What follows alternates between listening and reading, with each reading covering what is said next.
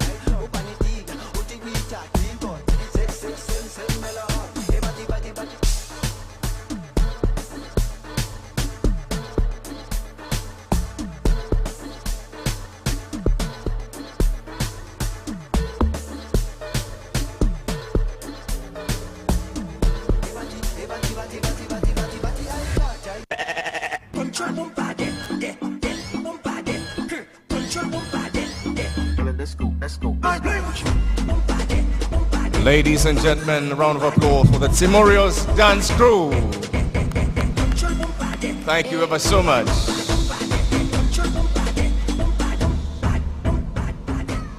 Thank you. Please, let's appreciate them one more time. A round of applause.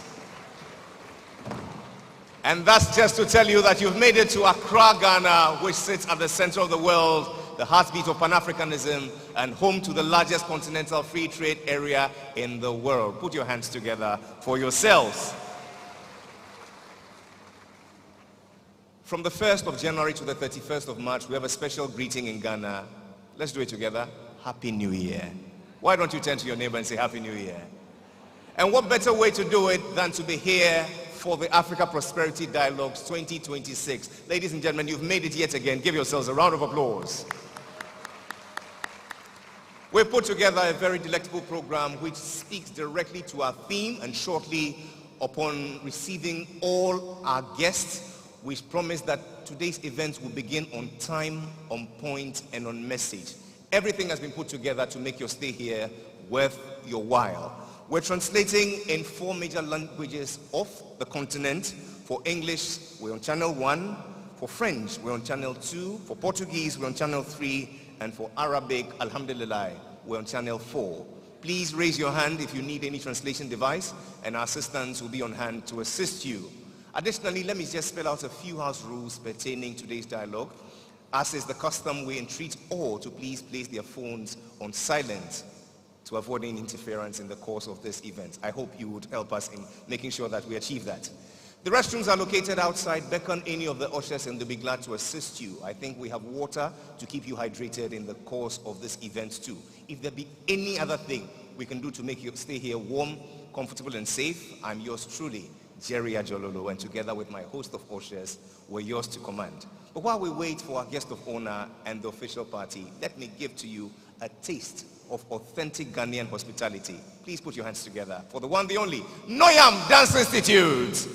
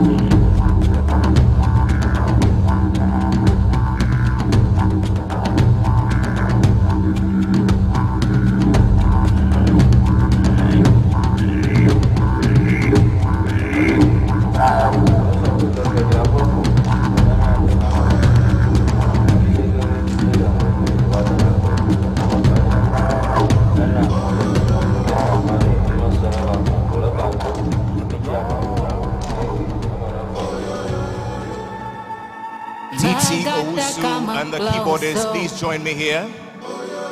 TT Owusu and the keyboardist, please join me here.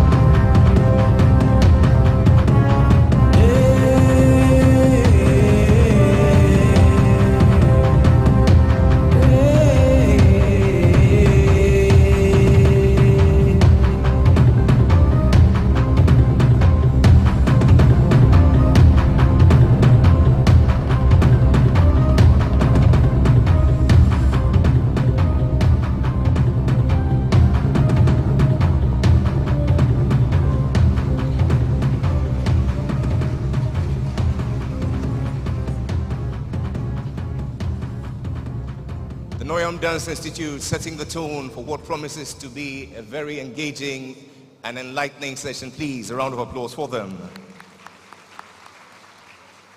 It is requested that we all be seated and hold ourselves in readiness. Shortly we receive our guest of honor, the Vice President of our Republic, in the company of the First Lady of the Republic of Angola and the entire official party. Once again, I encourage us all to please keep our phones on silent to avoid any interference in the course of this brief opening ceremony. I thank you all for your attention. And now, Excellencies, ladies and gentlemen, we shall appreciate our sponsors through a video. Enjoy.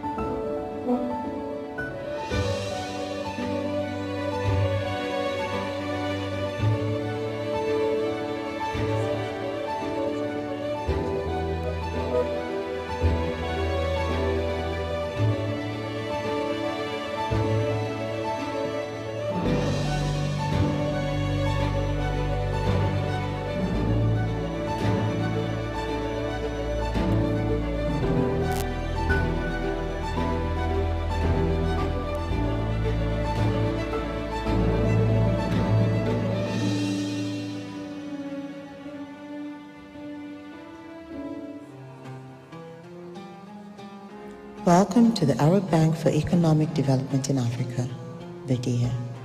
Established in 1974 by 18 Arab countries, members of the League of Arab States, BEDIA is a AAA rated multilateral development bank with an authorized capital of $20 billion and a unique mandate of fostering Arab-Africa cooperation and shared prosperity. Headquartered in Khartoum, Republic of Sudan, BEDIA has proudly supported 44 African countries, committing over $13 billion and working closely with governments, development institutions, the private sector, and the local communities to achieve sustainable and inclusive growth. BEDIA's 2030 strategy is aligned with both the African Union's Agenda 2063 and the United Nations Sustainable Development Goals. It focuses on 4 core pillars that shape Africa's future: infrastructure investment, agricultural value chains, trade and private sector development, SMEs with a special focus on women and youth. Today, from Riyadh, Saudi Arabia, and building on more than 50 years of development impact, we continue to strengthen bridges between regions and deliver transformative results that open new opportunities for future generations.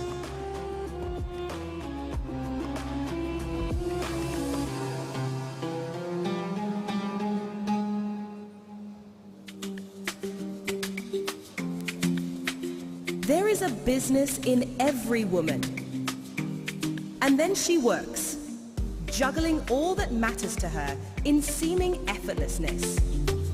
One thing is for sure, there is a business in every woman. Introducing Telecel Women in Business, our initiative to empower women-led and women-owned enterprises. Accelerate your growth with finance and investment initiatives. Extend your reach with a free business website, access to digital and physical marketplace. Be empowered through exclusive networking and thought leadership platforms. Enjoy bonus reward with our Red Loyalty and lots more. To benefit from this initiative, be a female-led business and a Telecel business customer. Visit telecel.com.gh/business to register now. Telecel. Connecting energies.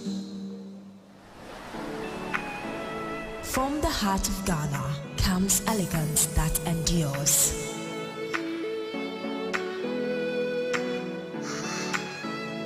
Gold ball jewelry craft world-class jewelry from the finest gold, diamonds, and precious minerals.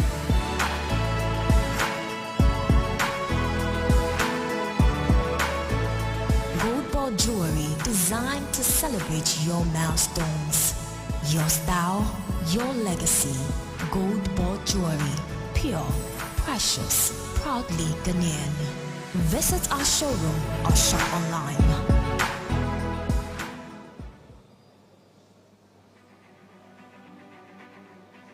Imagine a West Africa where communities thrive and economies grow. The ECOWAS Bank for Investment and Development, Ebid, is making this vision a reality. Through strategic investments and financing, Ebid is transforming lives and communities. Ce projet nous a permis d'électrifier au moins 25 fois 2 jusqu'à 45 km de réseau dans ce quartier.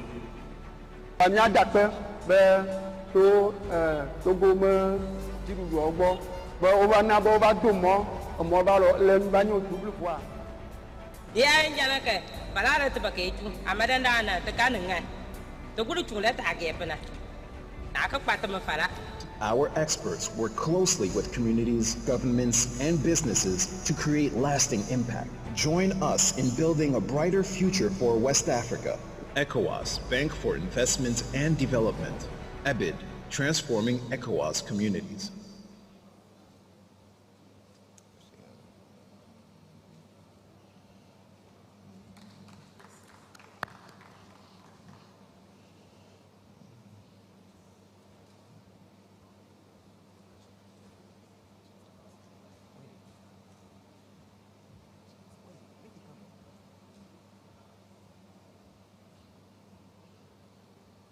Excellencies, ladies and gentlemen, with joy in your heart, would you please help me receive the custodians of the land on which we dwell today, would you please rise as we receive the President of the Osustu Council together with the acting Osumanye. I give to you His Majesty Noche, Professor Ninote Owo.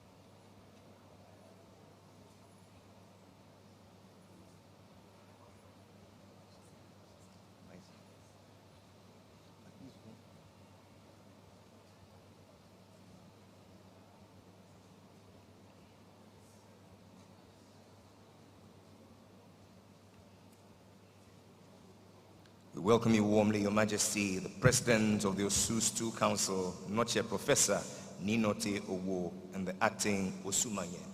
Ladies and gentlemen, please be seated.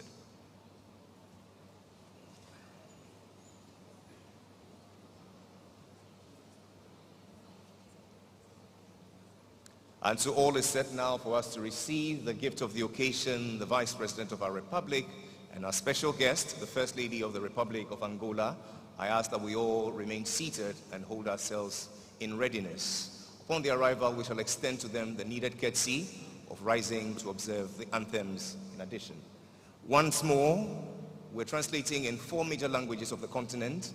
English is on channel 1, French on channel 2, Portuguese on channel 3, and Arabic on channel 4. Please reach out to our technicians who will be glad to assist you with the translation device.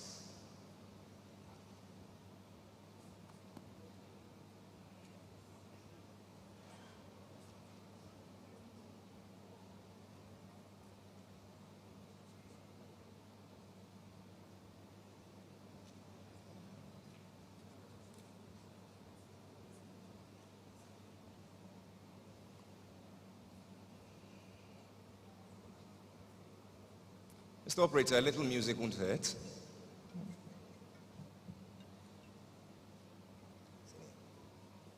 You make sense. Cool. All right.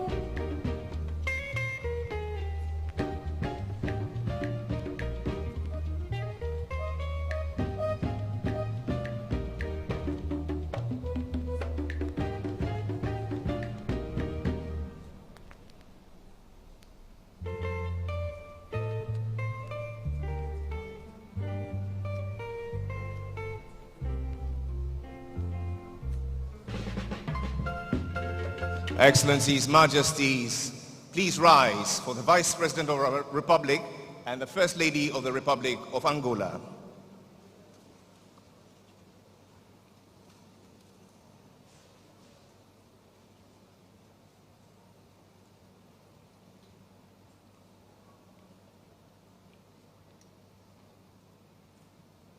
Madam. Senior, it will fix a long time.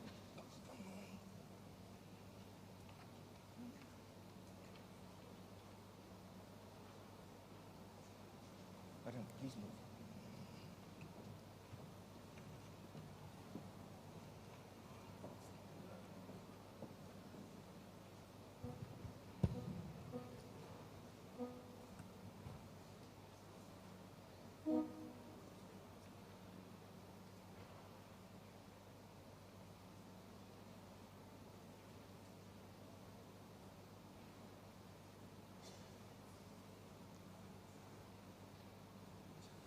And now, Excellencies, ladies and gentlemen, the anthems of the Republic of Ghana and the African Union.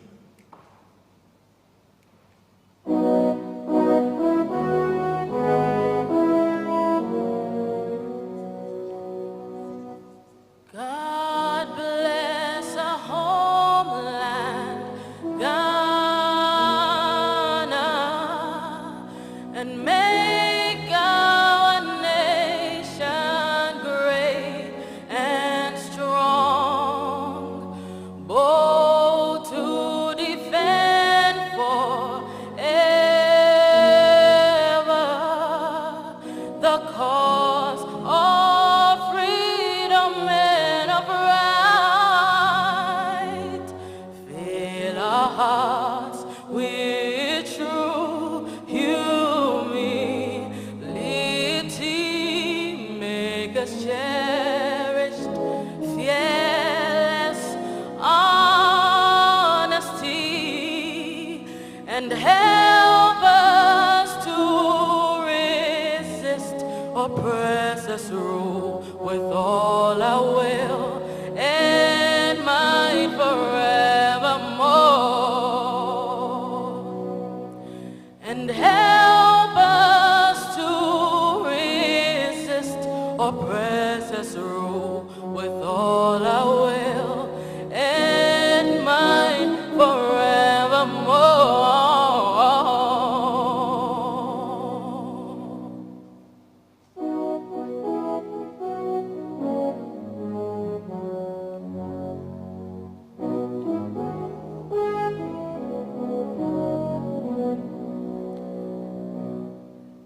Let us all unite and celebrate together the victories won for our liberation.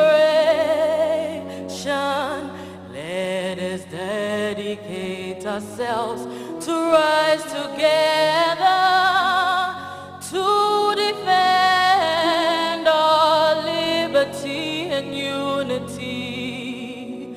Oh, sons and daughters of Africa, flesh of the sun and flesh of the sky, let us make Africa the tree of life.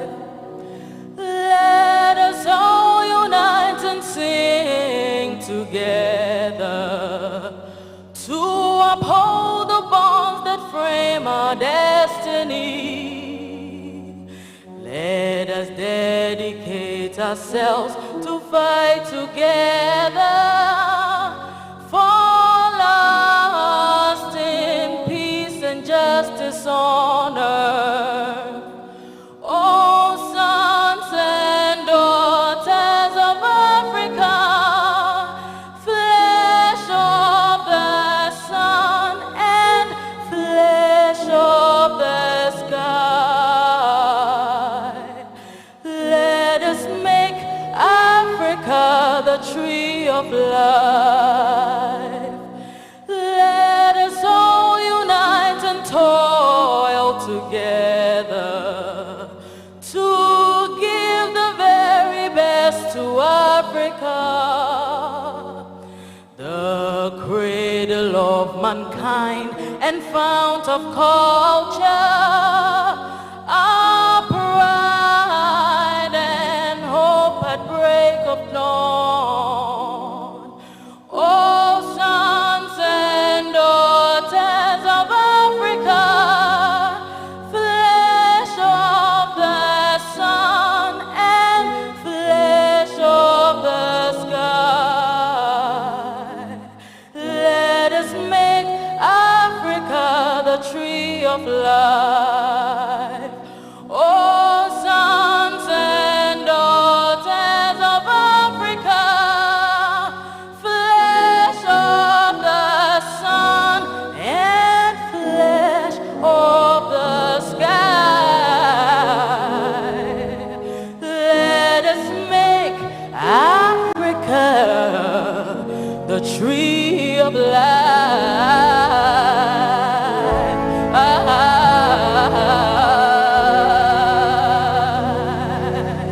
And we ask all these in faith and with thanksgiving to the great God of Africa. Amen.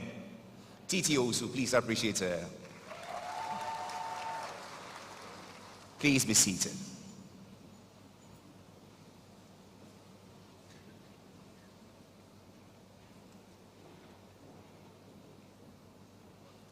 The good and the great of our continent, Africa.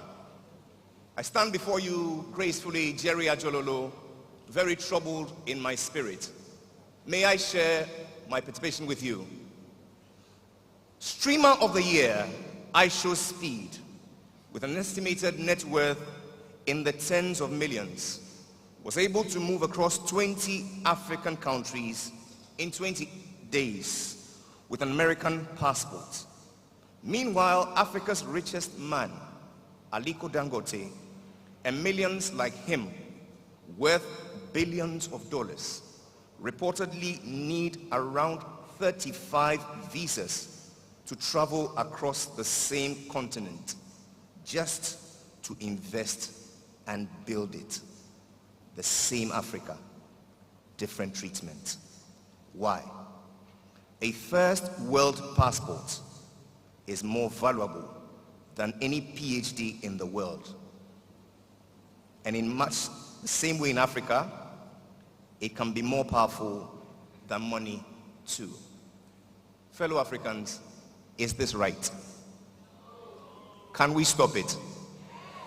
Then, how about 10 million signatures today to transform a continent, to leapfrog us to action and endeavor, and send a petition to 50 plus governments to look and act? Would that be a good call? Then please rise with me and let's make this pledge together. Humbly I ask that we all rise.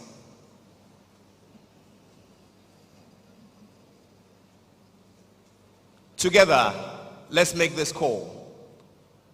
The lines that divide us are not our destiny. Our destiny is union. Get ready. Stand up. Speak out. Share the demand. Mobilize your community. Sign the petition. Together, let's make Africa borderless now. Put your hands together.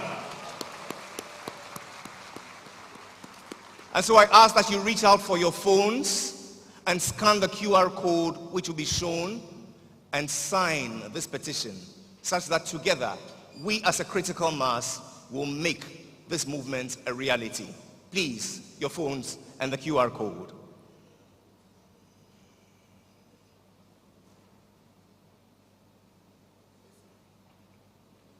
I thank you all for your cooperation. Please be seated.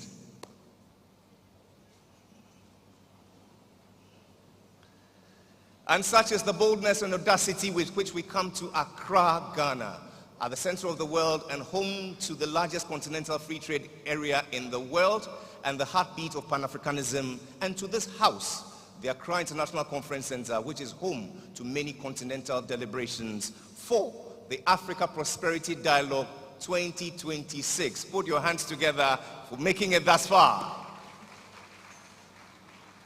We meet here on this first day, which is the opening ceremony, under a very compelling theme of empowering SMEs, women and youth in Africa's single market through innovation, collaboration and trade. Today's dialogues, ladies and gentlemen, have been put together in a way where we embrace inclusivity in all of its forms, and our theme is certainly a reflection of that. Just gone by, we had breakout sessions or breakfast meetings that spoke to our theme from different angles. And this opening ceremony, ladies and gentlemen, is going to lay the foundation for us to spare on for the next 3 days. While we discuss this important theme of women, ladies and gentlemen, and SMEs, it's important that we receive, to augment our efforts, powerful women of the continent, chief amongst us today, the Vice President of our Republic. Would you please make welcome warmly Her Excellency Professor Nana Jane Opoku-Agyeman. We welcome you warmly. It is particularly appropriate that we receive yet another African stateswoman, the First Lady of the Republic of Angola, Her Excellency Ana Afonso Diaz Lorenzo.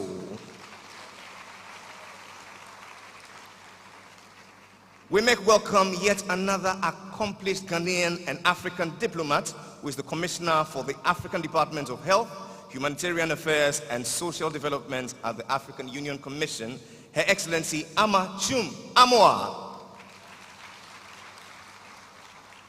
Representing the Governor of the Bank of Ghana is the second Deputy Governor, a woman of great accomplishment, Mrs. Matilda Asante Esiedu.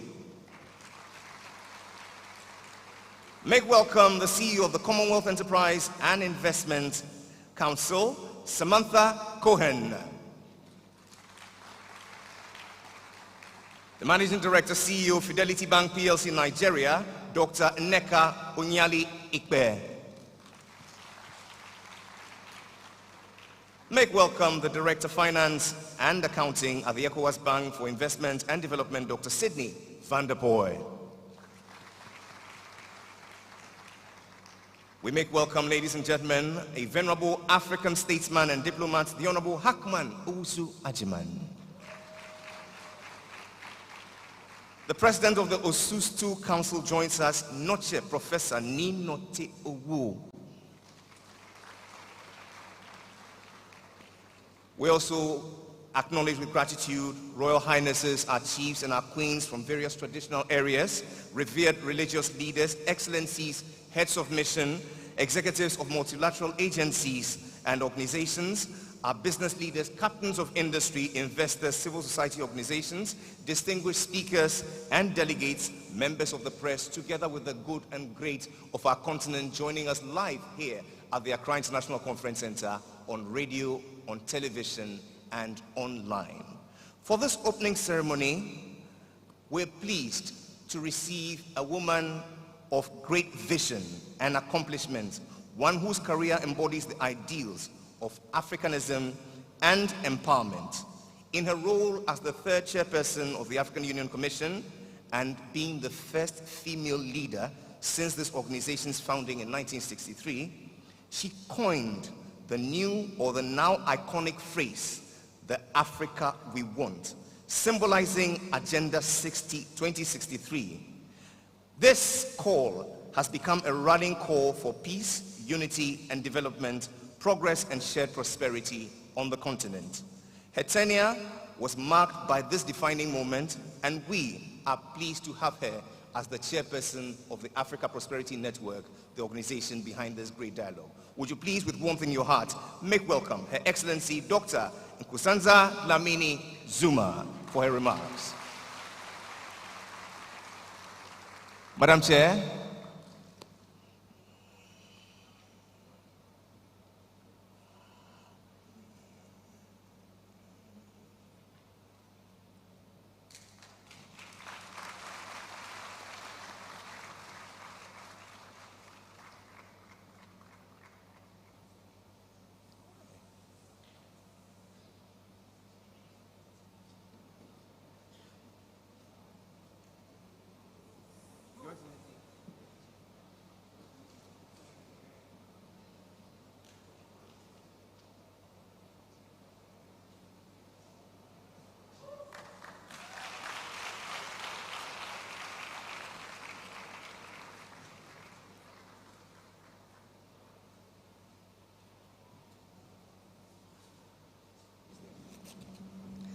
Okay.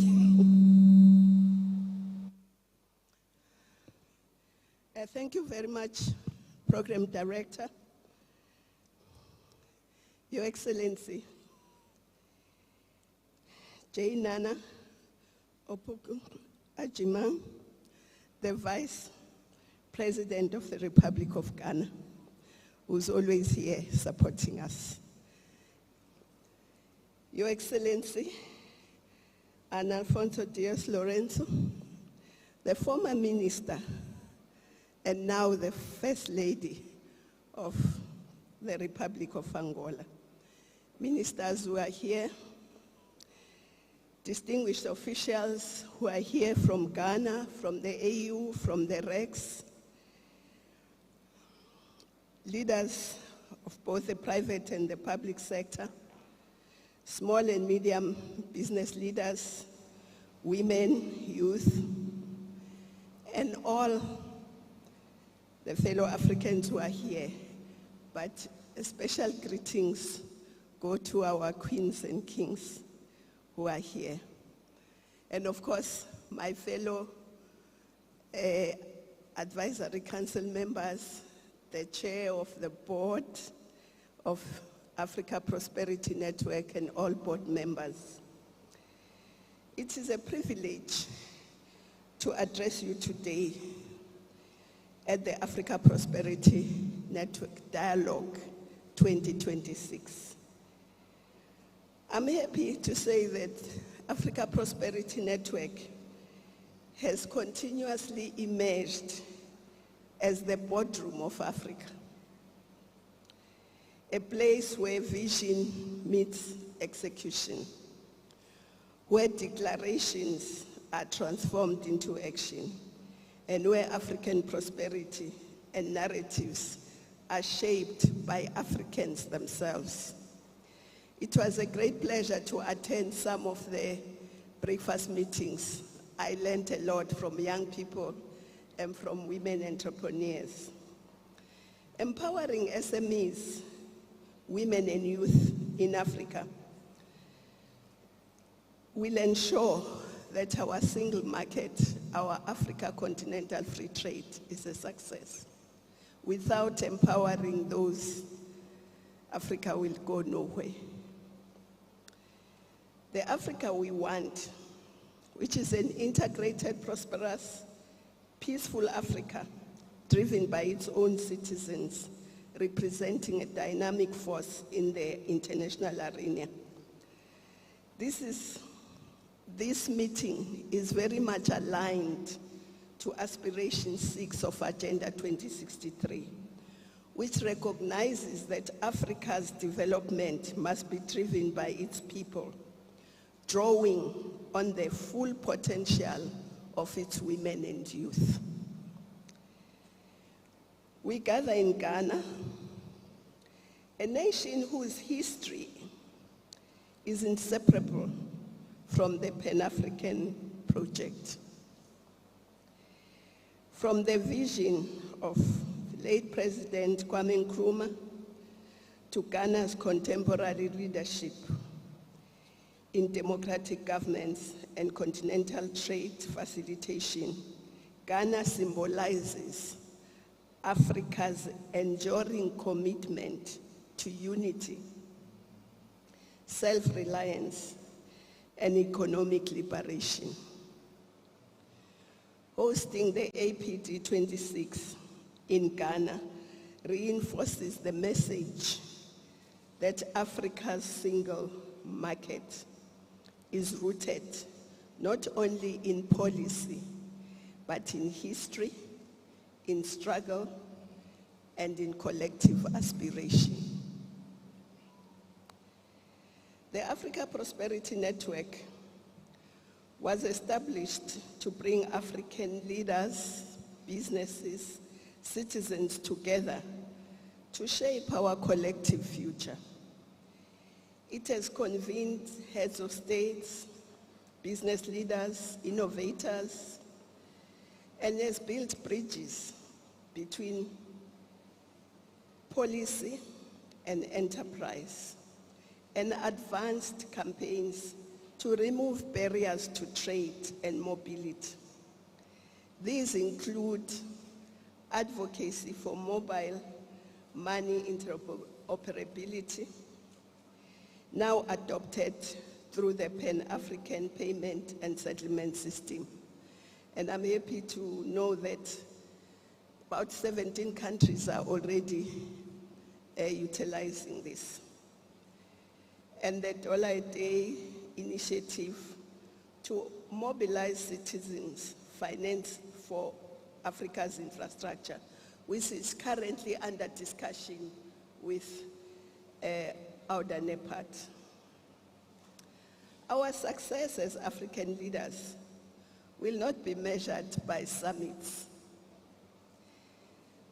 or documents signed. It will be measured by jobs created, businesses scaled, borders opened, and rising prosperity for women, youth, and all citizens. It will be measured by whether Africa builds world-class infrastructure, take away the need for guns, and silence the guns, and ensures that children have access to quality education, healthcare, and a better quality of life. Our collective success will also be measured by whether we deliver a skills revolution, particularly in the science, technology, engineering, and maths, so that Africans can innovate and drive the continent towards lasting prosperity and peace. It will be measured whether we contribute to AI and not just be the consumers of AI, but we must also contribute to it. Because as they said in the earlier session, AI at the moment uses data that comes from elsewhere, not from the continent. So we must make sure that it also has data from the continent. Women contribute nearly 50% of the GDP, yet face systematic exclusion from finance, from markets, from trade, and from trade networks. So closing the gender gap in trade could increase intra-Africa trade by 15% annually. This is according to the Africa Continental Free Trade Secretariat. Youth make up 60% of Africa's population. We are the youngest continent. This is according to World Bank 2023. Yet unemployment remains structurally high. Empowering young entrepreneurs could create up to 50 million jobs by 2030, according to AFDB. It is therefore important to harness our youthful dividend by investing in quality education, skills aligned with future job markets. We must create an enabling environment for entrepreneurship and innovation through supporting policies and access to finance.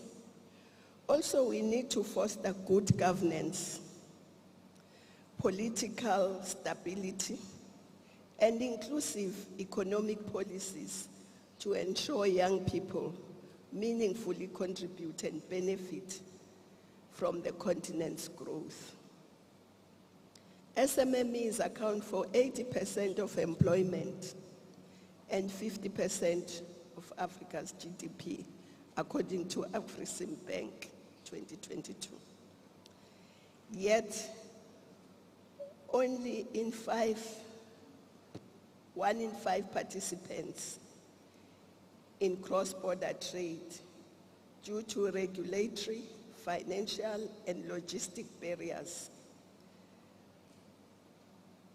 So this needs to be addressed. And we require tailored financial products that reflect the realities of entrepreneurs, deliberate integration of women and youth-led enterprises into regional value chains, and sustainable investment in skills development and digital tools. So no one on the continent should not have access to digital technology. Now, to deepen intra-Africa trade, which currently stands at just 15%. I'll compare ourselves to Europe this time. Compared to Europe, which sits at 60 to 70% of intra-regional trade. Africa must therefore open its borders. To make Africa borderless now, campaign reflects the urgency that is needed for trade to succeed in Africa. This must be, of course, be done responsibly with due regards to security, regulation, and public safety. Greater mobility strengthens tourism, integration, and mutual understanding amongst Africans. It brings us closer to realizing the vision articulated by the former president of Ghana, who reminded us at that time that divided we are weak. United Africa can become one of the greatest forces for good in the world. That's what he said then. What he said then is still true today. If we just did what he said we must do, unite and have a borderless Africa. There are countries on our continent that have shown that this is possible. Let me just quote 3. There may be more. Botswana, Namibia, Zambia. They are now borderless. And the sky has not fallen. And we have not heard of increased crime rate. But what is going to increase is trade between them. So, as we begin our dialogue 2026, we must commit to inclusive innovation, meaningful collaboration, and expanded trade. Simplified trade regimes must move from pilot projects to continental norms. We can't be piloting forever. Cross-border payments, logistics, and digital trade platforms must be designed for small businesses, not only for large banks and corporates. Integration must reduce costs, not add layers of delay. Governments must decisively remove tariffs and non-tariff barriers. The private sector must procure from SMMEs, women and youth businesses. And financial institutions must be transparent and accountable for how much their capital truly reaches those who drive inclusive growth. Maybe we should have a law in every country that financial institutions must declare how much of their capital goes to youth and women and small and medium enterprises. But building the Africa we want cannot be the responsibility of governments and business alone.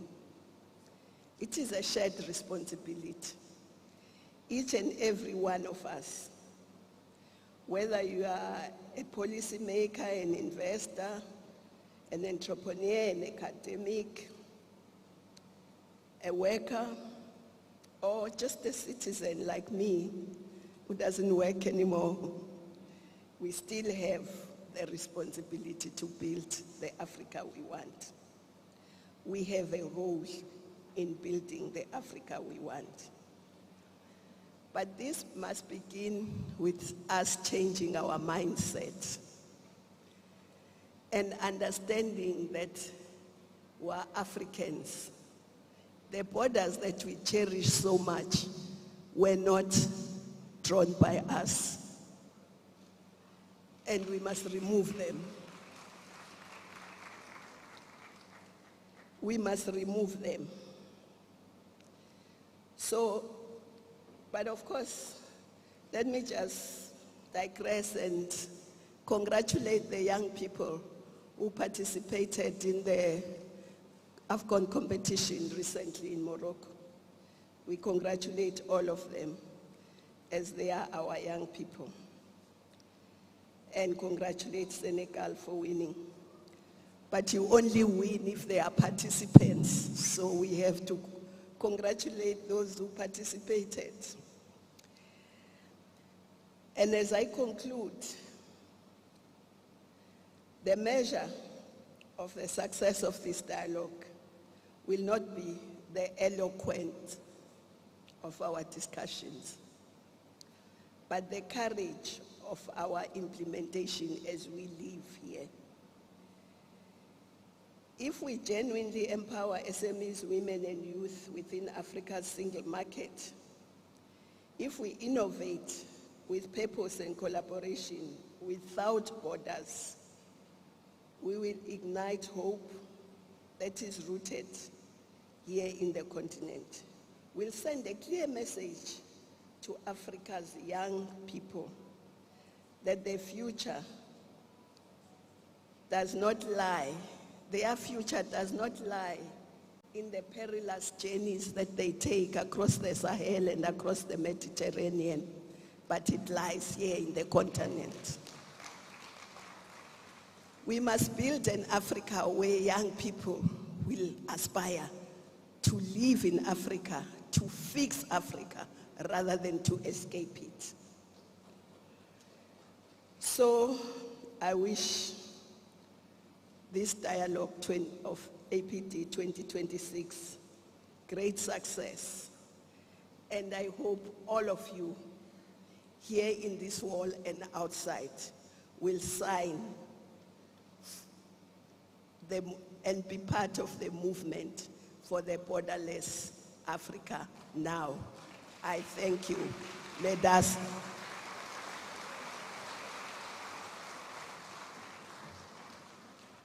And for a woman whose words do not fall on rocky ground but on fertile ground, please help me appreciate the chairperson of the APN, former chairperson of the African Union Commission, Her Excellency Dr. Nkosazana Dlamini Zuma. Thank you for those warm notes of welcome, but particularly your call to us to pursue an Africa where the single market is a priority and must be owned and driven by its people. Today, we celebrate the great work of African women all over the continent, and it would be remiss of me not to acknowledge a woman also in the footsteps of the immediate past, African Union Commission Chair. Make welcome a former AU Deputy Chairperson, Her Excellency Dr. Monique Nsanzambangwa. Please, a round of applause for Her Excellency who joins us. Thank you very much. Your Excellency the Vice President, Your Excellency the First Lady of the Republic of Angola, distinguished ladies and gentlemen, what we've achieved at the APN through these dialogues have been on the back of partnership, but most importantly, leadership. It's my pleasure to celebrate the board, the advisory council, who make this happen together with our chairperson.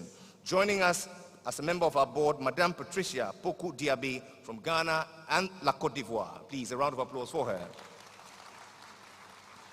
We make welcome, ladies and gentlemen, even in absentia, Ambassador Dr. Amina Mohammed from the Republic of Kenya.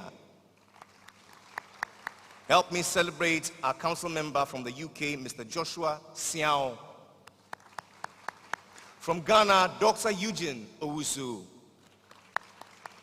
From the USA, Madame Crystal Jackson.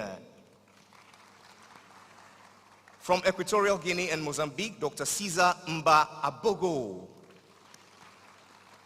And ladies and gentlemen, through the years, this has been a labor of love for the man we adore and love as our executive chairman, the one, the only, Gabi Asariotredakon. But certainly, ladies and gentlemen, the man who is on the ground is our CEO, Mr. Sadiq El Toum. And last but certainly not the least, ladies and gentlemen, the woman who oversees everything as our director, our executive director events, Nana Ajua Hackman, please. Our chairperson has been able to lay the ground rules for today's engagement through a very detailed speech, but I urge all other contributors who come up to please keep this short. If you see me come this way, please know that your time is due.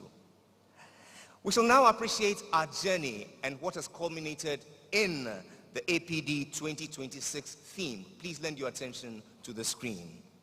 Africa, 1.5 billion people, over 50 countries, one dream. For decades, invisible lines drawn on maps have divided us, limiting our trade, constraining our youth, and blocking the entrepreneurial spirit of our people. But something is changing. The African Continental Free Trade Area promises the world's largest single market. But a promise on paper means nothing without action on the ground. This is the story of those who will make that promise real. The innovators, the collaborators, the traders. This is the story of Africa's border breakers. The African Continental Free Trade Area is ambitious, the largest free trade zone by membership in the world. But here's the reality. Less than 20% of small and medium enterprises engage in cross-border trade. Women, who run 30% of registered businesses, face walls, blocking access to capital and markets. And our youth, 60% of Africa's population, are innovating in isolation, without the support to scale. Africa trades more with the rest of the world than with itself. SMEs, the backbone of our economy, responsible for over 80% of employment, remain locked out of the continental opportunity. The question isn't whether we can change this. The question is, how fast can we make it happen? Enter the Africa Prosperity Dialogues 2026. Now in its fourth year, the Africa Prosperity Dialogues has evolved from forum into action, a boardroom for the continent. Under the patronage of Ghana's president, APD 2026 brings together heads of state, business leaders, investors, and the entrepreneurs who will define Africa's future. This isn't about more conversations. This is about concrete solutions. Executive roundtables where ministers make binding commitments. Deal rooms where entrepreneurs meet the investors who will fund their expansion. Masterclasses where SMEs learn to navigate AfCFTA rules, access the Pan-African payment system, and build businesses that cross borders. The marketplace of success, where women-led enterprises from Kigali display alongside youth innovators from Accra, where products cross imaginary borders on exhibition floors before they cross real ones in commerce. Success made visible, success made replicable. And in 2026, something historic happens. The launch of the Make Africa Borderless Now campaign, a people-powered movement demanding what should already be ours. Visa-free Africa to make us move, connect, trade, and build a truly continental commercial unit and workforce. Open Africa's skies to liberate African aviation and reduce flight costs, boost tourism, and connect African cities. One African biometric passport and digital ID, a security-conscious system that enables free movement for all Africans. Implementation of the AfCFTA protocol on digital trade to harmonize e-commerce rules, digital signatures, trust services, and online business frameworks. Seamless cross-border mobile money interoperability and the Pan-African payment and settlement system. PAPS, to make digital payments work everywhere in Africa using your local currency. Recognize African skills across Africa where your qualifications can unlock labor mobility, innovation, and knowledge transfer across the continent. One standard, one test, one market to harmonize product standards and certifications so goods approved in one country can be sold anywhere in Africa. One African customs union to remove non-tariff barriers, digitize customs systems, and create a unified continental trade regime. Build the Africa we want through continental infrastructure corridors where all neighboring countries collaborate to invest in integrated roads, rail, ports, energy systems, digital networks, and logistics corridors that connect the entire continent through mechanisms like the $1 a day initiative. Operationalize the African Court of Justice to issue binding decisions that enforce compliance to effect the single market and protect businesses, investors, and citizens. Empower women and youth in trade by fully implementing the AU Protocol on Women and Youth in Trade. one African voice in global trade negotiations for collective bargaining power that will secure better terms, fair markets, and a stronger continental position globally. 10 million signatures, one petition to African leaders, one demand: implement the protocols that make Africa borderless, not tomorrow, now. When SMEs thrive, jobs are created. When women access markets, communities prosper. When youth innovate without borders, Africa competes with the world. This is not charity. This is not aid. This is Africa building the infrastructure, physical, financial, and regulatory, to trade with itself. Collaborate, innovate, trade. 3 words.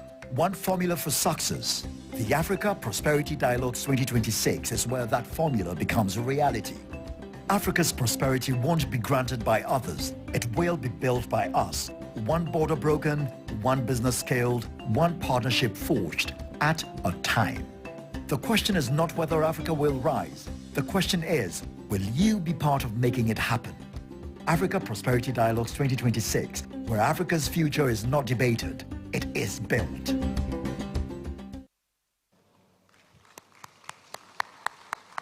And that's why we gather here to build Africa's future as one great collective right here at the Accra International Conference Center, and to the millions joining us on radio, television, and online. We welcome you to the Africa Prosperity Dialogues 2026 under a very compelling theme: empowering SMEs, women, and youth in Africa's single market. Innovate, collaborate, and trade. This afternoon, we're joined by our great partners. Allow me to make welcome first to address us, the ECOWAS Bank for Investment and Development. Make welcome the Director of Finance and Accounting, Dr. Sidney van der Poel.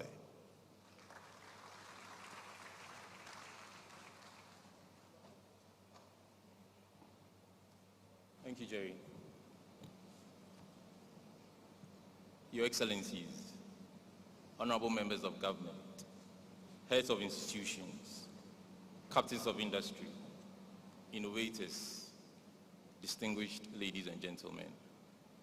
It's a privilege to join you at the Africa Prosperity Dialogues 2026 under the auspices of the Africa Prosperity Network. Please allow me, on behalf of the ECOWAS Bank for Investment and Development, to convey the warm greetings of our President and Chairman of the Board, Dr. George Ejekum Donko, and to express our deep appreciation to the Africa Prosperity Network, the government and good people of the Republic of Ghana, and the AfCFTA Secretariat for convening this strategic platform dedicated to advancing Africa's economic integration and shared prosperity. This gathering has in a few years become a premier space where ideas, policy, and capital intersect in service of the Africa we want under the Agenda 2063. The chosen theme, I quote, empowering SMEs, women, and youth in Africa's single market, innovate, collaborate, and trade, unquote, could not be more relevant to the realities we confront daily in development finance. And as Director of Finance of Ebid, I see in very concrete terms both the immense entrepreneurial energy of our SMEs and the constraints that hold them back. Foremost among this is access to appropriate, affordable, and patient capital. Distinguished ladies and gentlemen, bridging this finance gap is not a peripheral issue anymore. It is central to Africa's growth story, to job creation for our young people, and to social stability across our sub-regions. And every cedi and dollar we mobilize and deploy intelligently into women-led businesses, youth-led startups, and productive SMEs multiplies into incomes, innovations, and cross-border trades that bring the AfCFTA's promise to life. At Ebid, we see these dialogues not merely as another conference, but as a working space to align policy, capital, and capability around bankable solutions. Interestingly, the bank's new strategic plan spanning 2026 to 2030 is sustainability focused. It addresses the S in the ESG framework by tackling socioeconomic biases. that affect predominantly women and youth. Over the next 5 years, the bank will commit a minimum of 25% of its resources to social sector interventions, with women and youth as the ultimate beneficiaries. The plan also seeks to enhance our support for SMEs, with at least 22% of our new commitments dedicated to the sector. Distinguished ladies and gentlemen, an all-in approach to empowering SMEs, women and youth cannot be handled by a single institution or government. We come here ready to listen, to learn and to partner, so that together with governments, fellow DFIs, commercial banks and private investors, we can design instruments that truly de-risk SME lending, expand credit guarantees, and crowd in large finance at scale. And over the next days, we look forward to the rich exchanges that will shape practical outcomes for SMEs, women and young people who are building Africa's single market from the ground up. Ebid stands committed to working with Africa Prosperity Network and all stakeholders present to move from aspirations to implementation, from vision statements to transaction pipelines that transform lives and economies around our sub-region and the continent.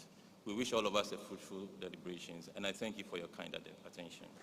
Dr. Sidney van der Poel is the Director of Finance and Accounting at the ECOWAS Bank for Investment and Development. Please appreciate him for his warm remarks of partnership and assurance. We're joined by the Commonwealth Enterprise and Investment Council. Please make welcome the CEO, Samantha Cohen, for her remarks.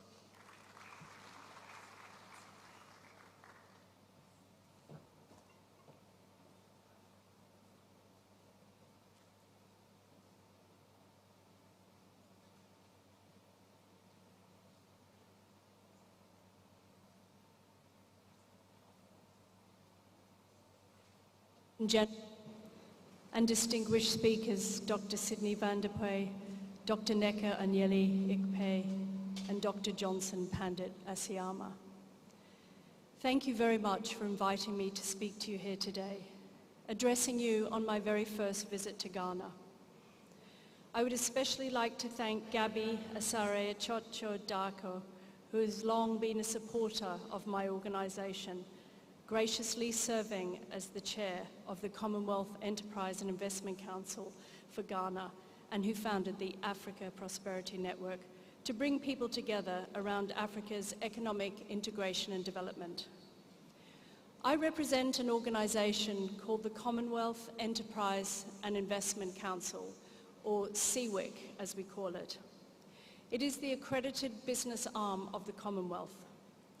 Our role is to promote trade and investment across the 56 Commonwealth nations, working with governments, investors, and crucially, businesses. The Commonwealth really is an extraordinary institution, bound together not by formal trading arrangements, but by common history, shared values, and trusted relationships. It is a family of like-minded nations led by His Majesty King Charles III. And I was very fortunate to work alongside the late Queen Elizabeth II for many years, who under her reign grew the Commonwealth from 7 nations in 1953 to 54 nations at the time of her death. And we are also very honored that the current Secretary General of the Commonwealth, the Honorable Shirley Botchway, is Ghanaian, the former Finance Minister of Ghana. The Commonwealth is home to 2.7 billion people, with 60% of those under the age of 30. It includes over 1 billion middle-class consumers and represents both some of the largest economies in the world, such as India, and some of the smallest, for example, Tuvalu in the Pacific, each with equal voice. The cumulative GDP of Commonwealth nations stood at US $14.2 trillion in 2022, projected to rise to 20 trillion by 2029. The Commonwealth accounts for 40% of the global workforce and hosts half of the world's top 20 emerging cities. But these are only headline figures and only matter if they translate into opportunity on the ground for small businesses, for young entrepreneurs, and most importantly, women-led enterprises. Across the Commonwealth and Africa alike, SMEs account for around 90% of all businesses and more than half of all employment. Women-owned businesses already contribute an estimated $250 billion to Africa's GDP, yet continue to face disproportionate barriers to finance, markets, and network. Youth-led enterprises are growing rapidly, but too many struggle to scale beyond the informal or early stage phase. That is why institutions and platforms such as this that support early stage, seed and pre-seed entrepreneurs matters so deeply. They are not peripheral to growth, they are the pipeline of future national champions. The Commonwealth's voice can be very powerful. We have members on the UN Security Council, 2 members of the G7, 5 members of the G20, and representation in every major regional economic grouping in the world. That influence must increasingly be used to unlock opportunities for SMEs, and especially for women and young founders. This alignment is particularly strong within the African Continental Free Trade Area, where 19 members are also Commonwealth countries. The Commonwealth and AfCFTA are natural partners in promoting open, rules-based and inclusive trade. At a time when parts of the world are moving towards protectionism, AfCFTA member states are demonstrating that openness, integration and cooperation remain the most effective path to prosperity. But this integration must work for businesses of all sizes, not only large firms. Commonwealth trade and investment is not reliant on formal trade deals alone, and this flexibility can be a real advantage for SMEs, particularly women and youth-led businesses seeking to enter new markets with fewer barriers. It relies on relationships and it relies on trust. We stand here today in Ghana, home of the AfCFTA Secretariat, at the heart of Africa's integration agenda. I encourage businesses here to look to the Commonwealth partners, not only within Africa but globally, as Africa continues its mission to eliminate borders and unlock scale. For CWEIC, our commitment is clear. Whenever we convene Commonwealth businesses, the ask is always for freer movement of goods, capital and ideas, not less. Over the coming months, we will bring Commonwealth businesses together in London, in Lagos, and later this year at the Commonwealth Heads of Government meeting in Antigua and Barbuda, and we hope to see you there. The voices of business, particularly SMEs, women entrepreneurs, and young founders must be heard by presidents and prime ministers as they shape the future of trade and investment. As the global trading environment becomes even more uncertain, the Commonwealth's role as a trusted, connected, and values-based network has never been clearer. And with so many Commonwealth countries represented within the AfCFTA, we have a unique opportunity to ensure that SMEs, women and youth are not left behind, but placed at the center of Africa's prosperity. Thank you. We thank you, Commonwealth Enterprise and Investment Council, particularly to you, the CEO, Madam Samantha Cohen. We say many thanks. Please, another round of applause. We make welcome from the Federal Republic, I beg your pardon, of Nigeria, the Fidelity Bank PLC. Make welcome the Managing Director, CEO, Dr. Nneka Onyeali-Ikpe, for her remarks.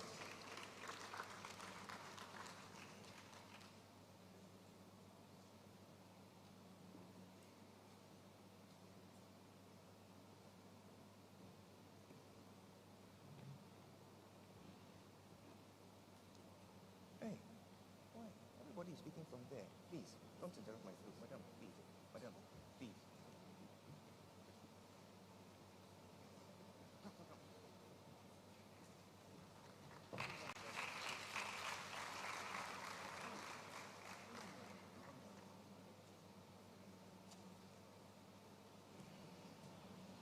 Good afternoon, Your Excellency, the First Lady of Angola, Miss Nko, please permit my language, Nko Sosana, the Lami Zuma.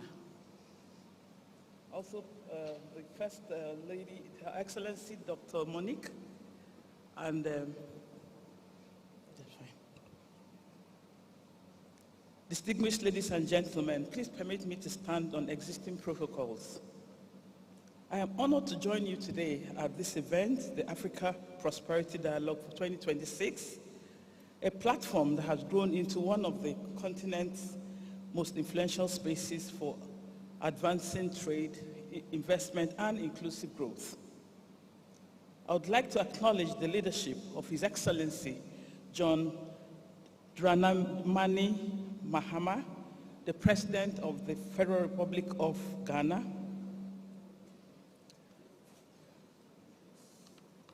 the Partnership of African Continental Trade Free Zone Secretariat, and all the partners making this event possible.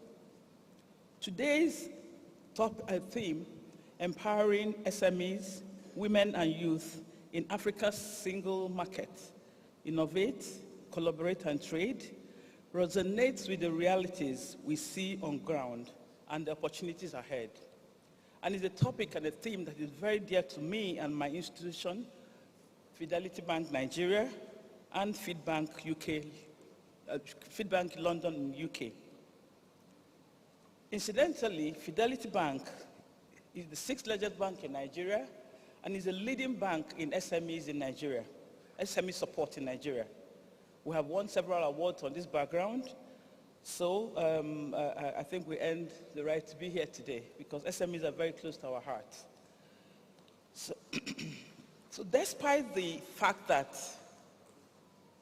less than 20% of all of this, less than 20% of African SMEs have access to formal finance, leaving a staggering $331 billion financing gap, according to the IFC's MSME Finance Gap Report of 2025. Africa also has the highest rate of female enterprises globally, of which about 26% are women, and engage in starting and running businesses that are women-owned. And meanwhile, these enterprises are facing severe financing and trade barriers. Again, as an operator, we're quite surprised at this because data shows that out of 10 companies that have bad debts, only one is female-led. So that's why it's quite surprising that we keep talking about this and this disalignment. So I imagine that today and think that programs like this will solve and try to take action on this, not just rhetorics. From my position as an operator, as a banker, I think 3 things need to be done. 3 action points would help to solve this problem. First of all, we must unlock women-led trade. UN research shows that women reinvest up to 90% of their incomes, like the speakers earlier on said, into the families and communities, amplifying the impact, the economic impact. Similarly, the AfCFTA identifies over $15 billion in untapped trade potential from women-led enterprises. These real constraints are limited access to finance, complex trade procedures, and informal market entry procedures also frustrate this effort. Trade finance should be tailored to women-led SMEs and also offer simpler border processes that may move businesses from informal to scalable enterprises, scalable entities. We should also convert Africa's youth potentials into enterprise. By 2035, Africa will add more young people to the workforce each year than the rest of the world put together. In fact, over 400 million young Africans are projected to reach working age by that year. A scale of new labor supply that demands urgent focus on job creation, skills, and cross-border trade opportunities. Youth-led businesses need skills, aligning with tradable sectors and digital access to regional markets. Therefore, we need to encourage digital trade platforms that lower entry costs and allow young entrepreneurs to scale faster with less capital. We also need to make SMEs trade ready, because what we have seen is that the African supply chain and trade finance volumes are well over 50 billion euros compared to the estimated need of 240 billion euros. Therefore, we need to expand the supply chain finance and harmonize trade documentation with reduced costs and improve SME bankability significantly.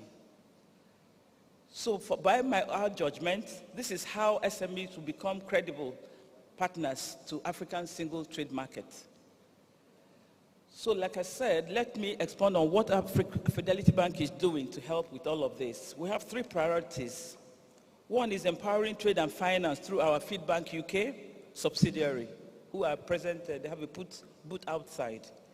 With a fully fledged subsidiary in the United Kingdom, Fidelity Bank UK, we are able to support cross-global trade and empower trade and finance between the United Kingdom and West Africa. Fidelity Bank UK provides a comprehensive range of banking services, including trade finance, personal banking, business banking, treasury services, commercial lending, mortgages, and several others in the United Kingdom, as well as private banking. Secondly, we need to expand market access to Nigerian SMEs through Fidelity Nigeria International Trade and Creative Connect. To strengthen the capacity of SMEs and improve their access to global supply chains via partnerships and foreign collaborations. Fidelity Bank established the Fidelity Nigeria International Trade and Creative Connect in 2022.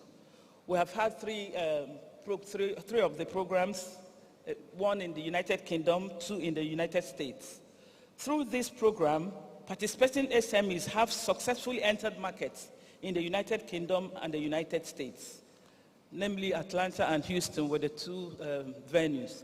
And they gained visibility, expanded trading channels, and deepened their participation in global value chains. I'm happy to announce that through this effort, we have several of our SMEs that now have their products on the big shops in the United States and the United Kingdom. So we encourage that other SMEs reach out to us to include them in this program. It's very effective. We are also of the opinion that we need to advance women-led enterprises through Her Fidelity. In recognition of the critical role women play in economic development, Fidelity Bank launched Her Fidelity, a comprehensive value proposition tailored to support women at every stage of their entrepreneurial and personal journeys. Anchored on 4 significant pillars: financial support, entrepreneurship development, health and wellness, and business education, Her Fidelity delivers holistic empowerment for women. As part of this offering, the bank introduced Fund Her, a bespoke lending solution designed to provide women-owned businesses with access to finance at highly discounted interest rates. This initiative ensures that women entrepreneurs can grow sustainably, scale their ventures, and participate more competitively in the regional and global space. We also support SMEs via what we put together, our SME Hub. The Fidelity SME Hub operates as a one-stop platform and has helped over 50,000 SME transition from survival to scale through advisory support, capacity building, and access to tailored funds. By linking finance with capability and ecosystem partnerships, the SME Hub strengthens SMEs' participation in regional value chains and aligns directly with AfCFTA's objective of enabling SME-led across-border trade. I want to end these remarks with what success from APD of 2026 should look like. clear trade simplification and SME-focused policy recommendations aligning with AfCFTA's protocols, scaling proven trade finance instruments such as supply chain finance, guarantees and blended structures where SMEs are already trading, public-private partnerships built around real trade corridors, pipeline of projects that banks, DFIs, and investors should finance with confidence. APD 2026 matters because Africa's single market will not build itself. It will be built through deliberate policies, targeted capital, and accountable collaboration. Empowering SMEs, women, and youth speak to sound economic strategy, and for this, we look forward to translating these discussions into bankable outcomes for Africa's economy. So I want to thank you for giving me the opportunity to present this to you. Thank you very much. Ladies and gentlemen, help me say a big thank you to Fidelity Bank PLC Nigeria and the CEO Managing Director, Dr. Nneka Ikpe. Thank you for those warm words as you seek to create a world of limitless opportunities for all, especially women, SMEs, and the youth. We're particularly delighted to round up on behalf of, or wrap up, I beg your pardon, on behalf of all our partners, a former Senior Manager for Private and Women Banking, a former Group Head Retail Banking, who now, by the grace of God, is the second Deputy Governor of the Bank of Ghana. Would you please make welcome yours and mine, Mrs. Matilda Asante Esiedu.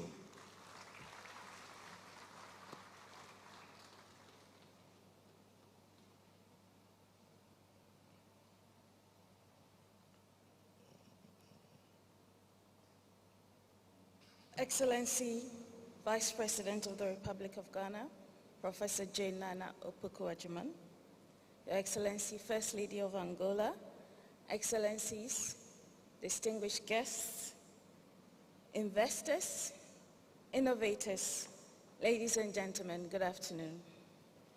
I bring you warm greetings from the Bank of Ghana, and on behalf of the Governor, Dr. Pandit Esiama, who regrettably is unable to be here today, but he's asked me to represent him.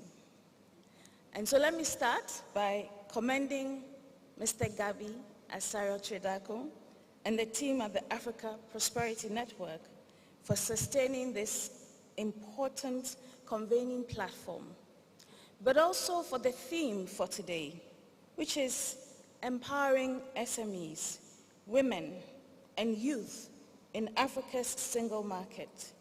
Innovate, collaborate, and trade. Now, this theme reminds us that Africa's integration is not an abstract policy. It is about people.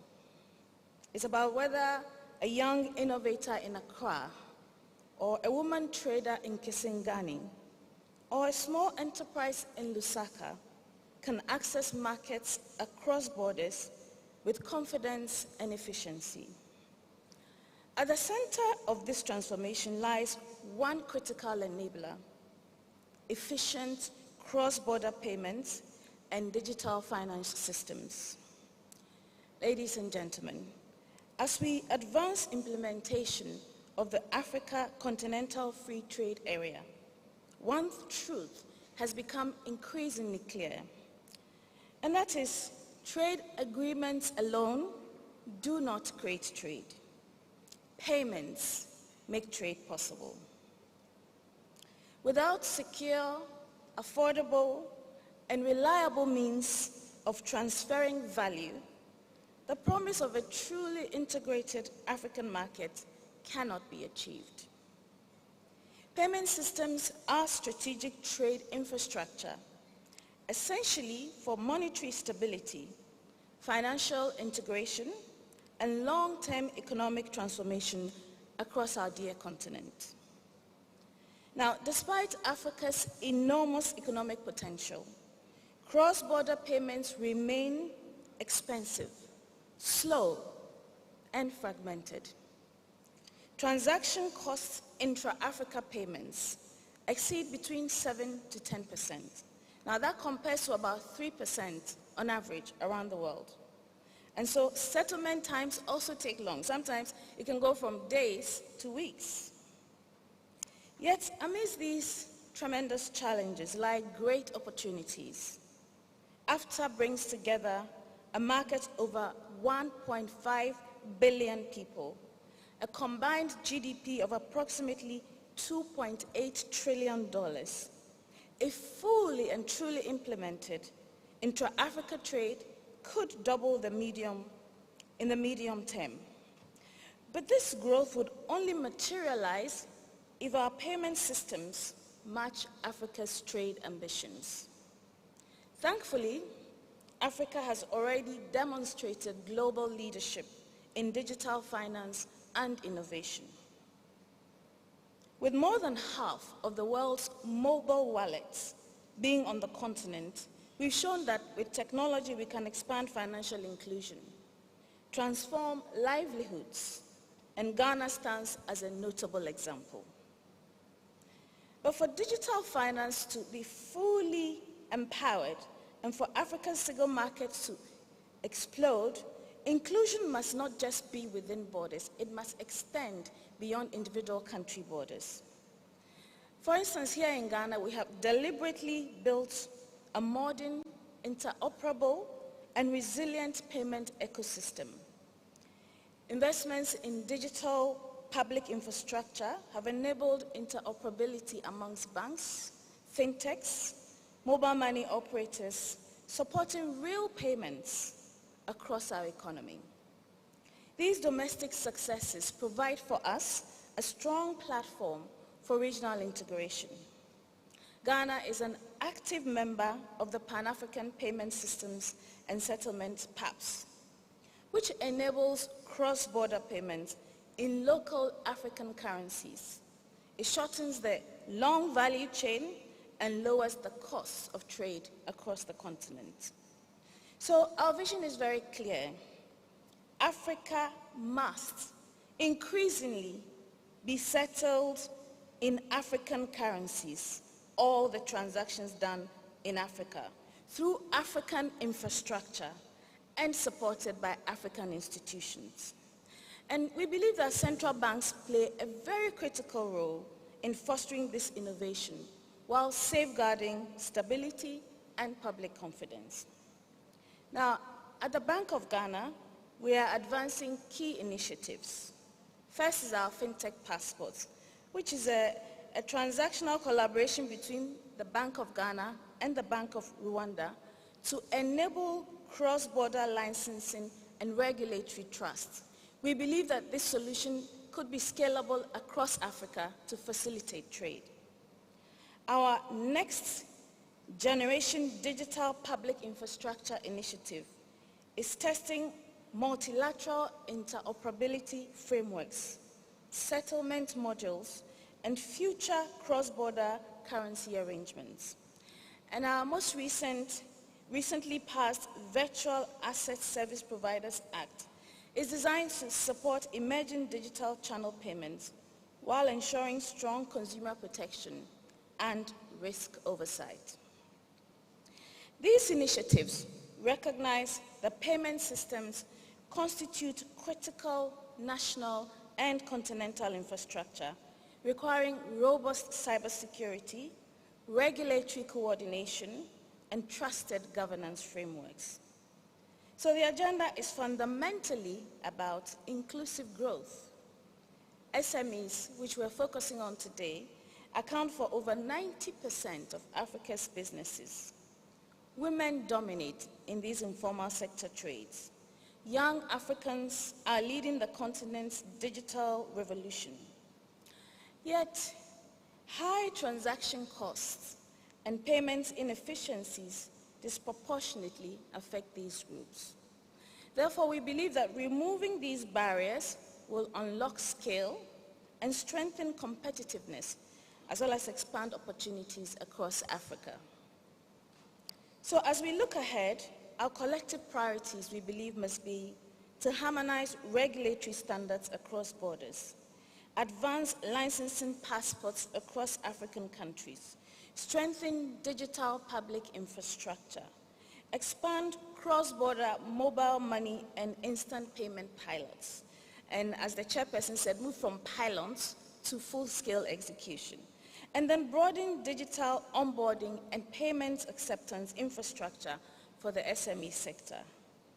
Distinguished ladies and gentlemen, as I conclude, I want to say that Africa's single market will not be achieved by mere aspiration. It will be realized when value moves seamlessly, as the ideas we're discussing here today.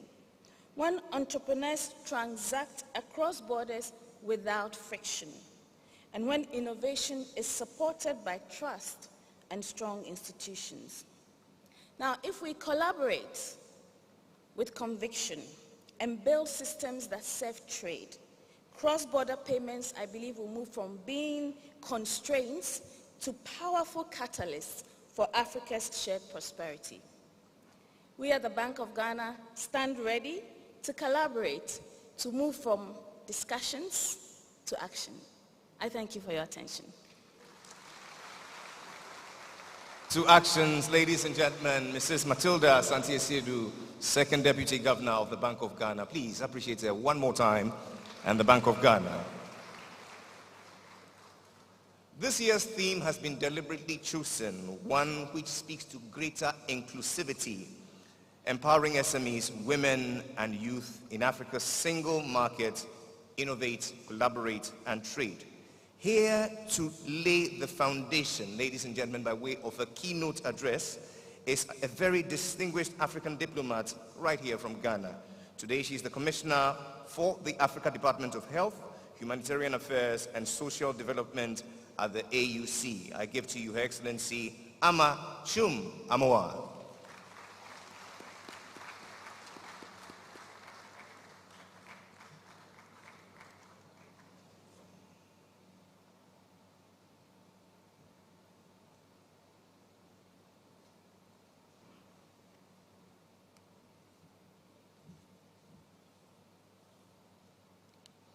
Your Excellency, Professor Jenana Ajiman, Upuku Ajiman, Vice President of the Republic of Ghana, Your Excellency Ana Alfonso Diaz Lorenzo, First Lady of the Republic of Angola, Your Excellency Dr. Nkosazana Dlamini Zuma, Chairperson of the Africa Prosperity Network Advisory Council and former Chairperson of the African Union, my dear sister, Dr. Monique, former Deputy Chairperson of the African Union, Excellencies, Ambassadors, High Commissioners, and members of the Diplomatic Corps, distinguished heads of institutions, captains of industry, development partners, private sector leaders, leaders of small and medium-scale enterprises, women and youth entrepreneurs, our dear friends from the media, ladies and gentlemen, a warm good afternoon to you all. Good afternoon. Thank you. It is a profound honor to join you this afternoon at the 4th edition of the Africa Prosperity Dialogue, a platform that has rapidly become one of Africa's most consequential space for shaping our economic future through bold thinking, practical solutions, and collective resolve. I highly commend Mr. Gabi Asario-Chledako and the whole Africa Prosperity Network team for the visionary leadership in bringing together governments, the private sector, innovators, and development partners around a single purpose: to accelerate Africa's integration and unlock its prosperity. On behalf of the Chairperson of the African Union, I extend sincere appreciation to the government and people of Ghana for hosting the Secretariat of the African Continental Free Trade Area, one of our union's flagship institutions. It is indeed fitting that this historic project is anchored in the homeland of Osajefo Dr. Kwame Nkrumah, whose vision reminds us that Africa's destiny will be shaped not by the borders that divide us, but rather by the unity that binds us. Today, that vision is no longer rhetorical. It is operational, it is institutional, and it is irreversible. This year's theme speaks directly to the African Union's vision of a borderless, opportunity-driven continent. However, free trade in the absence of free movement is an aspiration without substance. Goods cannot move if people cannot move. Opportunity cannot expand if entrepreneurs cannot cross borders. Integration cannot deepen if Africans remain strangers to one another. If we are serious about prosperity, then we must be equally serious about implementing the protocol on the free movement of persons. And I would like to thank Jerry for the call to action. We need all 55 African member states to come on board. As it stands now, only 4 member states have ratified. 32 have signed. And for the protocol to come into force, we need a minimum of 15 member states to ratify. So, let all of us leave this dialogue not merely as participants, but as the ambassadors for free movement. Because when Africans move, Africa moves forward. And without borderless Africa, our development and our prosperity will be stunted. Excellencies and distinguished guests, Africa stands at a defining moment in its economic history. Through the AfCFTA, we have created the largest single market in the world by a number of countries, with over 1.4 billion people and a combined GDP exceeding $3 trillion US. But let us remember a simple truth. Markets do not trade, people do. And economies do not grow from policy frameworks alone. They grow from enterprises.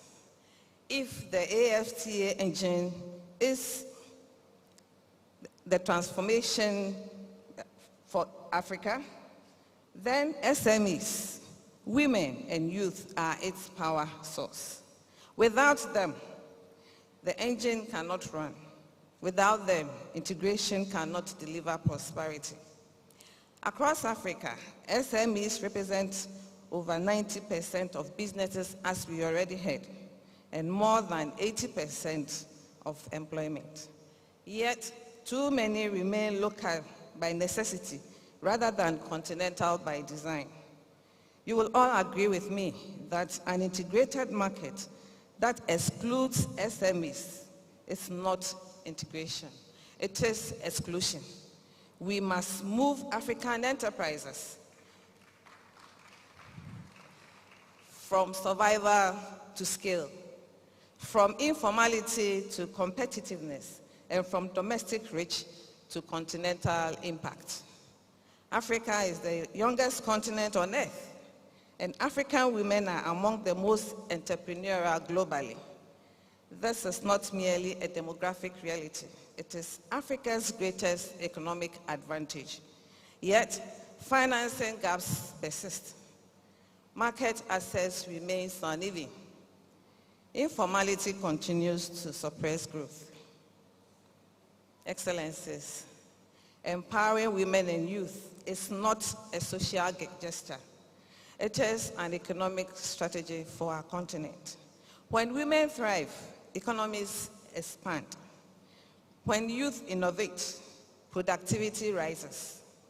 When opportunity is shared, stability follows. And we need that in Africa. Africa, therefore, cannot achieve prosperity while half of its potential is underfinanced and its majority underutilized. The African Union, working with partners such as the African Development Bank, Afrexim Bank, and the Africa Guarantee Fund, is expanding access to finance and strengthening enterprise ecosystems. But finance alone is not enough. Prosperity requires policy coherence. It requires infrastructure. It requires skills. And it requires mobility.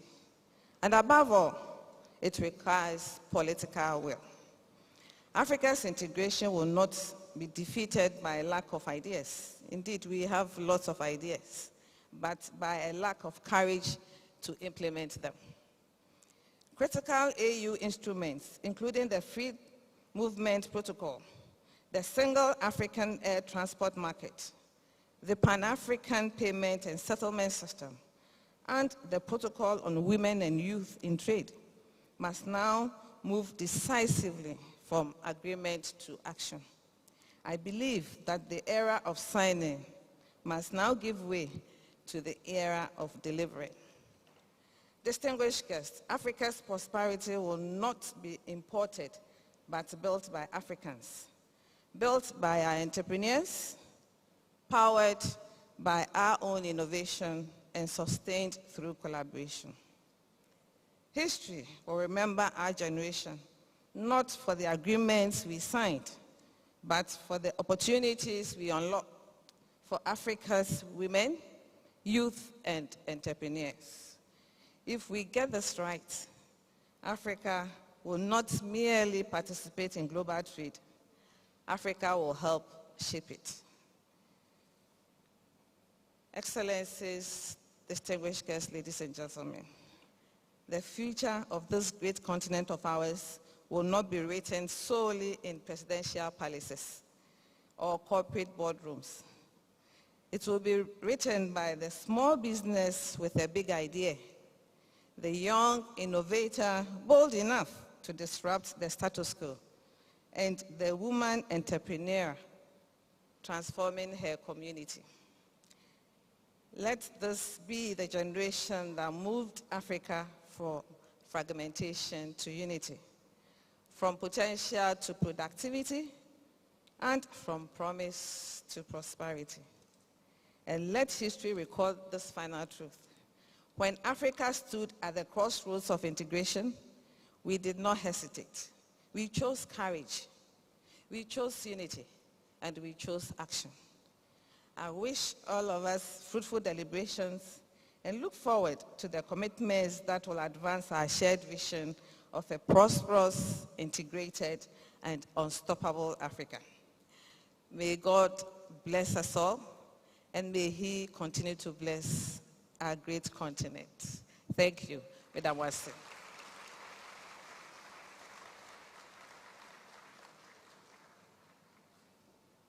And in doing so, may he bless you, Commissioner for African Department of Health, Humanitarian Affairs and Social Development at the African Union Commission, Your Excellency Ama Chum Amwa. Please help me appreciate her once more for that very enlightening keynote.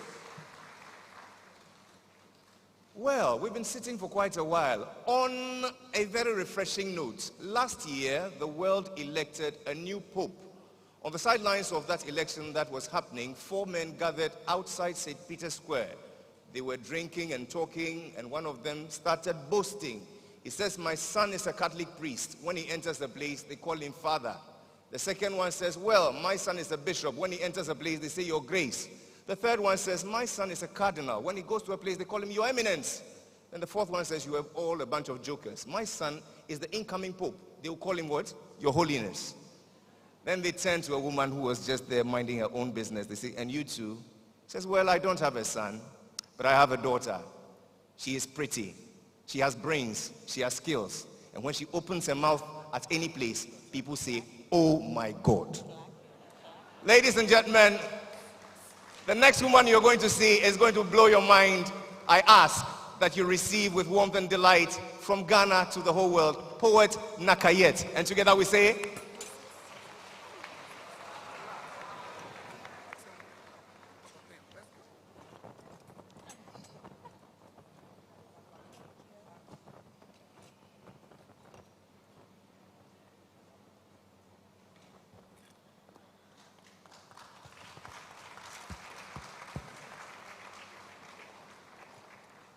mother of nations, daughter of a continent that refuses to kneel. We rise and we salute you. Ana Afonso Dia Lorenzo, woman of thought, woman of action, and indeed a woman of Africa. Since September 2017, when Angola entrusted its destiny into your household, you have stood not behind history, but within it, with purpose, with intellect, and indeed with compassion. An economist by training, a planner by instinct, and indeed a public servant by conviction. From shaping Angola's future as Minister of Planning, to representing Africa at the global table at the World Bank, carrying the voices of Angola, Nigeria, and South Africa, you learned what many forget, that development is not spreadsheets alone. It's women with opportunity, girls with education, families with dignity, communities with hope. And so today, as First Lady, your vision and your focus is clear. Women's empowerment, education for girls, health, social development. Through OFLAD, my lady, you always remind Africa that when women lead together, nations rise together. Today we gather here not as fragments, not as borders made by borrowed pens. We gather here as one people, one nation, one market, one destiny, one Africa. They say Africa is many, but we say Africa is one. Whether you speak Twi or Hausa, Swahili or Yoruba, Mbundu, Kimbundu or Kikongo, Arabic, Spanish, Japanese, French, or even English. When they chase us out of America and Europe, they do not ask if you are Zulu or Hutu, Nigerian or Kenyan, Angolan or Ghanaian. They only say African. Why then should we divide ourselves when the world already counts us as one? We are 1.5 billion strong, a slight majority of women, a continent of youth. Let Africa hear this truth. Without women, the single market won't work. And without youth, it will certainly not move. They will not merely participate. They must own it, and they must drive it. Because SMEs are our heartbeat. Women are our backbone. Youth are our engine. Yes, innovation lives in our streets, and collaboration flows in our blood. Trade is actually written in our history. From Timbuktu to Mombasa, from Accra to Luanda, from Cairo to Cape Town. Africa is not poor in ideas. Africa is rich in culture, rich in raw materials, rich in young people, beaming with ideas and entrepreneurial verb. Together and united, we are not a footnote. We are not a charity case. We are a power, a future brighter than America, a market greater than Europe, a force that can stand shoulder to shoulder with India and China. For today, we are not Angola. Angola, 50 years of independence, 50 years of resilience, 50 years of dignity. Angola that welcomed the world. Angola that even saw Messi dribble past her sons, yet never lost her pride. We salute the leadership of this great nation. The chairperson of the African Union, your husband bearing the weight of Africa's unity. Today, we celebrate you. Ana Afosu Dias Lorenzo, woman of power, champion of women, voice for the girls yet unborn, advocate of inclusion, planner of possibilities. You empower and embody the Africa we seek. Confident, competent, compassionate, and unapologetically united. You are indeed a woman of valor. And as you step forward to speak, may your words ignite women, mobilize youth, and encourage Africa, strengthen and empower our resolve to collaborate, to innovate, and to trade together. First Lady of Angola, Ana Afosu Dias Lorenzo. Woman of Africa, Mother of Nations, the floor is yours. Good, glorious afternoon, ladies and gentlemen. Thank you.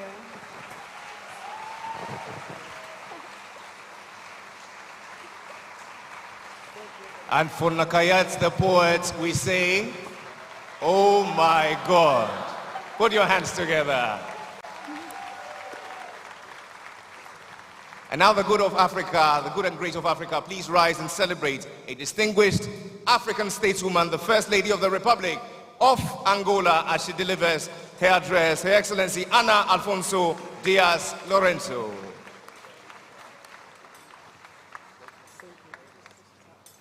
Please be seated.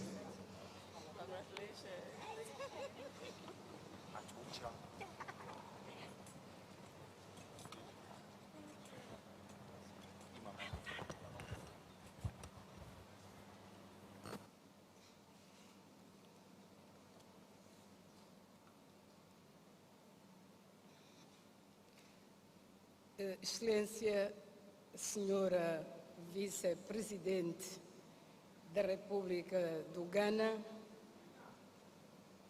Professora Jane Nahana,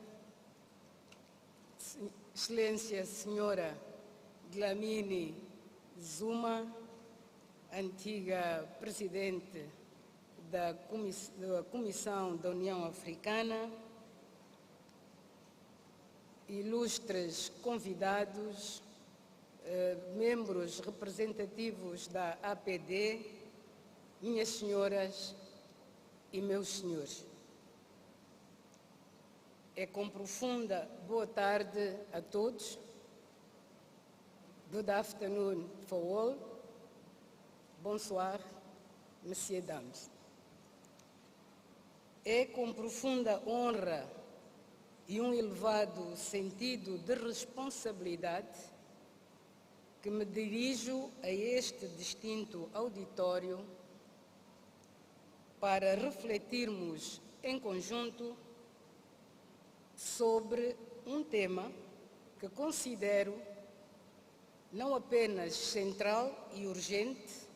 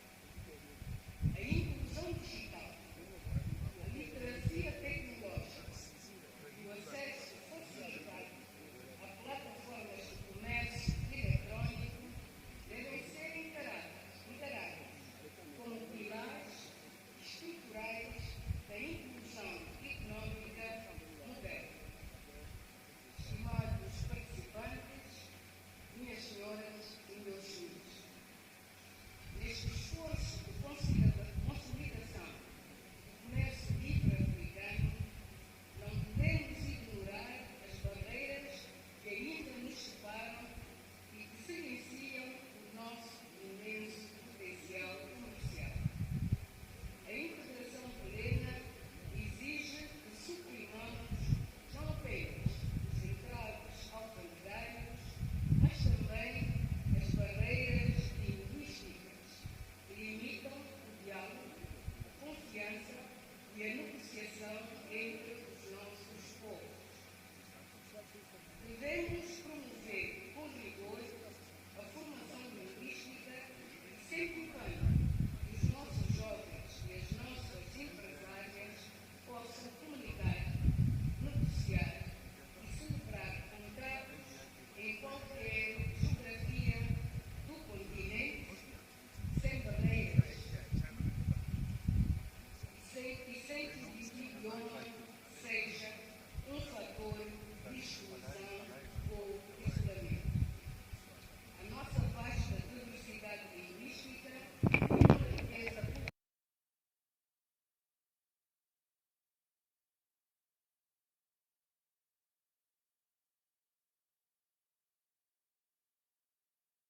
particularmente do meu país.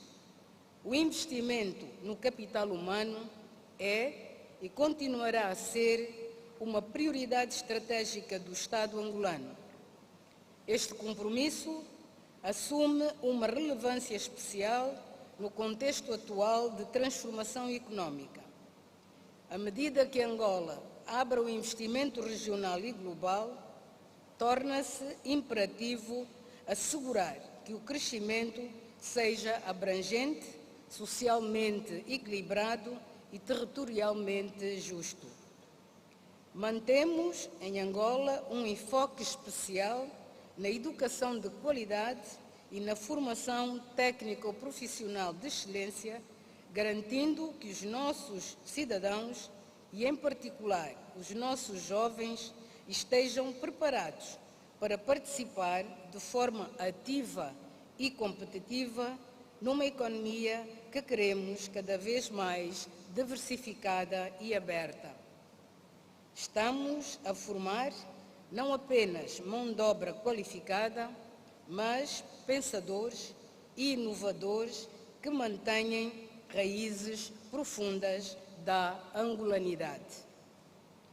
O eixo central de desenvolvimento de Angola está direcionado para apostas firmes na agricultura, na indústria, nas energias renováveis, na economia digital e na inovação tecnológica. Estes são os setores capazes de gerar emprego em massa e reduzir as nossas vulnerabilidades externas.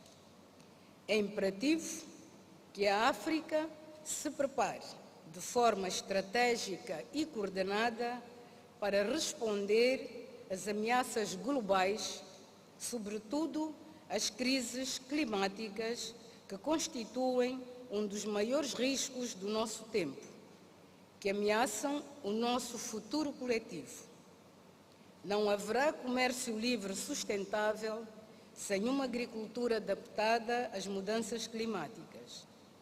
Diante dos desafios que se impõem, das secas prolongadas aos deslocamentos forçados por conflitos, é vital que as nossas respostas sejam estruturais e centradas nas mulheres, nas meninas e nos jovens. É fundamental que a mulher camponesa africana tenha acesso a tecnologias verdes e a conhecimentos que a protejam da terra para garantir a segurança alimentar. Ainda com o mesmo grau de preocupação, realço que a presidência da Organização das Primeiras Damas Africanas para o Desenvolvimento, de que sou vice-presidente, elegeu para o seu mandato o tema de paz e segurança e das alterações climáticas. Por isso, reforçam a necessidade da mobilização de recursos e desenvolvimento de parcerias para se fazer face às ameaças globais como aos conflitos e às alterações climáticas. Now I will proceed in English. Ladies and gentlemen, dear participants, allow me to share experience from my work as a First Lady and founder of the Ngananzenza Foundation for Community Development. In the area of women's empowerment, I launched in 2018 the platform Transform Lives, Be a Woman, aimed at encouraging young women to become active agents of change in their communities. We address mental health, personal finance, entrepreneurship, and leadership. The positive impact demonstrates that when women are given the right tools, they lead profound and lasting transformations.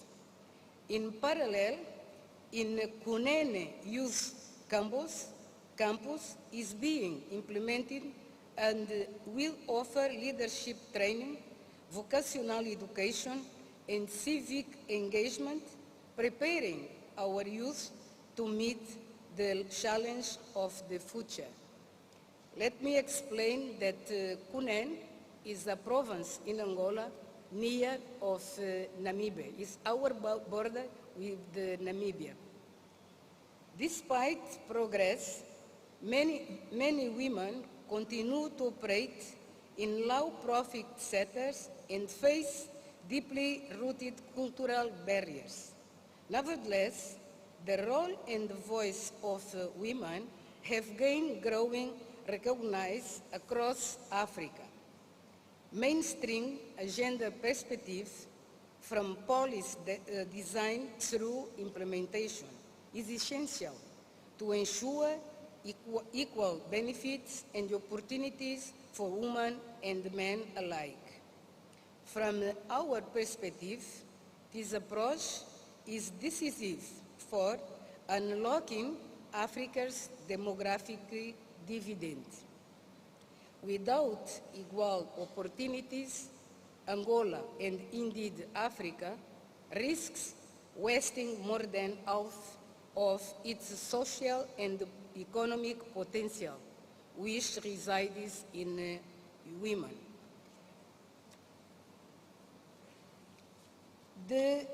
A exclusão econômica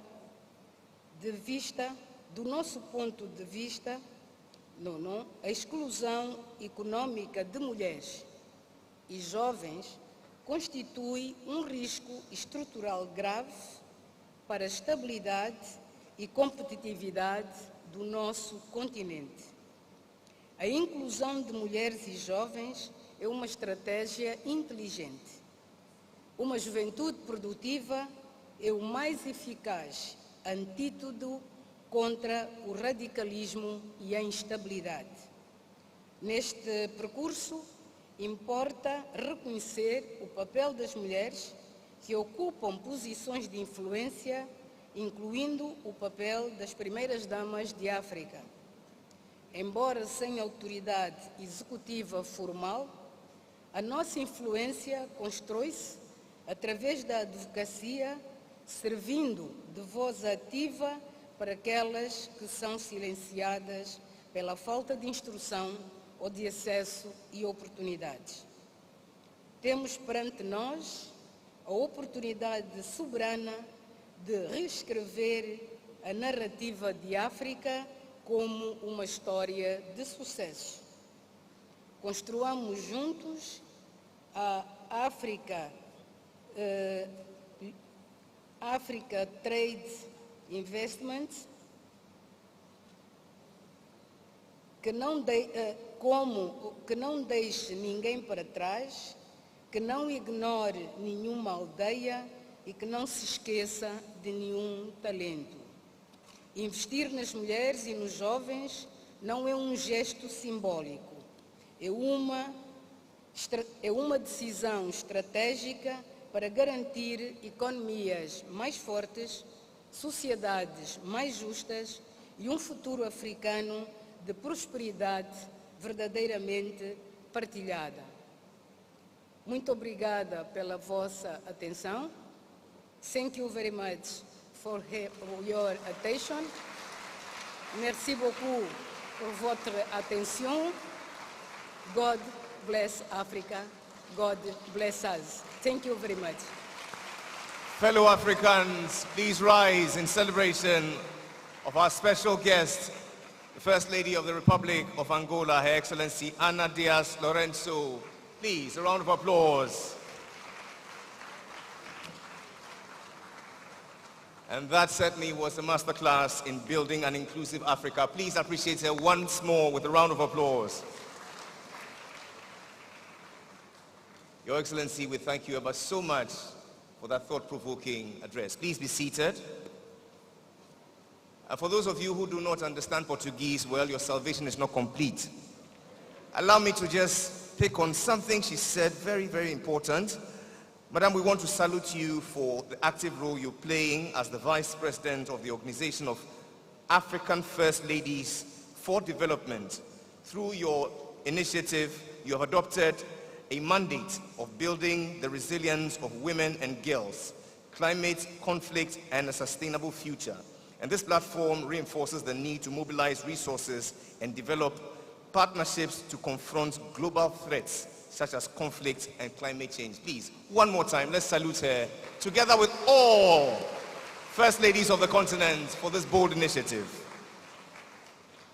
Now let's come down to Accra, Ghana, at the center of the world.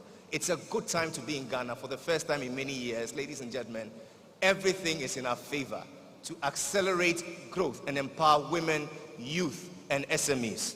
Today, we're joined by a woman whose actionable advocacy, but much more than that, a strategic facilitation of all that is necessary to make businesses thrive, ladies and gentlemen, joins us to augment our efforts. Would you please, with warmth in your heart, receive our guest of honor, the Vice President of our Republic, Her Excellency Professor Nana Jane Opoku Ajiman.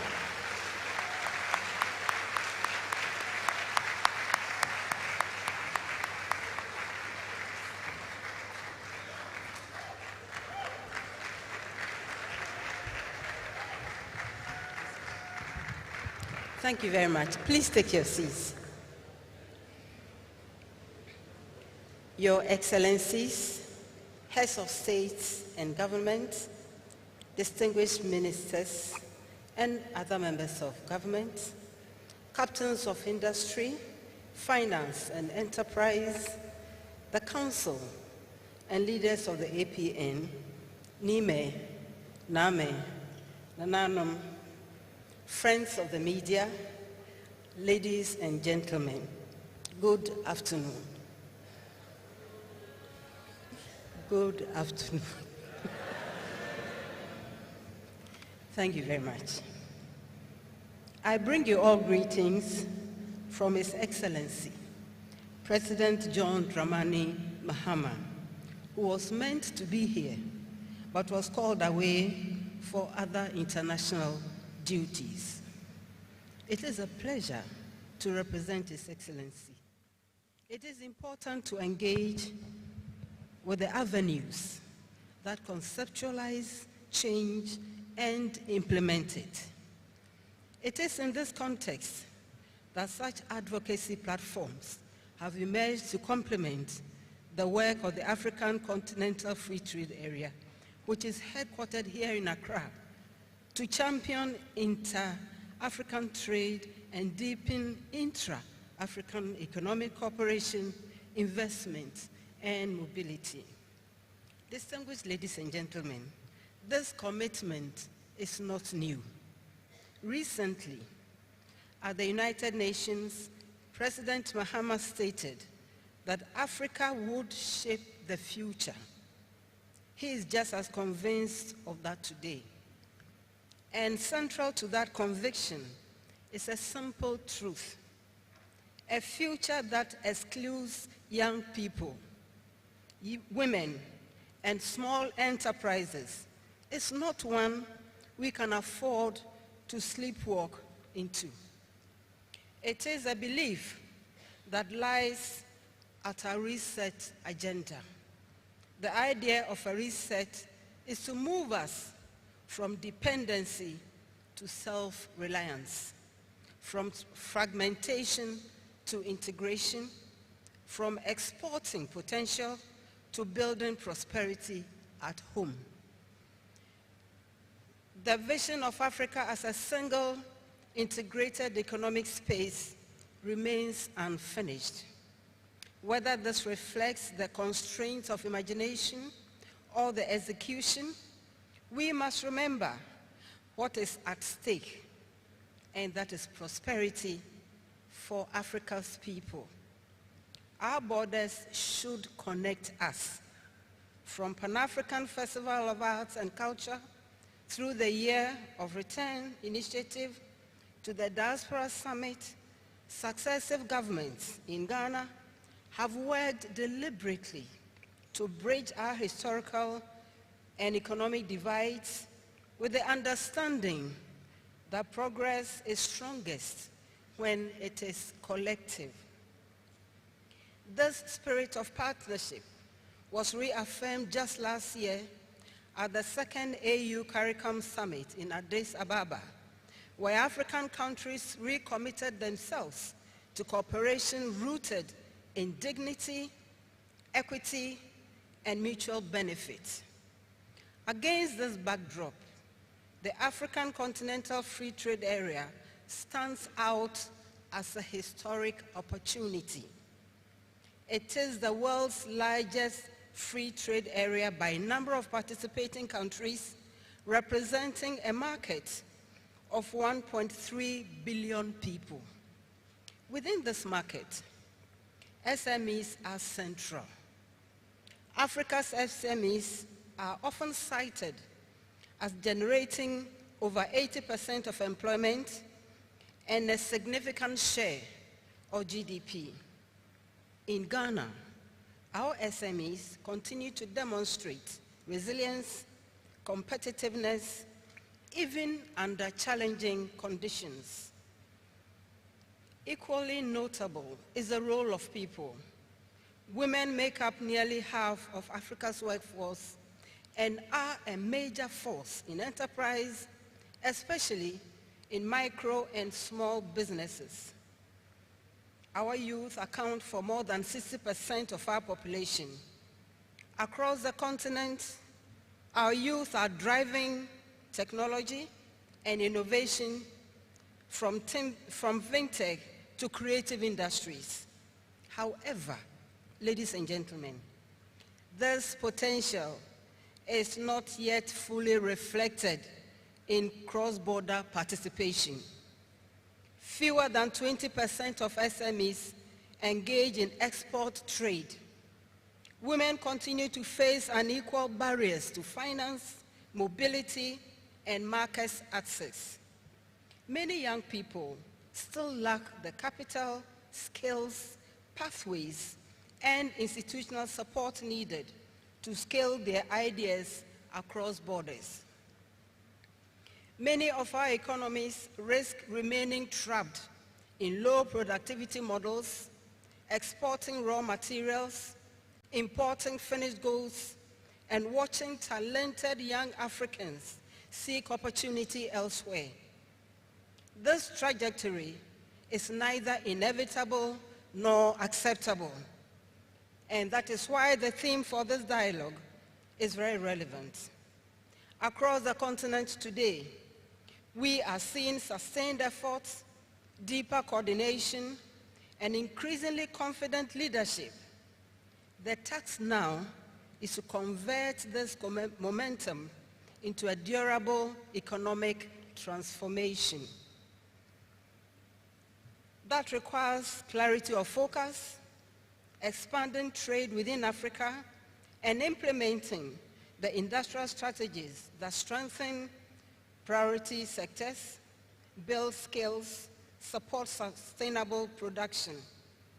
We must continue to invest in infrastructure and connectivity while establishing the conditions for innovation and technology. Behind all this, strong institutions and effective governance are essential to sustain progress. Ghana is actively contributing to this shared agenda. Our 24-hour economy initiative is designed to unlock productivity by better coordinating infrastructure, finance, and institutions, ensuring that businesses and workers are no longer constrained by avoidable bottlenecks or lost time. Along this, the government's Big Push Infrastructure Development Program is laying the foundation for trade and industrial growth while aligning Ghana's national priorities with those of ECOWAS and the African Union. Governments must generate long-term and medium-term policies and grow strong development finance institutions and regional projects that reflect the scale of our collective ambition. And we must continue to integrate our borders. We must continue to interrogate the borders. Africa must unite. This is not about erasing sovereignty.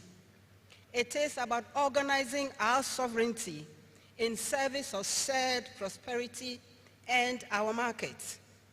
It is about enabling an entrepreneur or manufacturer, whether in Accra, Kigali, Luanda, or elsewhere, to see Africa not as a fragmented abstraction, but as one connected market with vast opportunities. Ladies and gentlemen, our greatest asset remains our people. For that reason, this conference should be remembered for what was discussed, what was launched, what was committed to, and ultimately, what was delivered. I thank you for your kind attention. Amen. The President of our Republic, His Excellency John Dramani Mahama, speaking so eloquently to us through the Vice President, ladies and gentlemen, Her Excellency Professor Nana Jane Opoku-Agyeman. A round of applause is in order. Wow. Please be seated. A true champion of African sovereignty, the President of our Republic. But for me, Your Excellency, the Vice President, I am touched because on the inauguration of our President, he said, and I quote, "I will work to foster the partnerships that transcend our borders and work collectively with all towards regional economic stability, growth, and shared prosperity for all." He meant every word he said. And that's why today you are here again. Please convey our gratitude to him. And a grateful continent also says thank you. But this one here, Your Excellency the Vice President, is purposely for you. Ladies and gentlemen, 6 strings.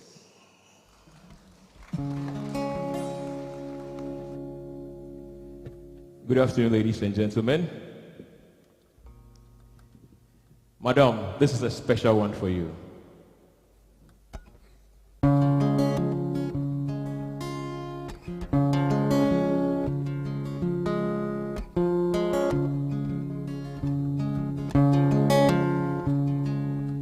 Today we stand as one people, with one voice, one heart, one song, to say thank you for your service, for the journey you have walked so long. From shaping minds in quiet rooms to leading in public's eye, you serve with truth, with patience, we can always in your side. On behalf of Ghana, we say thank you today for your service, for your courage, for leading us the way. On behalf of Ghana, we say thank you today. History has your name. We are happy you're here. On behalf of Ghana, we say thank you today for your service, for your courage, for leading us the way. On behalf of Ghana, we stand tall and we say, history has your name and we are grateful today.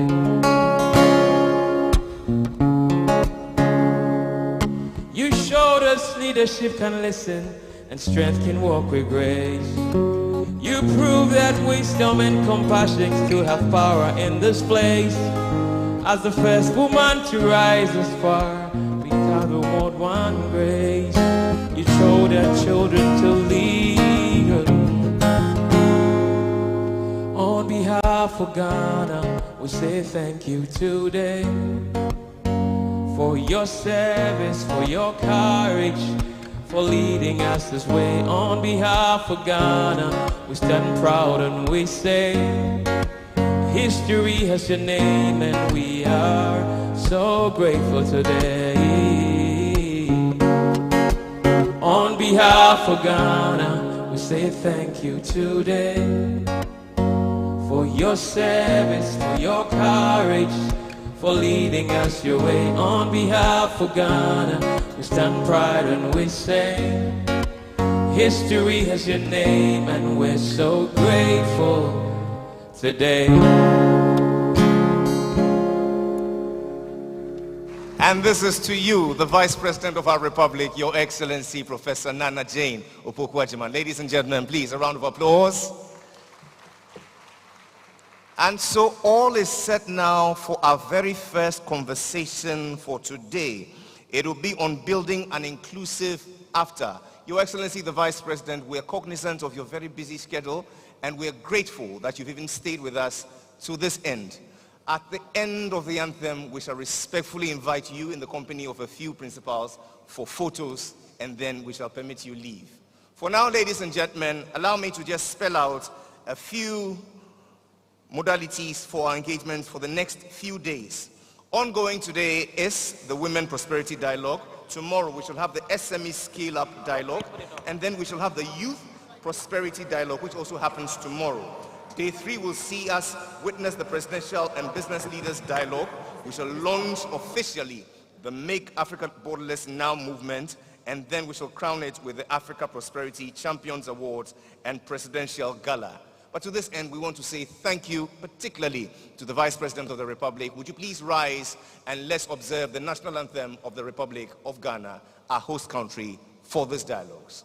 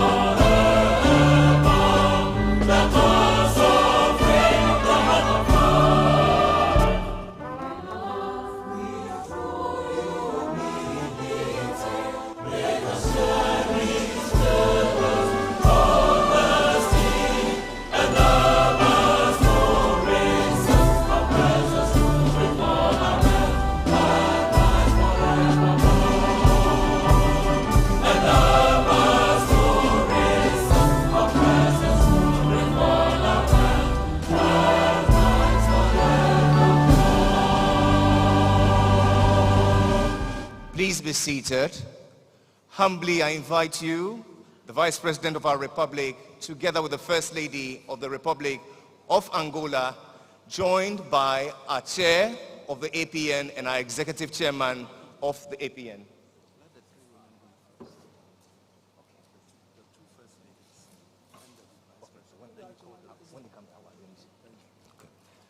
Respectfully, I invite on stage Your Excellencies. The first photo will be with the Vice President of the Republic and the First Lady of the Republic of Angola.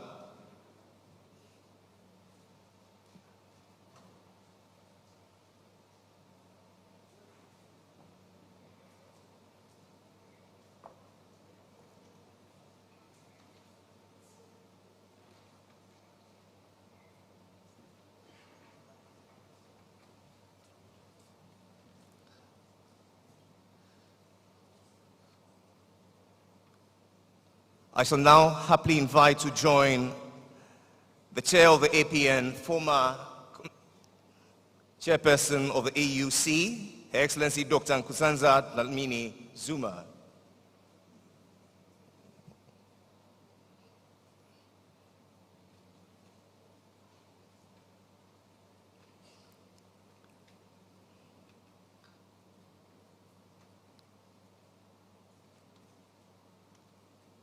May I humbly also invite the former AU Deputy Chairperson, Her Excellency Dr. Monique Nsanzabanganwa. Alhamdulillah. I got it right.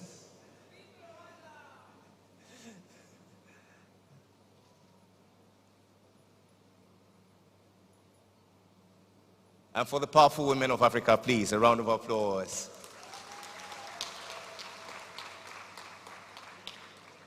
Joining the very powerful women, our Executive Chair, together with our Executive Director, Events, Nanajwa Hakman, respectfully I invite you to join.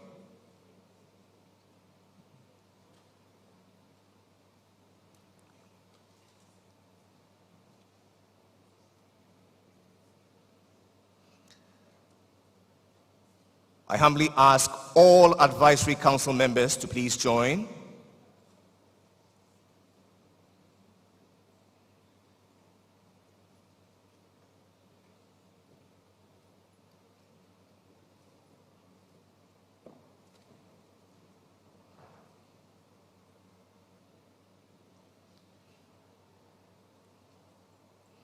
The last photo will be with our partners who gave remarks during this session.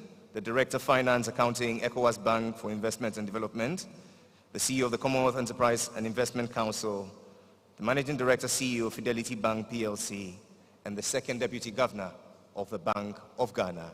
Humbly I ask that you join. Members of the Council, thank you very much. You may please be seated.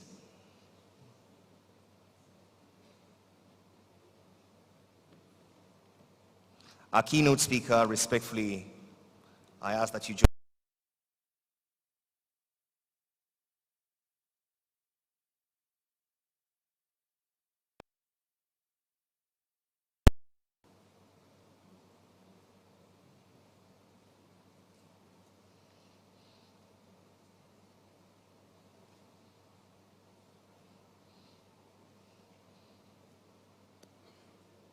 Humbly ask that we all rise, put our hands together in celebration of a successful opening ceremony.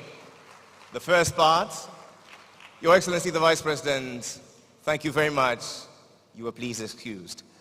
And now, ladies and gentlemen, please be seated as we receive the moderator for the first session, Building an Inclusive AfTA. She is a journalist, historian, and lawyer from the Federal Republic of Nigeria. Make welcome Adesua Jiwa Osagi.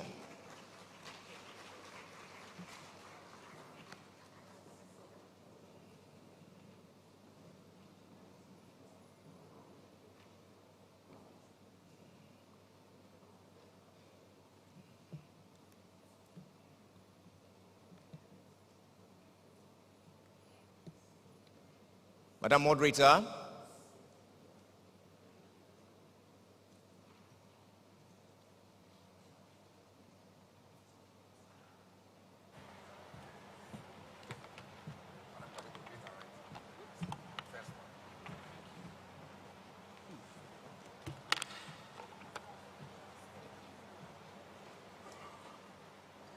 Good afternoon, everyone. Good afternoon. We're getting to the juicy first session of today. So, good afternoon. Today's first session is focused on inclusivity of the Africa Continental Free Trade Agreement. Now, the aim is going to be to facilitate a practical, forward-looking conversation on how the protocol on women and youth in trade can move from policy to tangible outcomes for women and youth across the continent. We have a very distinguished panel today. So I'm going to introduce our panelists now.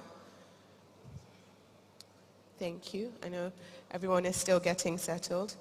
Please allow me to stand on existing protocol, Your Excellencies, Your Royal Highness, and our distinguished guests today. Now, our first panelist is Her Excellency Ambassador Abina Buzia.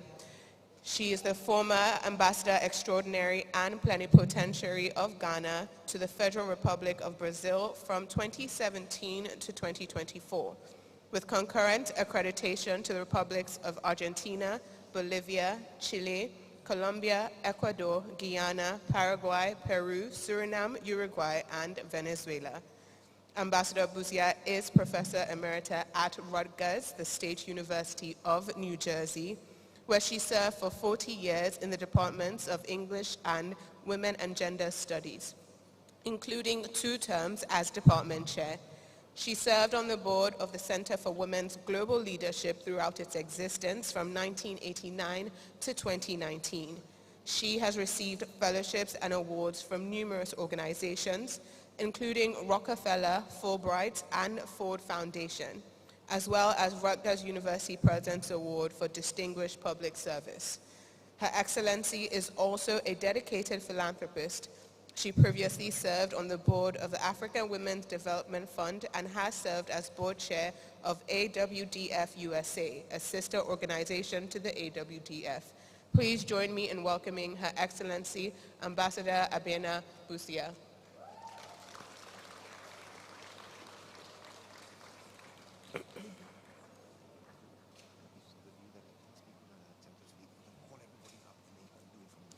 Okay. So what I'm going to do is that I'm going to call all the panelists up on stage, and then I will also introduce them while they are getting on stage. So I'm just going to say their names, and then I'll read their biographies for you. Next distinguished panelist is Dr. Amani Asfour, who's the president of the Africa Business Council. Please. Thank you. We also have Dr. Joy Kategekwa, who is the Director, Regional Integration Coordination at the African Development Bank Group, the AfDB.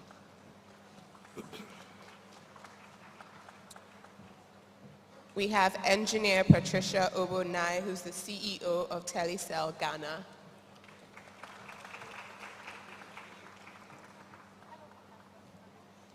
We also have Her Excellency Monique Nsanza Baganwa, who's the former Deputy Chairperson of the AU Commission.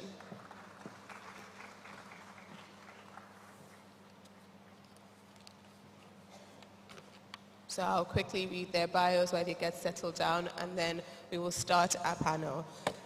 Now, Dr. Amani Asfour, who's the president of the Africa Business Council, has led the private sector's role in advancing the AfCFTA and regional economic integration. She's a global advocate for women and youth entrepreneurship, and she also serves as the president of the African Alliance for Women Empowerment and the past president of BPW International. She's a medical doctor turned industrialist, and she chairs COMESA Trade Communities and sits on the African Union Foundation Council, driving industrialization and trade and digital trade across Africa. Please, a round of applause. Dr. Joy Kategwa is the Director of the Regional Integration Coordination Office at the African Development Bank Group, leading the Integrate Africa portfolio, an international trade and investment lawyer and former head of UNCTAD's Regional Office for Africa. She helped shape the technical advisory framework for the AfCFTA, and she brings deep WTO experience and advises the AfCFTA Secretary General on advancing Africa's regional integration. Round of applause, please. Engineer Patricia Obonai is the CEO of Telecel Ghana and a multi-award-winning leader, honored as the 2025 Telecom CEO of the Year and Female CEO of the Year. A pioneering engineer and the first Ghanaian to lead the company, she successfully steered its historic transition from Vodafone to Telecel while driving large-scale digital transformation. She's also a global advocate for STEM education and digital inclusion, serving on international boards that promote female leadership and future-ready technology across Africa. A round of applause, please. Her Excellency Dr. Monique Nzanza-Baganwa was the Deputy Chairperson for the African Union Commission. She was in charge of administration and finance and assisted the Chairperson in the execution of his functions to ensure the smooth running of the Commission and acts as the Chairperson in his absence. Dr. Nzanza-Baganwa holds a PhD in Economics, an honorary Doctorate of Commerce from University of Stellenbosch. She has over 20 years' experience developing and leading programs that drive financial inclusion and economic prosperity. Prior to her election, she held senior positions in the government of the Republic of Rwanda, including Minister of State in charge of economic planning, Minister of Trade and Industry, and Deputy Governor of the Central Bank.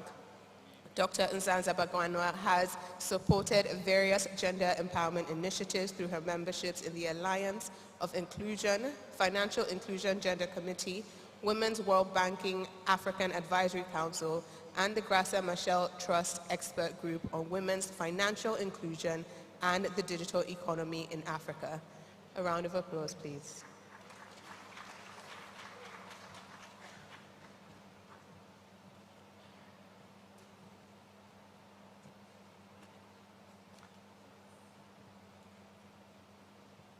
Good afternoon. Thank you very much for joining me on stage and for starting off and Prosperity Dialogues 2026. You're all powerful women, so it's an honor to be sat amongst you. And I think we all know that Africa's success depends on how successful its women are. Now we're talking about inclusiveness in the AfCFTA. I want to say that I don't think African women are excluded from trade. They're excluded from the benefits of trade, from the upward mobility of trade, from the protection of formalized trade. But if we're going to talk about including African women and including youth, I think I want to start with Dr. Joy Katekwa, because you were closely involved with shaping the technical advisory framework. How important is the Women and Youth in Trade Protocol, and what would the AfCFTA fail to achieve if it's not properly actualized? Thank you very much. I hope you can hear me. There's something with the sound that's kind of not coming through. But thank you very much for the opportunity. Gabby, thank you for the invitation to the African Development Bank Group to make a contribution. Why did we need a protocol on women and youth and trade, and what would go wrong in its absence? You know, when you think about it, trade agreements serve a purpose.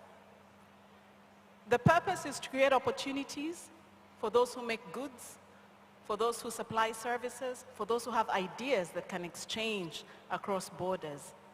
Inherent in that question is that of production. And so when you look at Africa's landscape, who is on the landscape in terms of production, in terms of export, in terms of cross-border trade? How do you meet them?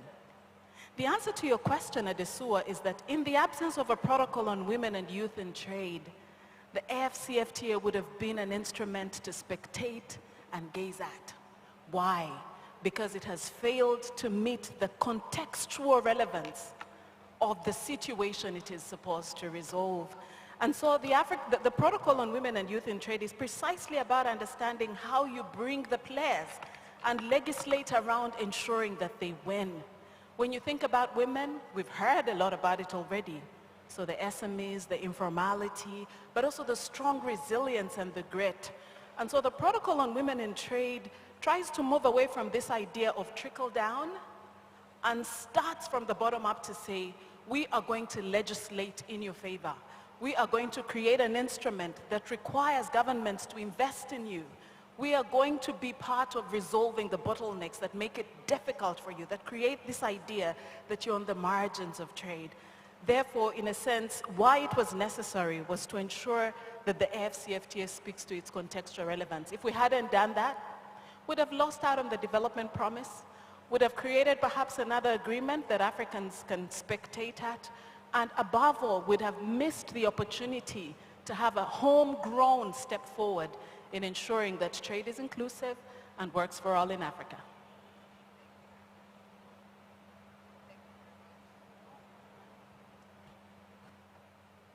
Hello, thank you very much. I really appreciate that you've highlighted that it's starting from the bottom up. It's not trying to spectate, it's trying to be very practical about how we go from policy to solutions. Now, I'd like to move to Her Excellency Abena Buthia, because you've been involved with finance. And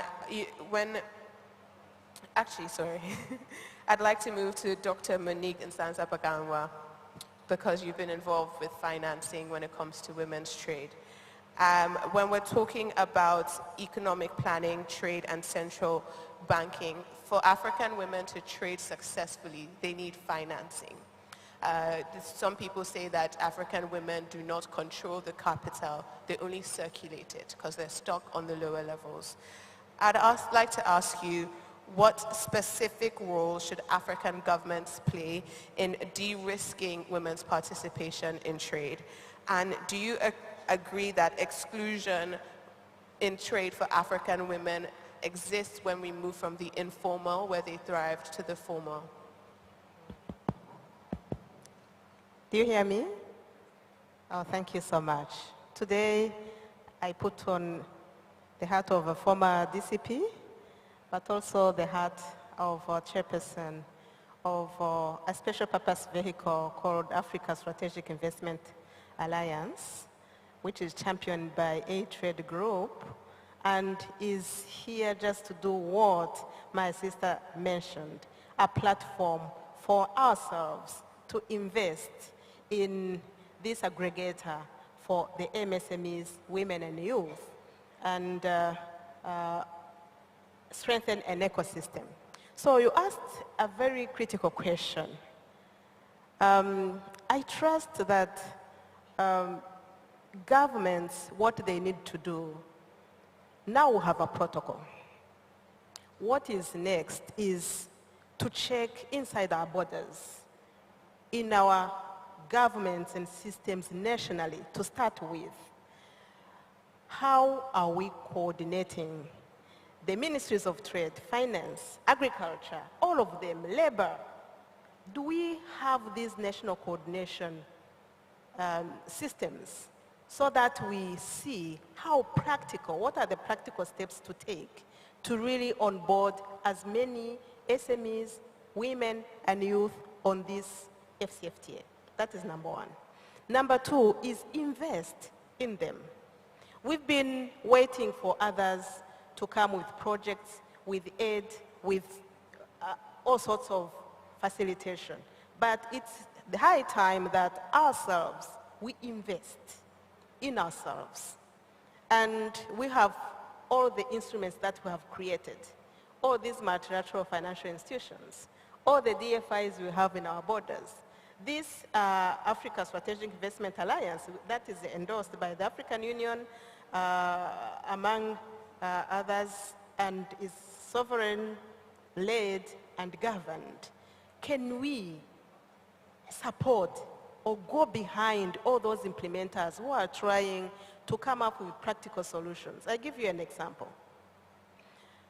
With this initiative, we are talking of digital trade, which is an equalizer.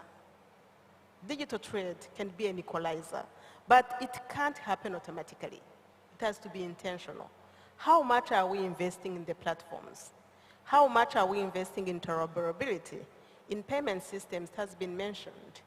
And how much are we being deliberate to onboard from grassroots? Not talk of SMEs in generics, because SMEs can be of various sizes. Are we talking of the micro from the grassroots? Are we talking of those who don't understand the English? Are we talking of those who don't even know how to use the digital platforms? How much effort are we putting in hand-holding? So this is the advocacy we've been carrying through the Women and Youth Financial and Economic Inclusion. And I will continue insisting until really it becomes redundant. But governments have to be deliberate with implementation.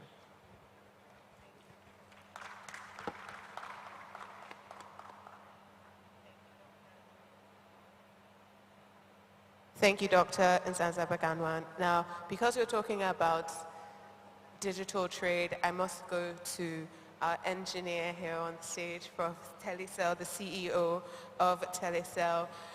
Engineer, I'd like to ask you a little bit about Women in Business initiative and what you have been able to accomplish with your digital training exercises, which I believe has mostly women participation.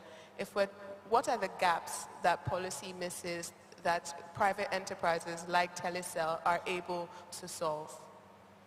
Thank you, Ade. So on my way here, I received a call and there was a delivery guy who said, your items have arrived. How did I get those items? I was scrolling after work, a tired day on my social media, and then in my feed, I saw an item. It wasn't because I had thought about that item, but once I saw it, I believed I needed it.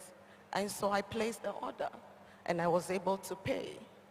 At that point, did I think about whether it was a Ghanaian business, a woman's business, and a created by a youth in Africa? No. It was in my face. I thought I needed it. I paid for it. It was seamless. And it's coming from across the ocean, unfortunately.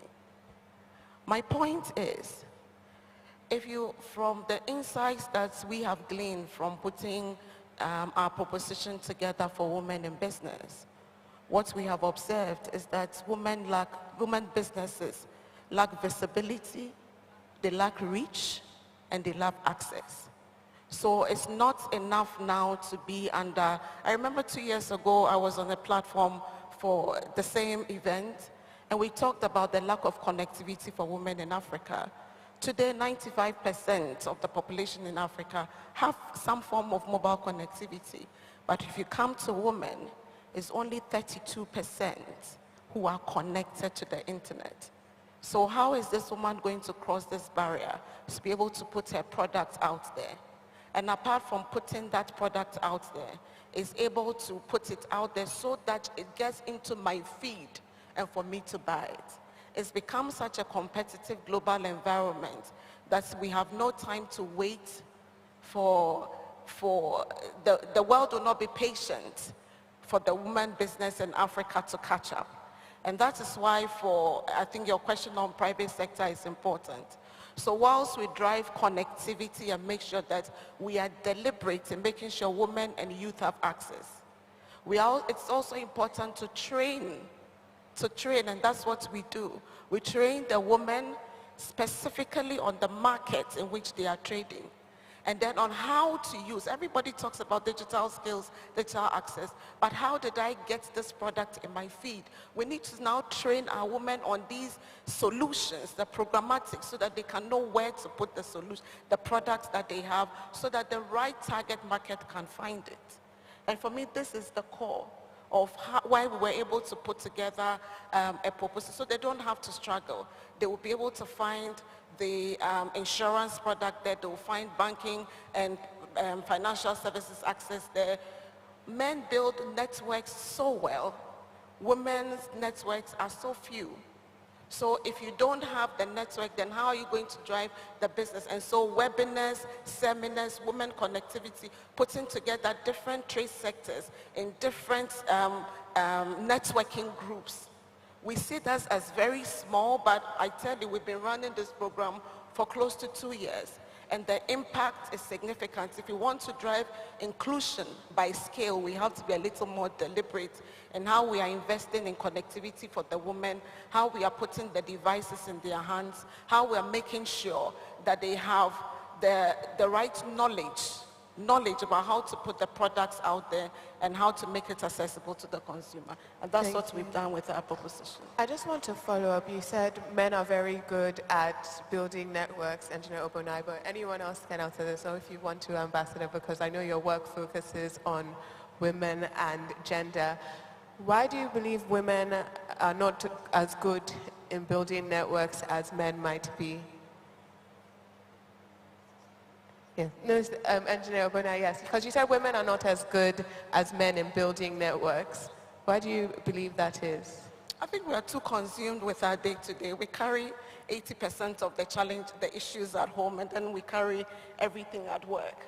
And sometimes we are not overly deliberate about understanding what relationship building and networking means. Even if you look at our youth, today 53% of the youth in Africa have access to internet. But are they just engaging on socials, or they are using it to build a network to create business? And so for me, it's not the challenges that women have in creating networks is because we have so many other responsibilities that draw us down. But I think programs like this draw attention to the fact that the relationships that we build allow us to run our businesses and connect better. And so it's important. Thank you. Women carry a lot of invisible labor, whether it's in the home or the workplace. But Ambassador Buzi, I want to ask you, because I know your work focuses on women and gender studies, and you've also worked in the development space a bit. When we look at inclusivity in the AfCFTA, people focus on it as a trade tool. But I think we need to move forward and think about the social and economic influence that this has on our community.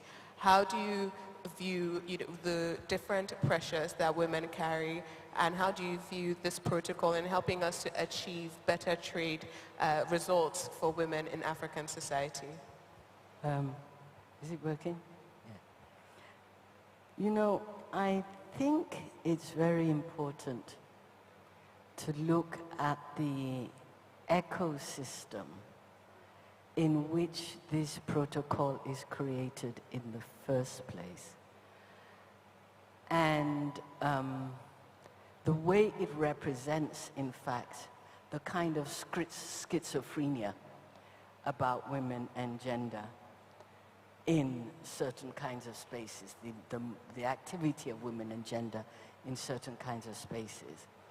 And in fact, I was going to end my talk with something that sort of contradicts what the last speaker said, but I would like to begin with a story.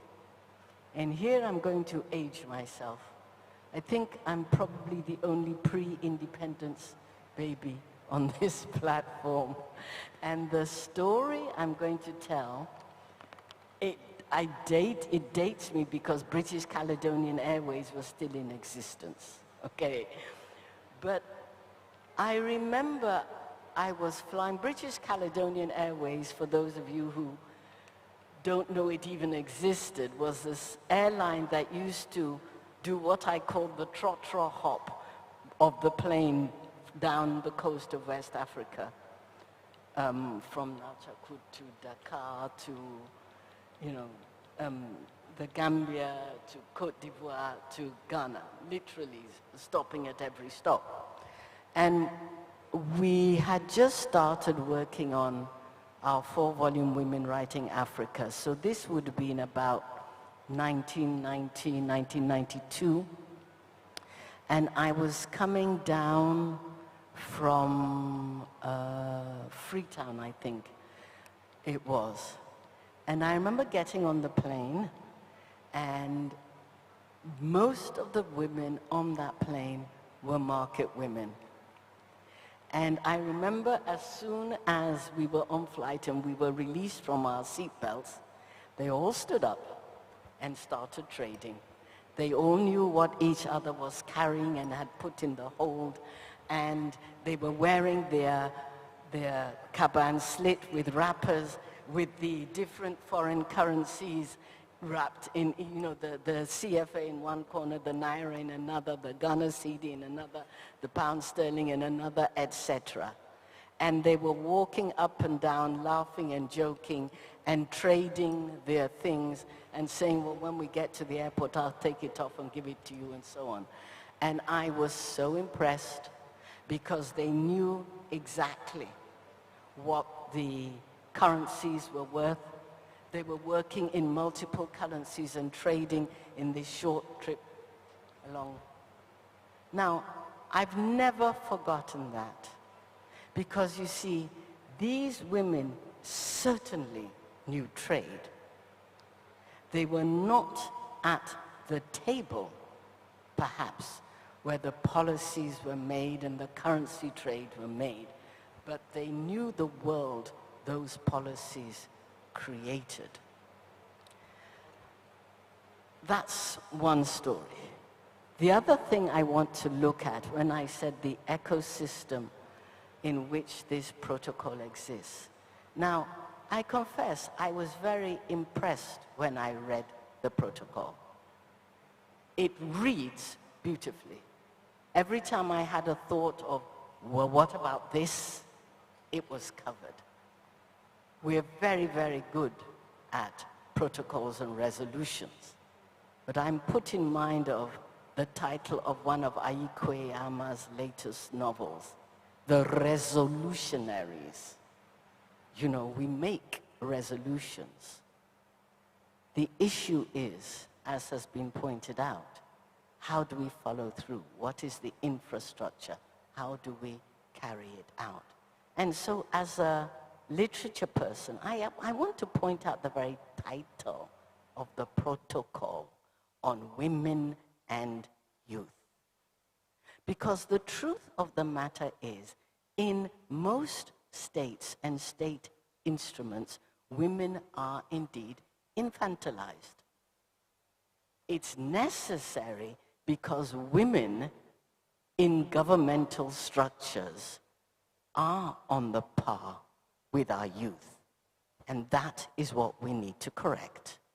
And if you want to challenge, I mean, just think, for example, about nationalists. Who can pass on nationalities to whom? Especially if you're outside the country of your birth. We have grandfather clauses. We don't have grandmother clauses. And just check out the laws of most countries. Citizenship goes through the mail, even though, as we know, it's much, much easier to figure out who your mama is than who your daddy is. But still. So the point I'm trying to make is that we have to think about how are we really situated. I was listening to a radio program the other day which pointed out that the first clause of the German Constitution after World War II was human dignity is inviolable. That is our issue. What are the contexts when we're talking about access to all the things that make trade possible, where our dignity as women is inviolable? Thank you very much.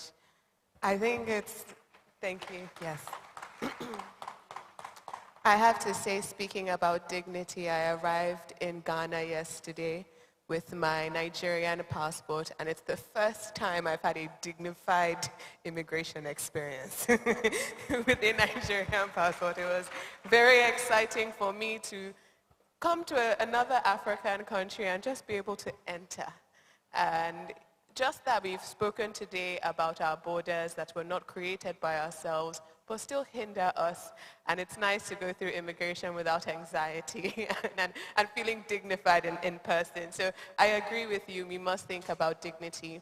But something you spoke about, the plane incident, is these are market women. My grandmother was one as well. They understand trade inherently. They understand market pressures in ways we don't. However, those remain in the informal. They don't go to the formal, and that's the exclusion we're talking about. Dr. Amani AfCFTA, I'd like to come to you here because you're the president of the Africa Business Council, and we're talking about formalization of business and bringing African women to a grander stage. What causes companies to opt in or opt out of such a protocol like this? What actually hinders true progress from, as you said, policy on paper to practical solutions?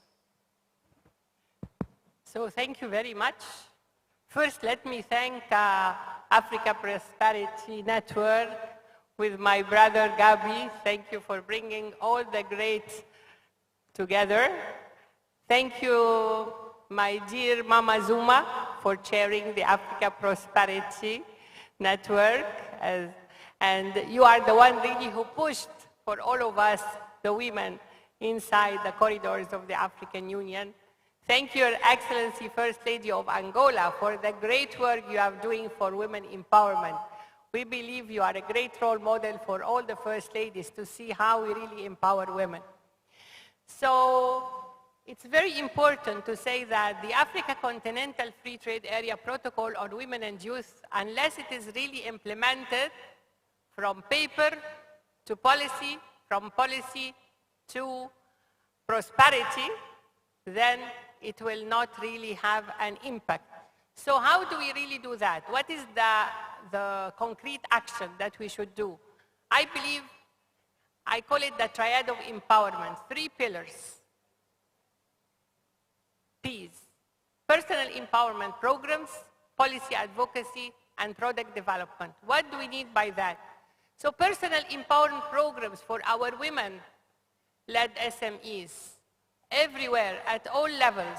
We need training, we need capacity building, we need financial inclusion for our women, we need knowledge and information, which is the first, I put many lines under information and knowledge for our women entrepreneurs. The second pillar is about policy advocacy. We need policies that empower our women. One of the policies that we are pushing are the government procurement policies. We need the governments to put at least certain percentage for all its government procurement for SMEs women-led. I was successful when I was chair of COMESA Business Council when we pushed it in Kenya. So Kenya now have 30% of all government procurement goes to SMEs, women, youth, and people with disabilities. We need concrete actions. And of course, we need an enabling environment for the women, as you rightly said, from informal to formal. How can from informal to formal go if we don't have an enabling environment, if we don't have incentive for the taxes, if we don't have good financial literacy for our women for bookkeeping? It's a whole ecosystem. The third pillar is about product development. We all know in our African continent we have a huge abundance of natural resources. 30% of the minerals of the whole world. Yet one of the minerals of this lithium, it goes out.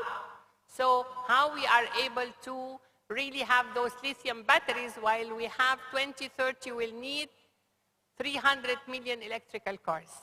The gemstones, which is one of the industries that of $400 billion when it is already processed. All our gemstones, including rupees, sapphire, emerald, diamond, go outside the continent. The gemstones, some of them go to Jaipur, India, to Thailand to be cut and polished. There is not a single really lapidary on the continent that makes high-tech cutting and polishing of our own gemstones. So we are losing a lot with reference to the minerals. If we come to agriculture and agri-processing, we are having 80% of our women doing agriculture, but again, it is not agro-processed. If we talk about fashion industry, we export 15% of the cotton of the world, but the garment industry is not on the continent again. The shea butter, which is a very good here in West Africa. Shea butter, we export raw shea butter, $90 million, while the cosmetic industry in the world that contains shea butter exceeds $500 billion. You see how we are really using all this.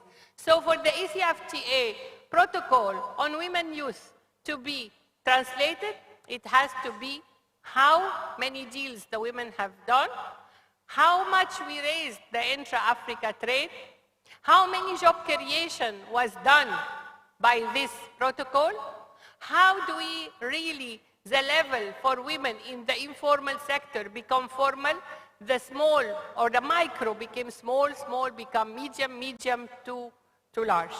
So it's a whole ecosystem that has to be done by first mapping exercise. What do we have on the continent? what natural resources we have, how we are able through these natural resources to have product development, branding, designing, packaging, to have a made in Africa product that is certified, that is standardized, that is meeting the international criteria, and then we market it among ourselves. Many women have a lot of products, but they are not able to market. Again, we need to have in this digital era, we need to have e-commerce, we need to have digital platforms for promoting among ourselves. It is very important that also we give knowledge and appreciation. Let me just share one small story for the women in mining, women in mining which is across all over our continent. In Zambia, I was in meeting with the women in mining who are mining rose quartz. Rose quartz is transparent. So when they find opaque rocks, they throw it. They don't know what is it, no knowledge, no. So one guy from certain nationality came to them. I said, you know, we can buy all these rocks rubbish from you by 30 kwacha per bucket. That's $1.5 per bucket. And they were giving it to him. Every week he come and collect all the rubbish. And one woman said, why is this guy buying all this rubbish? She took it and went to the city, to a lab, a geology lab, and they told them, what is this rock? They told her, this rock, one process is beryllium. And beryllium is used in nuclear weapons, missile, and aeroplanes. And this bucket exceeds $8,000 one process. So you see, this is knowledge and information.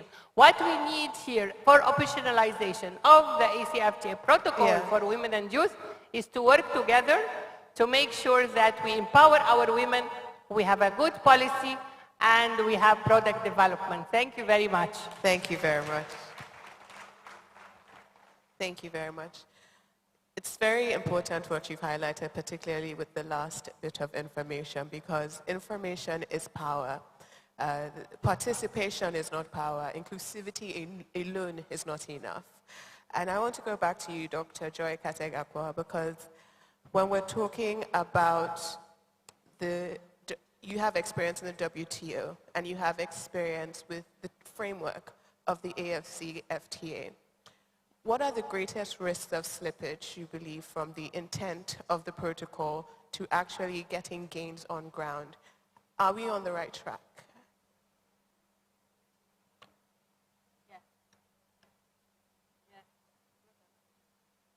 Yes, we are on the right track.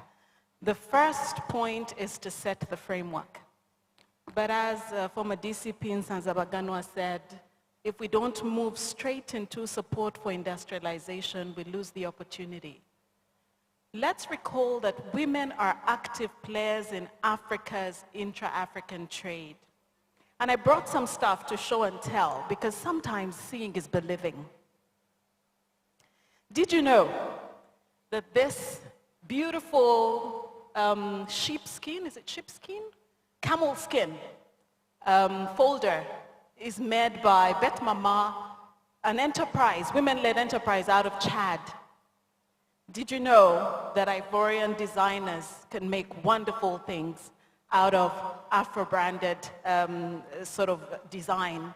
Did you know that Kenyan jewelers can make us all look really good?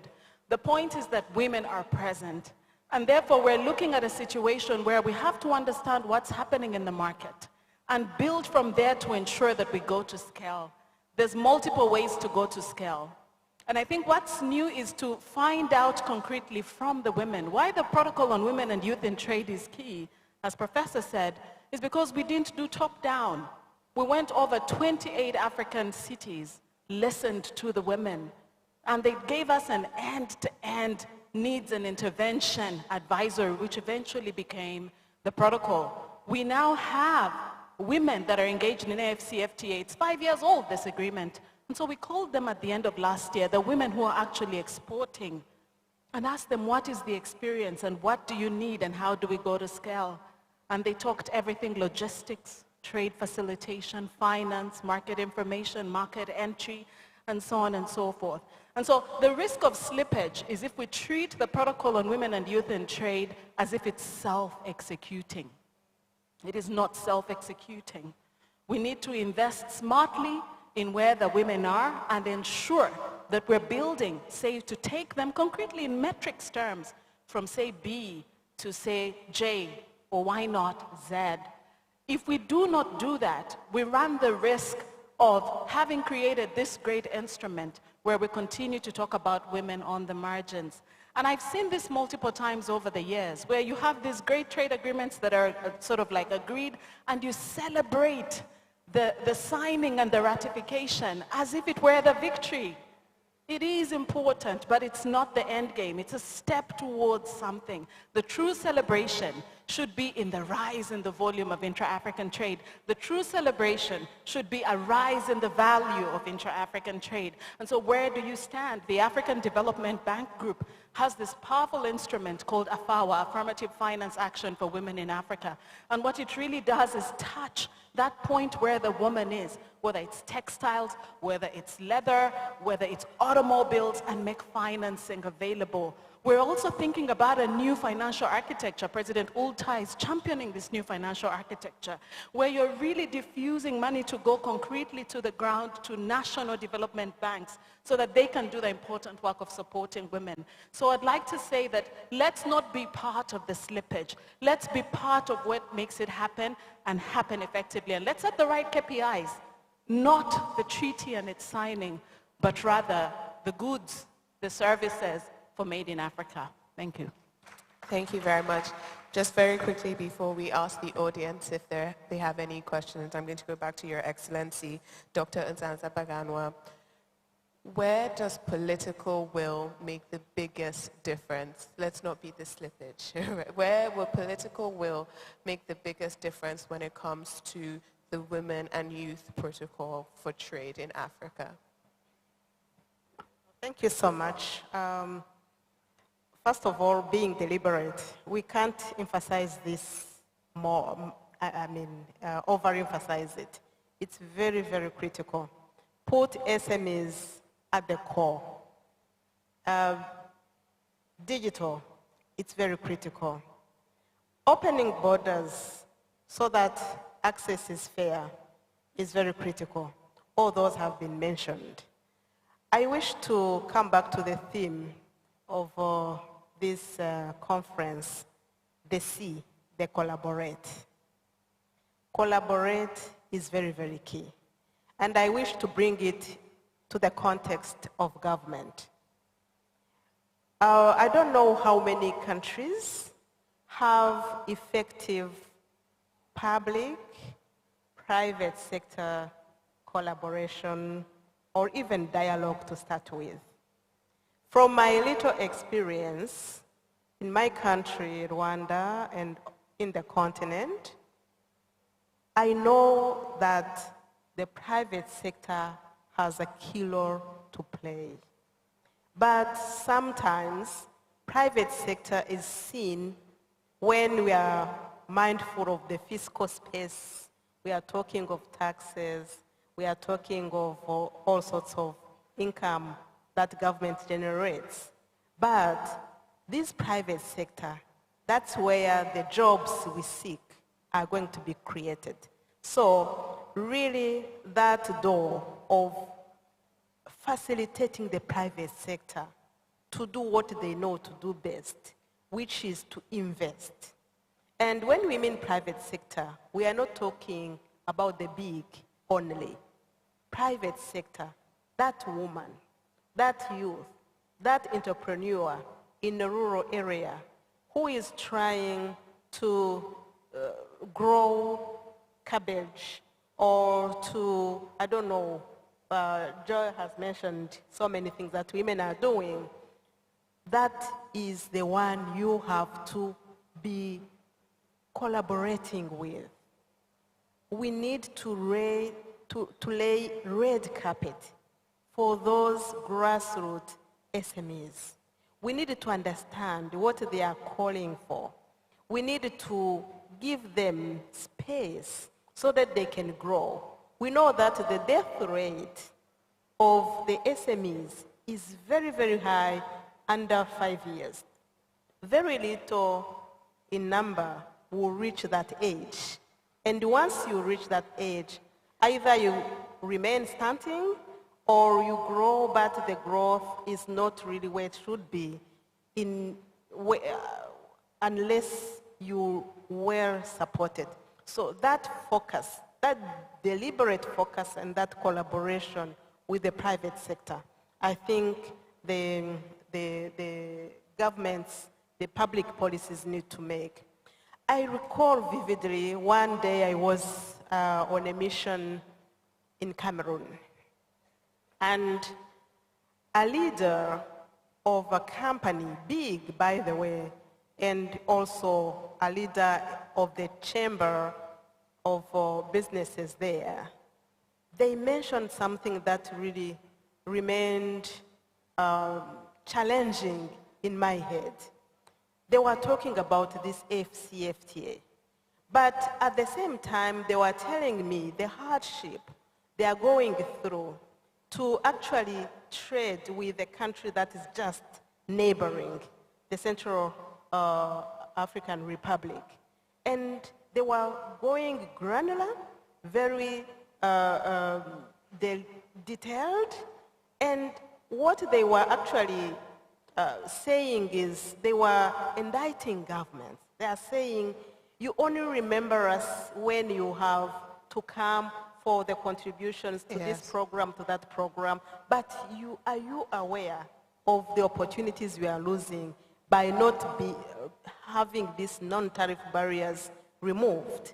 So I think that collaboration and listening to what the private sector is saying is actually what governments should be doing, among other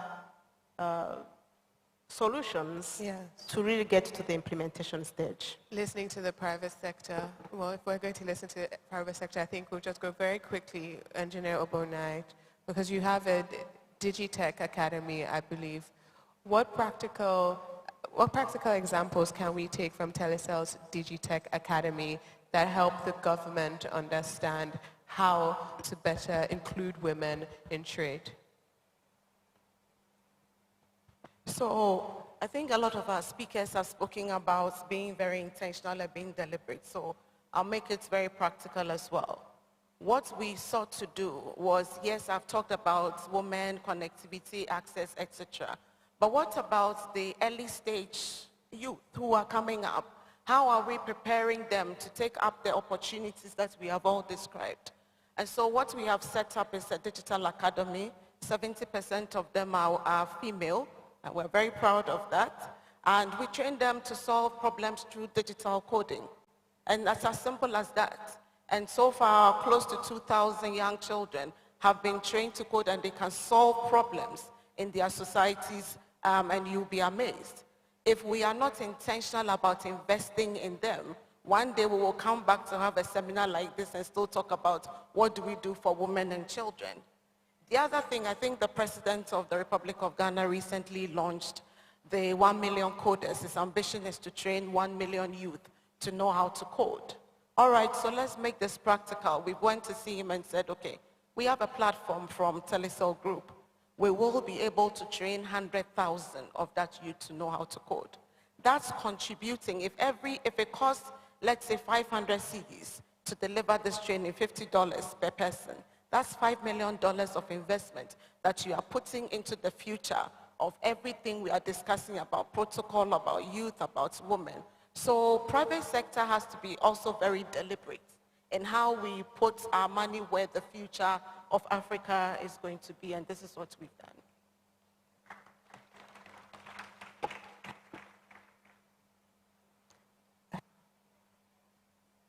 Thank you very much.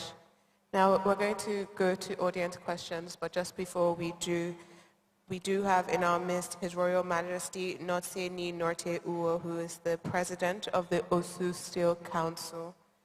Your Royal Majesty, would you like to make the first contribution, especially on the role of traditional leaders in promoting inclusion?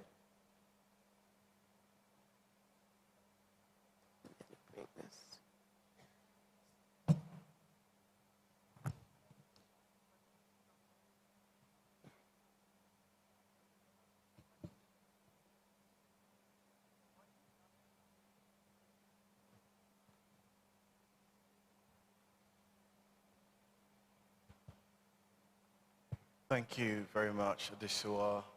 Excellencies, ladies and gentlemen, the powerful women on the stage who have said it all. First, I'd like to say that reverting to ancient wisdom and traditional wisdom is one of the things we must look at. Everyone on stage is hacking back to a time where they saw grandmothers and great-grandmothers trading across borders.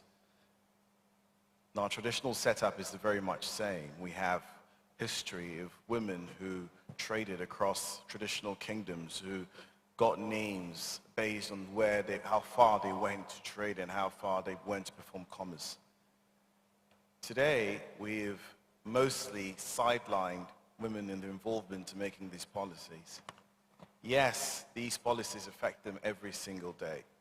In my particular position, I am fortunate to deal with a large number of women who are in trading, local traders. And I can tell you they have every aspiration to do something similar to what AfCFTA is doing, except they do not know about AfCFTA. They would like to go over to Lomé, go over to Dakar, go over anywhere to trade, except no one's made them aware of what's possible and how to get there. If we have not taken concrete steps to ensure inclusion of women beyond the rhetoric, looking at transportation, how do I get my goods from Chad to Accra? How are the trains moving me? If I go online and order something from Rwanda, how is the postal service getting it to me?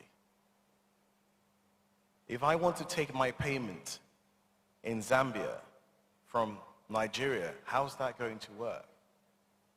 These are the fundamentals, the realities of trade. So whether it's young people, whether it's women, if we do not create the infrastructure to enable the policy to come into place, we'll keep being resolutionaries. I believe in the 21st century, traditional leaders have a unique role. We are not saying we're going to reinvent culture, but we should be looking at how our culture promotes women in their trade. The structures exist already. How do we ensure they're working and bring them into the 21st century? And that means more women being represented in our councils. That means we having a listening voice to women traders across our land. Because if they feel that they're being heard, and if we are truly listening to them, then we are the better for it, and our countries and our states are the better for it. So there's not much more to say, but I have really enjoyed listening to all the powerful women on stage. I've taken wisdom from you, and in my way, I'm going to try to push all the women in my kingdom towards a more sustainable, united future. Thank you. Thank you very much, Your Royal Majesty. And thank you very much to this distinguished panel for opening the Africa Prosperity Dialogues for 2026. I've surely learned a lot, and I'm sure the audience has as well. Please, can you give them a round of applause? Thank you very much. And a resounding one of that, ladies and gentlemen, for the moderator, Madam Adesua Jiwa Osagi, journalist, historian, and lawyer. Please, let it be warm and heartfelt. A group photo. Photographers, please be on hand. We want to now delve into another important conversation, from boardrooms to borders, women driving AfCFTA's agenda. It will be moderated expertly by Madam Chegofadso Mwatong. She's the founder and CEO of Cadeleb. And ladies and gentlemen, she's joined in conversation by various prominent women here in gathered. Please make welcome our moderator with a round of applause.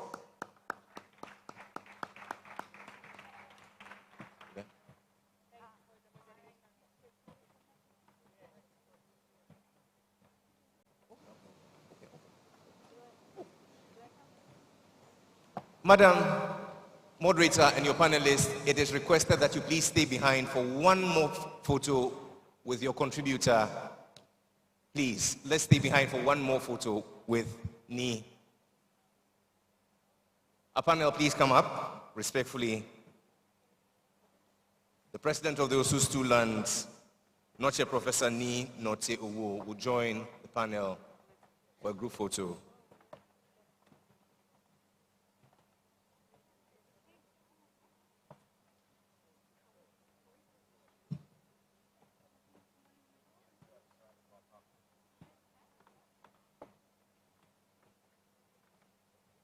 He's joined by the acting Osumanye, Sequello, Emma Bryant.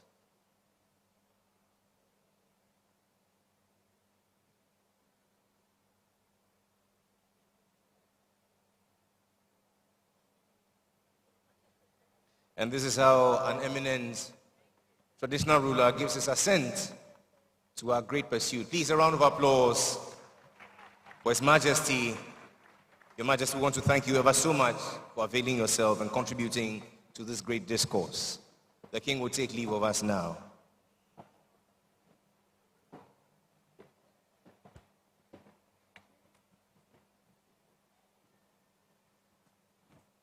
And now to that very stimulating conversation from the boardrooms to borders, women driving AfCFTA's agenda. Make welcome the moderator, ladies and gentlemen, Chekufacho Matong, founder and CEO of Cedar Lab.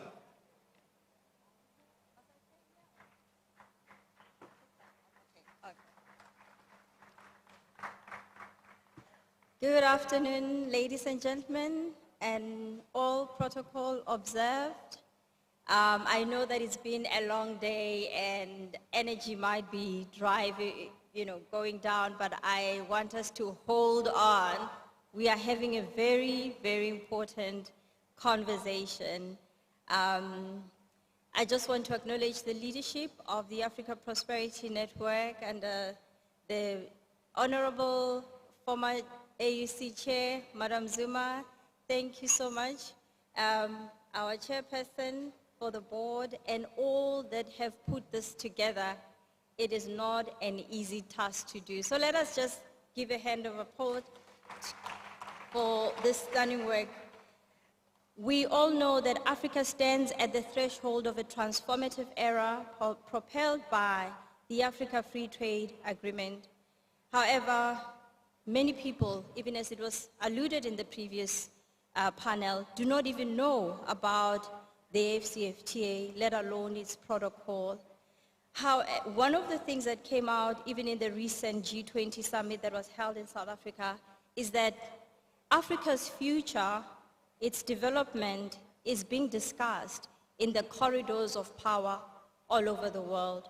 So we are grateful for this platform that gives us, as Africa, an opportunity to begin to have these conversations and dialogue. This morning, we hosted a conversation on unlocking participation of women, youth, and SMEs in mining.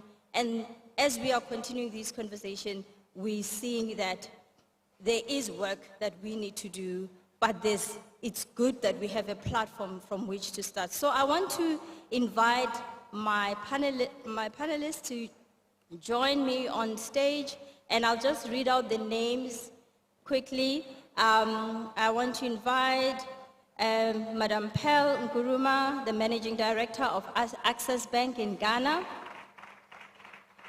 Honorable Nana Oye Bampo Ado, Deputy Chief of Staff for Administration of Ghana.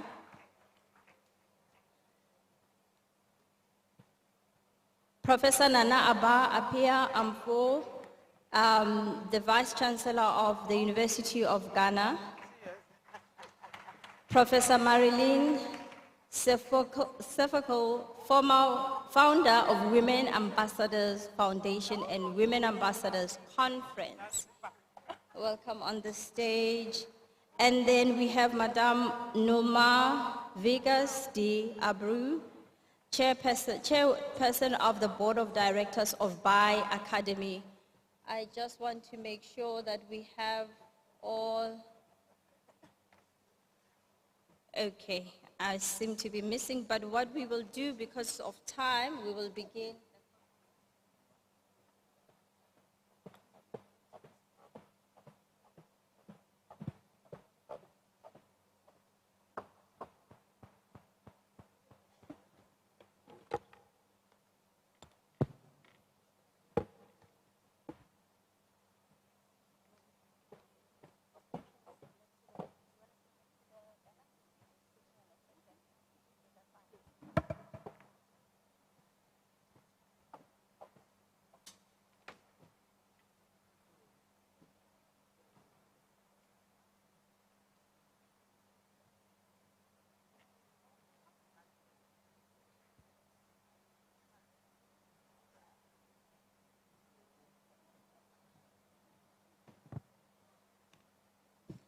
And my apologies, we saved the best for last, and I need you to help me to correct this omission and let us invite to the stage. How can I miss you, Madam Patricia Opoku Diaby, Executive Chair of Plot Enterprises, the Advisory Council member for the Africa Prosperity Network. Thank you. Okay.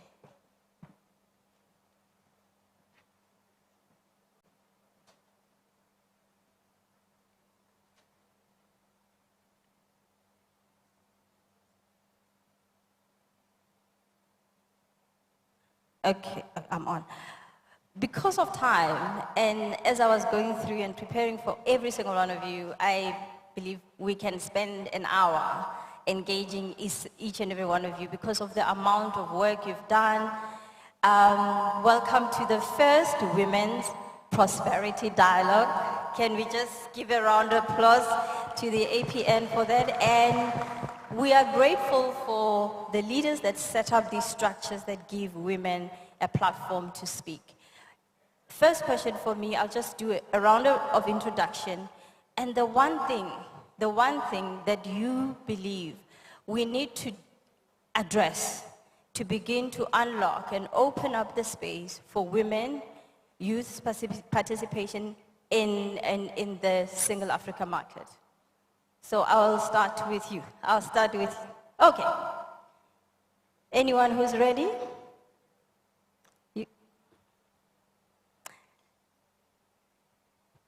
Yes, you can go ahead, ma'am. Thank you very much, and good afternoon, everyone. I'm quite excited to be here. And so back to your question. First, two things that we must address. I believe payment is very critical because when there's no payment, trade is very slow in everything that we do. So addressing payment systems in the AfCFTA protocol will help solve the issues that we find with SMEs and the youth. So payment for me is one. The second one, which I found powerful in the APD's manifesto, is that asks for that single market. So that is also very critical for us as well. Because I didn't read your bio, I'm just going to ask you to introduce yourself and then you say the one thing. We will come back for you to share more, but I like that. Okay. Oh, so that was a question, sorry. Yes. I think I jumped that. So my name is Pearl Nkrumah and I'm Managing Director of Access Bank, a regional bank in 15 African countries. I'm also the Chairperson of Ghana Stock Exchange in Ghana. Awesome, thank you.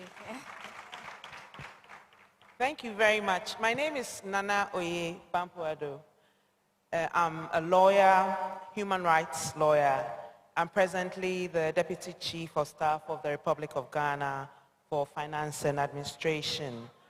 And thank you very much, Gabi, and your team for this very innovative dialogue, where we're looking at how high-level policies like the protocol translate into meaningful, very meaningful economic improvements for women at the lower strata, at the marketplace, and translate into actual, realistic economic empowerment for women. For me, that is so very critical and important. Economic empowerment of women. How do these protocols, how does AfCFTA play a meaningful role in the lives of the women at Makola Market, at Kaswa, at Kintampo, in Tamale, and throughout Africa? I'm hoping we have answers by the end of this dialogue. Thank you.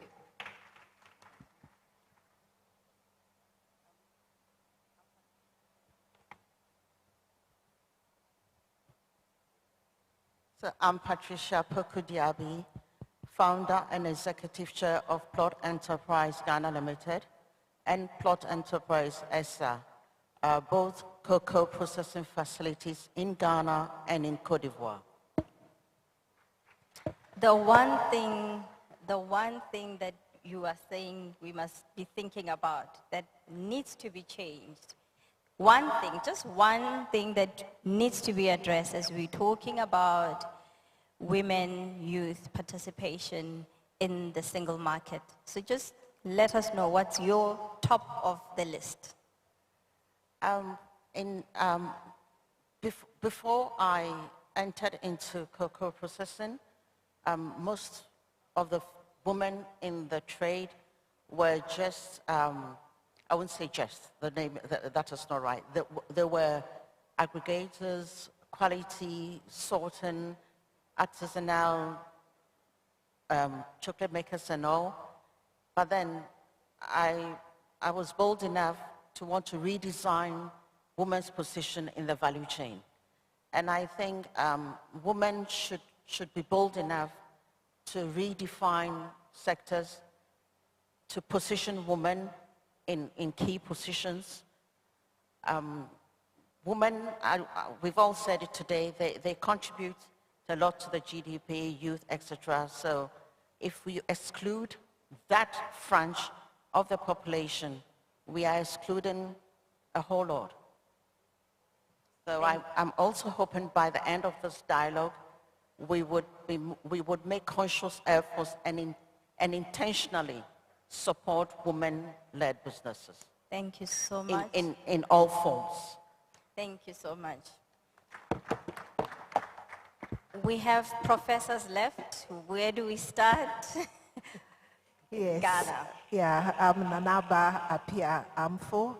I'm a professor of linguistics and the vice chancellor of the premier university in this country and the first female vice chancellor at that. Now, if you're pushing me to pick one thing, I was going to say three things, but if you push me to say one thing, I would say that yeah, it's great to have policies, but the sustenance of that lie in the people we train and the women we empower.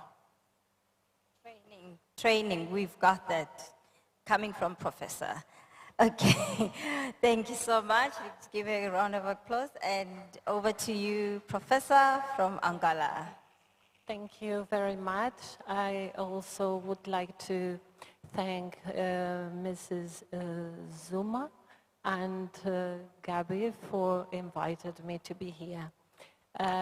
It is a great pleasure and an opportunity, as it was said from the poet. We are a continent, but with different languages. I will try to address the question in English. I'm a psychologist, a clinical psychologist, and a manager, a chairperson of the board of Bai Academy, and also a vice president of the Development Community Foundation of our First Lady. For me, what is much, one of the big issues and concerns that we need to address is, I would like to say like three. I think they are the most important for us. One is to adapt the rules and procedures of our reality to the women needs and perspective. The other one is to simplify documentation and adapt the documentation to the women especially, and relate that with the financing and investment. Promote gender responsive and trade finance with this opportunity, with training, so collect, interact all this together. And more than that, I think it's also important to take care about the safety of women, the harassment, the violence, and other behaviors that reduce the the motivation of some women to go through this trade and commerce. Thank you.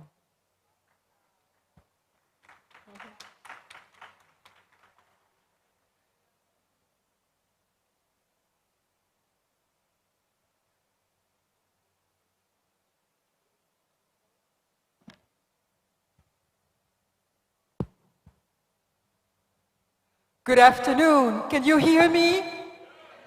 Okay. My name is Marilyn Sefocle. I'm a professor at Howard University in Washington, D.C. And I'm also the president of the Women Ambassadors Foundation.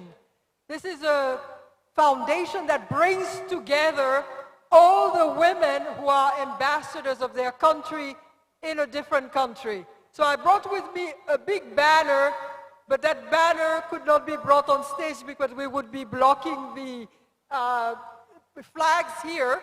But you can see the banner somewhere in the room. I dragged it through the ice in Washington to bring it all the way to Ghana. So I think that deserves a round of applause.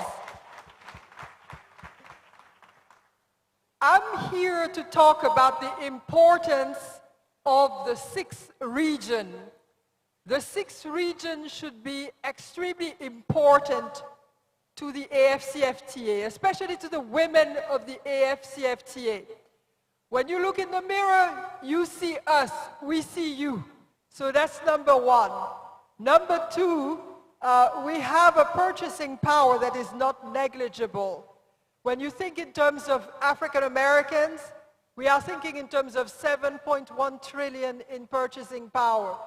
When you think in terms of the sixth region, you think in terms of Brazil, where Brazilians, African Brazilians, represent 50% of the Brazilian population. That's a strong 100 million people, and that 100 million people is the largest black population or population of African descent in the world outside of the continent of Africa. When you think in terms of the sixth region, you have to think also in terms of brain power. We do have brain power over there. We are not simply athletes and singers, although athletes and singers are very bright people too. But when you think in terms of Charles Drew, the inventor of the blood plasma, when you think in terms of GPS, how many of you use your GPS? Well, Gladys West, an African-American woman, pioneered the GPS. When you think in terms of AI, AI was pioneered by David Harold Blackwell, an African-American man. So when you put together your brain power and our brain power, I think we can make miracles happen. Thank you so much. I'm back, okay. I'm going to come back to you, Madam Pell, to talk to us about the issue of financing and how we can even connect with the sixth region of Africans that are in the diaspora. We know that there's a lot of money that comes in through people sending money home, but it's not being coordinated. It is not being directed towards investment. So maybe from your perspective, what are some of the things that can be done to help open up the financing for women and SMEs? I think that in order to tap into the African American, when I say African American, I'm talking about the entire continent, the 35 countries. In each of the 35 countries in the Americas, you have an African population, a population of people who were brought through the slave trade and who have survived over 500 years. So that's important to know. And it deserves a round of applause as well. Okay. And so when you think in terms of wealth, in terms of tapping, we have numerous chambers of commerce, the African American chambers of commerce. In the United States alone, there are 30 banks that are African American owned and that are thriving. We have 105 African American universities in the United States alone. When you think in terms of places like Colombia, in Colombia you have also African Americans, in other words, African Colombian institutions.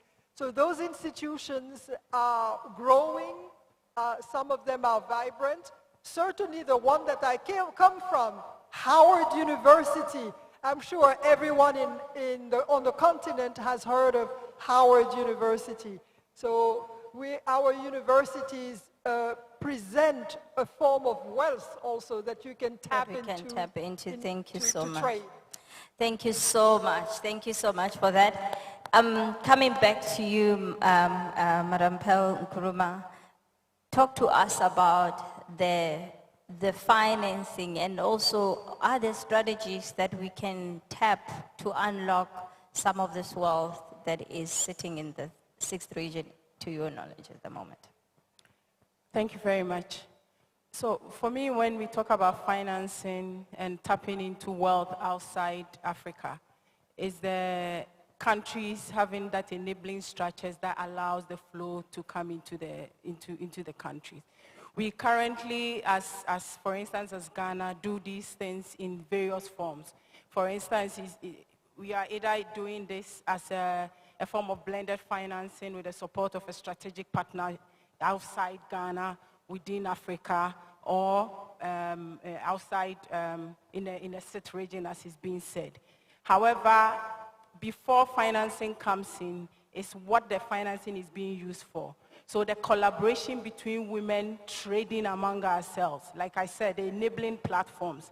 So how do I, as a woman in Ghana, have my products and I'm able to ship it to these countries, and after the shipment and everything is done, how do I get payments back here?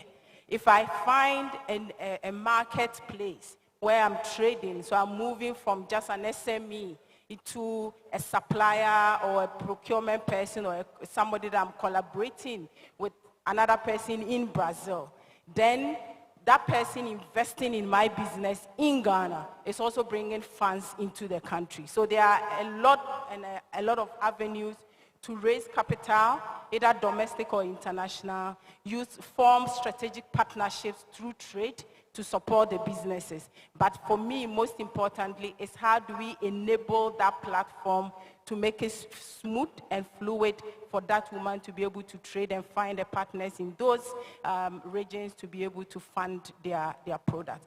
And as an institution, most of the institutions that we have, so as a bank, we working with our central banks and other banks enable that platforms. We create products that enable the fact that you can pay seamlessly.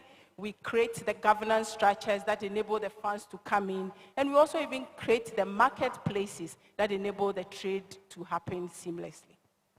Thank you so much. Can you maybe give us some of the examples of what you've currently done? I believe that now I can pay from South African rands to Ghanaian cedis on your platforms. Yeah, so a lot of work has been done, and even if I go back to PAPS, which is part of the payment structures that is being done under AfTA, the intention was to enable payment among ourselves. There's still work to be done. For me, the fact that after it's all said and done, I still need to settle in USD, I believe that is where the problem is. So once we are able to crack it, and being able to crack it, their conversation on the single Africa currency, the ECHO, and all those things that we need to do, which for me is why that manifesto that we are talking about, we need to sign it and we need to make it a reality. Because yes, we've been able to solve the problem by saying we need a payment platform across Africa. But I cannot use a USD as a single payment source. For instance, if I pay Ghana cedis here, you should be able to get it in rands. But as a bank, I have to settle look for the USD to do the settlement. So that's where the issue is at. So for us as a bank, for instance, in Access Bank, we have something called Access Africa. All the 14 countries that we are in, if you enter any branch or use any of my apps, you should be able to send money. However, you walk into the banking hall and you put CD, and then you can get it in Naira, you can get it in Rand, you can get it in Zambia Kwacha. However, I have to go and look for the USD. For now, we do that. I think it's a step in the right direction with policy, with dialogues, with conversations like this, and making it from just talk to execution, to say let's have that single Africa currency that will enable that trade and payment fluidly. So the platform is this. Payment for me now is not much of our problem per se. It's just the settlement aspect of it, which we need to take very seriously. And I believe all of us here have a role to play in that. Awesome. Thank you so much for that clarity. But what it has done, it has made it easy for the customer, that they don't have to look for the dollars. You look for the dollars. Exactly. That's progress. We'll get there. On the issue of collaboration, I want us to talk about collaboration with the institutions, as well as you know, she's mentioned. What are some of the collaboration initiatives that maybe we need to look into to strengthen our education and our training?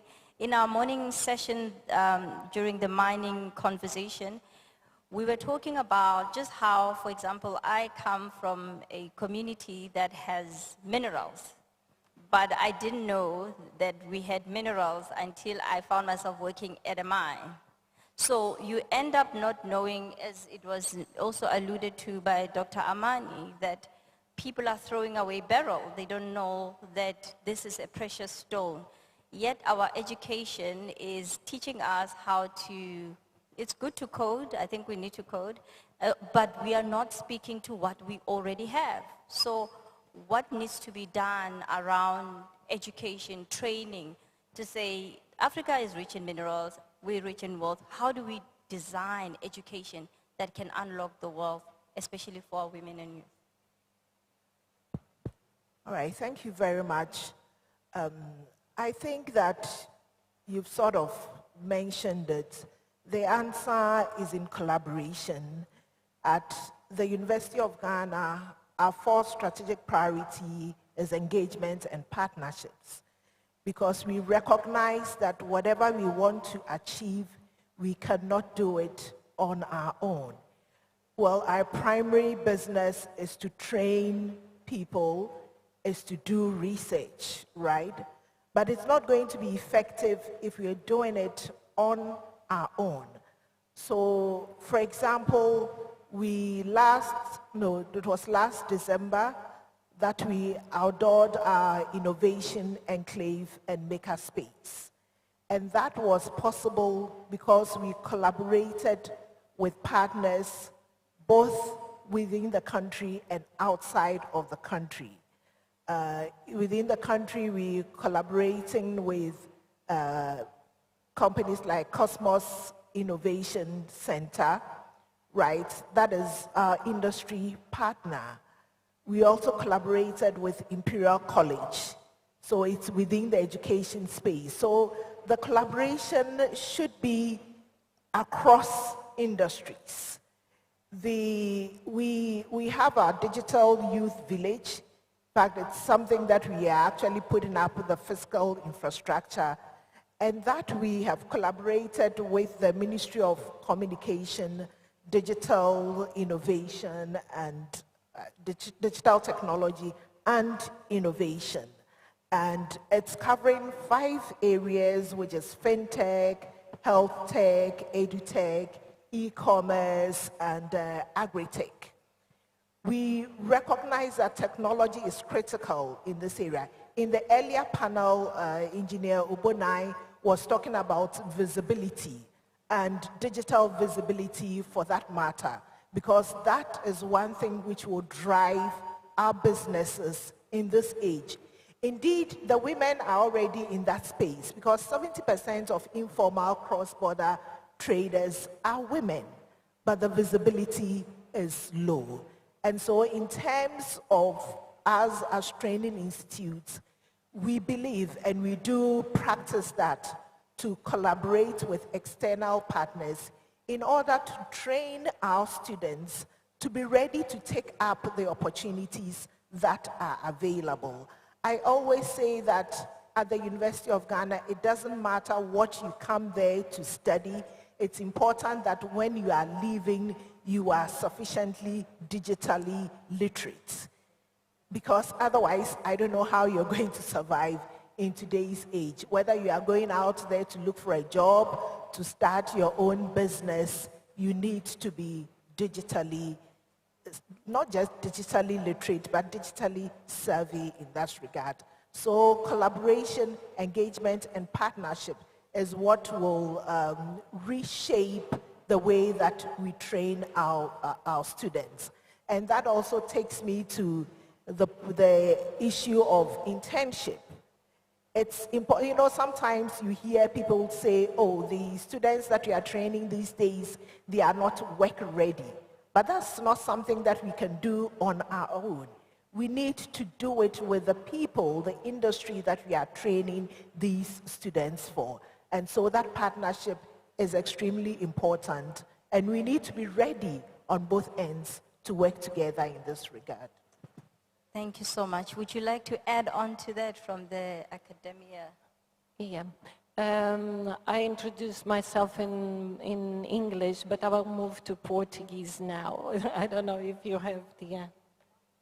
Now you have this. Thank you. I think it's important also to introduce our language here, if possible. Bem, eu diria que nós, essencialmente, para a formação e para criar condições para as mulheres que pretendem estar neste mercado e, sobretudo, sair do mercado informal para o mercado formal, precisamos de dar formação.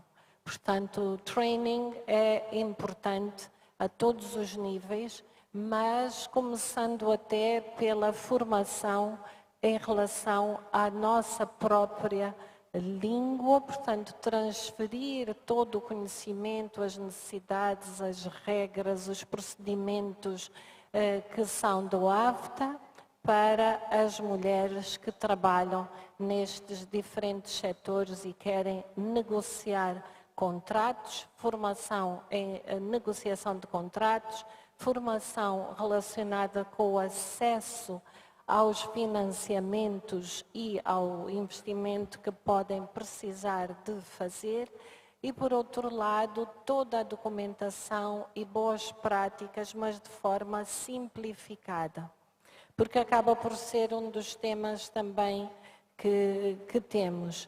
E permitir que haja uma interligação de empresas lideradas por mulheres nos restantes países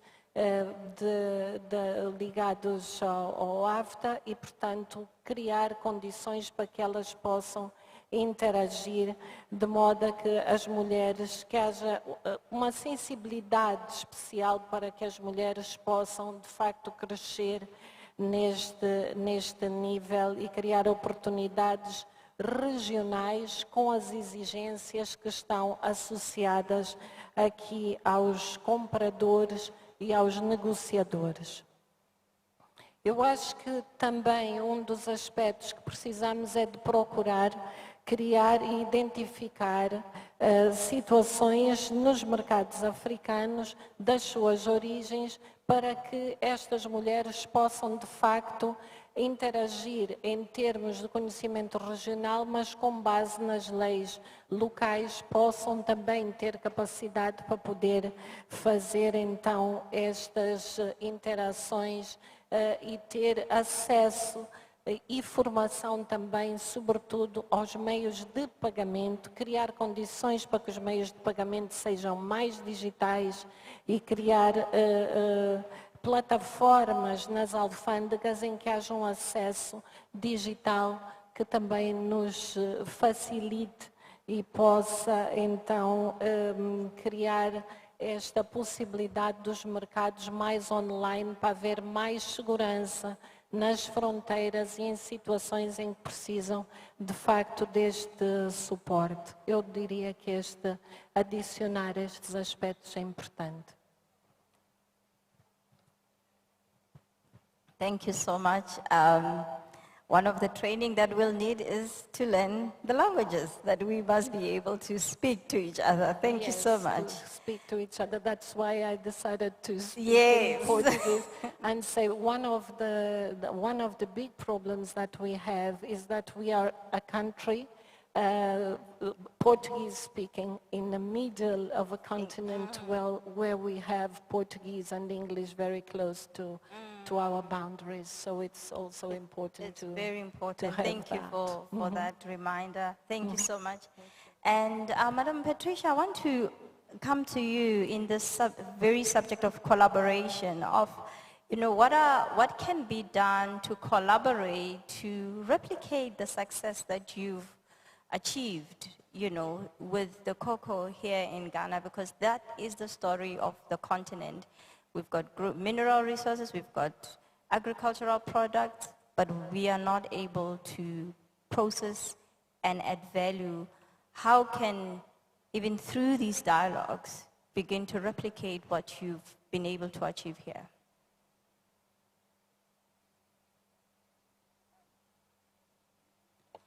And if some woman who's trying to do what you're doing in Botswana, in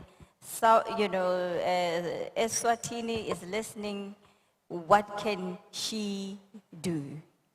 Well, to give you a bit of context, Ghana, West Africa produces about over 70% of world cocoa.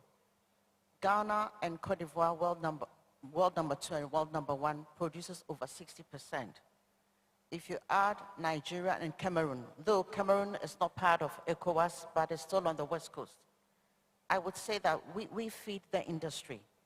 But in spite of this dominance, we don't influence anything, neither pricing nor even the market.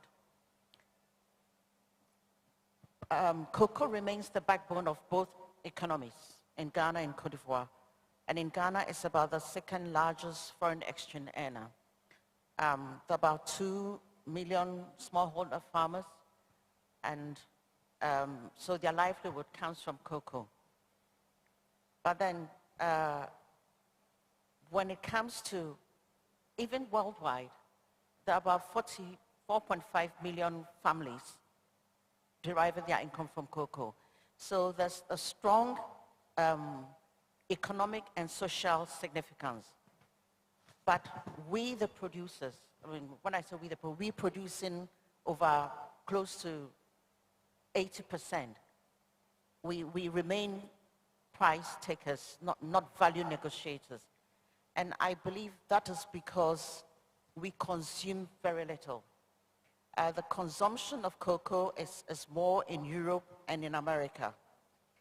Fortunately, we are seeing a shift.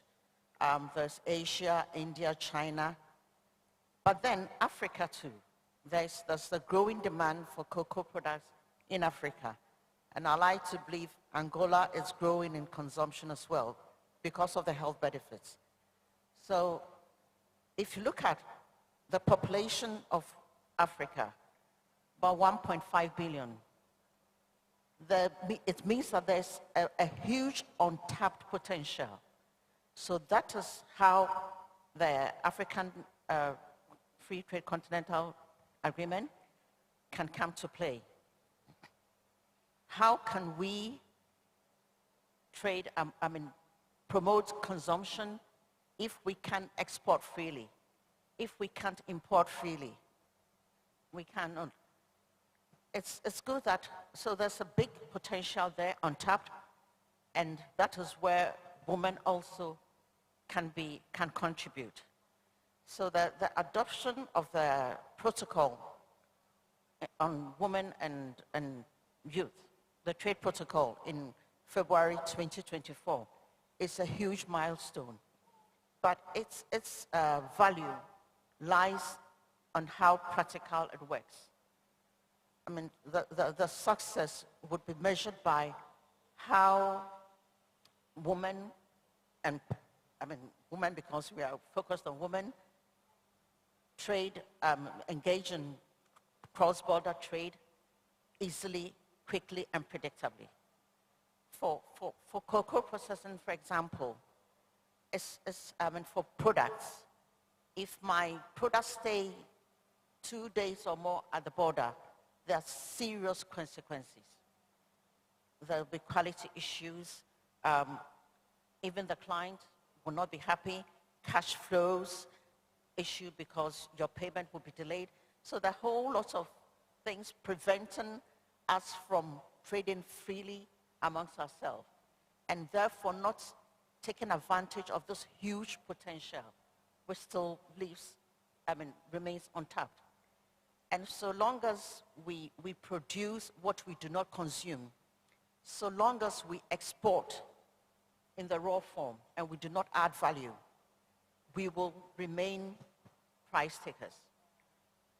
Of course, the other advantage of value addition, it creates employment opportunities and all, but the real value lies in us being able to consume, increase consumption of cocoa, which is what we produce.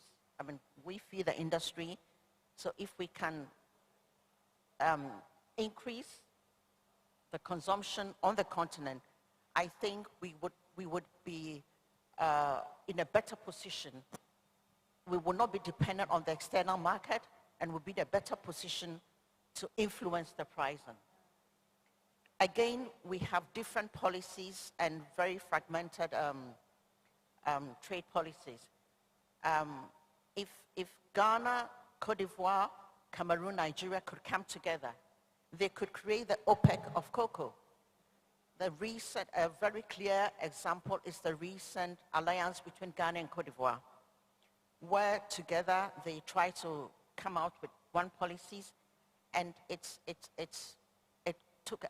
attracted a lot of, they even imposed the living income differential on the market, demanding $400 per ton, additional $400 per ton from buyers. Obviously, there was a lot of resistance in the beginning, but because the state united, they stayed firm, they were able to get a lot of traction and impose this. So if we can stay together, I think we'll be able to impose, have a lot more say in the trade. And women could also benefit from this untapped potential. Thank you so much. I don't want to leave it hanging like that. On a practical level, how do we increase the cocoa consumption? Because is it the marketing that must go into it? Is it so that we can be able to say, if we want to contribute to this, these are the things that we need to do? If I ask, how do we increase consumption? It's first to introduce the product. I can't even ship freely to Burkina. I can't even import beans from Cote d'Ivoire. It's too regulated, and there's a bit of protection. I mean, everybody's protecting their space. And the cross-border trade is very difficult here. There are times when we've imported cake bags, packaging from Cote d'Ivoire, and it takes weeks at the border. We have to, at instances, stop production because we had no packaging material. So this is next door. This is next door. I wanted to highlight, because when you say Cote d'Ivoire, for someone who's listening doesn't know, Cote d'Ivoire is next to Ghana. So all these policies are implemented. I mean, the success of these policies lie in how they are implemented on the ground. So it's important that we, the actors, we are consulted, because we know the issues. We know the issues in real life. Sure. Thank you so much. Thank you so much for that. And as part of these conversations, the point is that we're not just talking for show. We want to be able to input recommendations that will go to the AU heads of states and hopefully be adopted. So this is one thing that is coming again from the mining breakfast this morning. The question was, why don't we have a gold board of Africa? Because between South Africa and Ghana, you're talking a big production of gold, but we all planning individually. So it's one of the things that we are noting, that it must be recorded as a recommendation. I'm glad that we are moving to Honorable Nana, and I believe you will be able to take this up also as the Deputy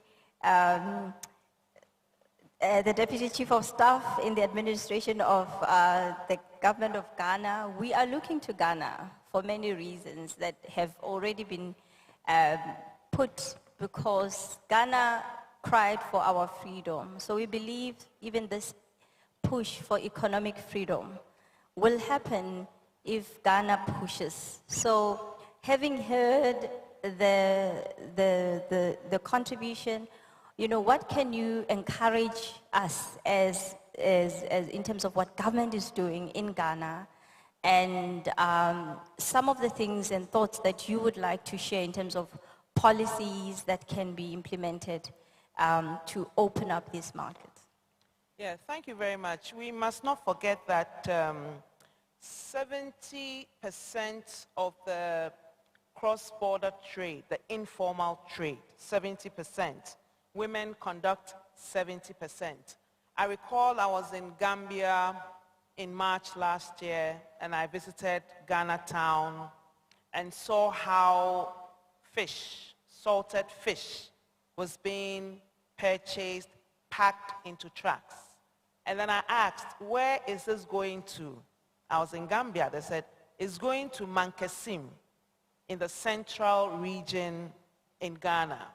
So how does AfCFTA provide opportunities to expand that trade? How does AfCFTA create that enabling environment for payments, as Mrs. Nkrumah has said? And this is where we talk about the role of government.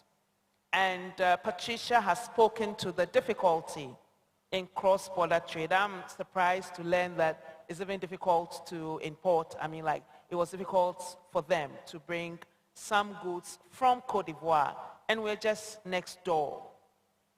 This means that whatever we do in implementing after the protocols, it must be strategic, it must be deliberate. And this sits at the door of particularly the trade ministers. And I'm hoping that they create that synergy and they work together to make the objectives of AfCFTA happen. To ensure that that woman, once again, in the market, wherever in Africa, benefits from AfCFTA. That is very important. And so we must move beyond the strategies to commitments in budgets, and move beyond commitments in budget to releasing the monies, releasing the resources to enable AfCFTA work. We can sit here and talk, but it is not just about a trade framework, but it's also a tool for social transformation. AfCFTA is a tool for social transformation. My grandmother was illiterate. She sold garden eggs at the market, at the railway station in Accra. In engaging with her customers, she realized the importance of education, so paid for my mother to attend Derby Avenue Catholic School. My mother became a nurse. She became a nurse, realized that it's good to educate your daughter, and here am I sitting. So it's about social transformation. And we need to visualize what these policies do to empower our women, create wealth and prosperity, as we're talking about. And so we need to look at how we can simplify the border procedures, how we can digitalize customs to make it less difficult for trade, and how we can create stronger legal and policy frameworks and actually track implementation and track enforcement, how we can make financial resources available for women. So you talked about best practices. In Ghana, we're looking at the Women's Development Bank. We have voted some money in our budget. It is being led by the Vice President. So that is one main vehicle for us in Ghana to empower the women and ensure that market women and women get the resources. So there's a lot of work. But if we are not deliberate about it, we're going to talk like this next year on this platform. Thank you so much. I want to then ask, we are sitting here as the women of Africa. Can we safely say that you as Ghana will be leading the charge to ensure that governments are doing this? Because I'll tell you what, I would see when we would hear conversations at the AU, but when you come home, nothing is spoken about. Last year, we hosted a webinar in South Africa, and Madam Zuma was speaking. We did a quick poll before she spoke about who knows about AfCFTA, who knows about the Agenda 2063. And we are not talking uneducated people, but the poll came with results that were very shocking, you know. So there is a commitment that needs to be made by governments, and I know that in Ghana, there is within your trade department, there's a dedicated function to look at the implementation of AfCFTA. Can that be mobilized and rolled throughout? Yes. Will you be our ambassador? Ghana can assure you that it is not just strategic that AfCFTA is headquartered here. It is very symbolic because of our political stability and particularly our quest for and commitment to Pan-African economic integration. So it's not just strategic, it's symbolic. And also we are going to champion gender-responsive AfCFTA implementation. That is very critical for us, that in Ghana we create a laboratory where we would look at that. And that's why I spoke to the creation of the Women's Development Bank. And not only that, we started with political inclusion by an act of parliament that was passed under President Nana Addo Dankwa Akufo-Addo in 2024 on gender equity and affirmative action. So that speaks to political inclusion, and of course, economic inclusion follows. I think we have leadership here. Let us just give a round of applause, and there is hope. We have, yes. I will be on time. Thank you so much, super moderator. We've got 2 minutes left, and with that, ladies, it's just 2 minutes. Anyone who's got a burning last parting that can be said in half a minute. Yes. Professor, you go ahead. Yeah, sure. I think it's really important for us to talk about knowledge awareness in all of these. I remember the king mentioning that the women in his kingdom, they don't even know about these. So it's important that we educate our women on these protocols, that they are even available, because I believe that if women are absent from the knowledge economy, they will be peripheral in the trade economy. So it's absolutely important. Thank you so much. And then the last speaker, you want to say yes? So these policies will remain a document unless it changes how women conduct business daily. Yes. And also, I'm happy to learn about this financing for women.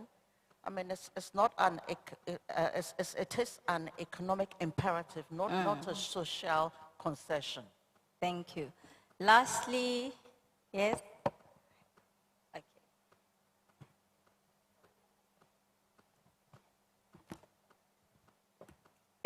Oops, sorry. For me, I think it's about these conversations that we keep having is to just create visibility and also put a spotlight on what AfCFTA is about.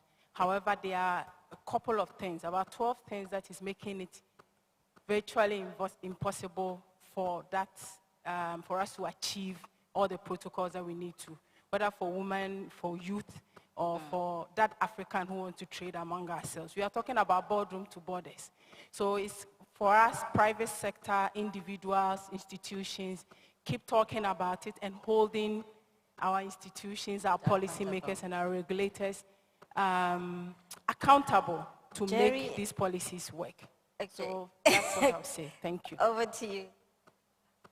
And we are done, Jerry. This is the last bite. Yes, I just want to add that women who are implementing AfCFTA should not forget their sisters in the diaspora. Yeah. We are, Africans in the Americas are 350 million strong and growing. No matter what the different policies of different governments are in the Americas, we are there and we have a willingness to learn from Africa. That is very important. For example, at my university alone, we teach 12 African languages. Wow, that's amazing. Let us give this power. Oh, would you like to? Just to say one thing, I think it's also important to link confidence to action, and that's this important issue about the education and training is it's very important for us. Thank you so much, ladies. What a powerful session, and I believe we've been able to get some things to do from here. Thank you so much. Over to you. And ladies and gentlemen, from the boardrooms to the borders, these are the powerful African women who are driving the AfCFTA agenda. Please, a round of applause for them. One photo together, and thereafter we shall go to our last conversation for today. I believe some themes have come up reflecting that.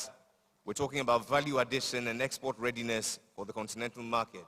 Made in Africa by African women.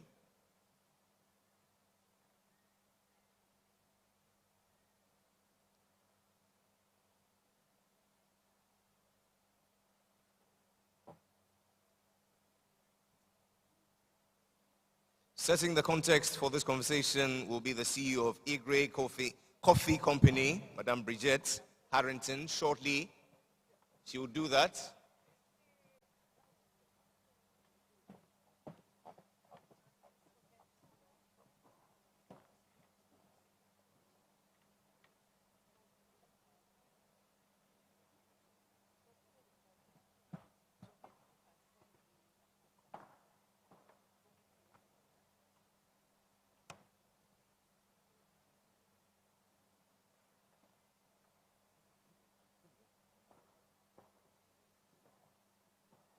Ladies and gentlemen, shortly before we go into that conversation, we just want to spice up the place a little. They say variety is the spice of life. Are we ready?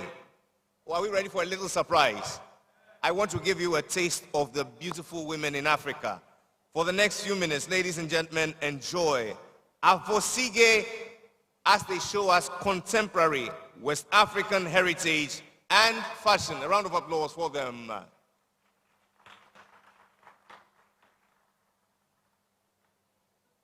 From Ghana, which contributes largely to our Kente and Fugu are locally hand-woven textiles from Ghana, which contributes largely to our Ghanaian cultural identity, representing history, social status, and national pride, while serving as models of sustainable, eco-friendly production.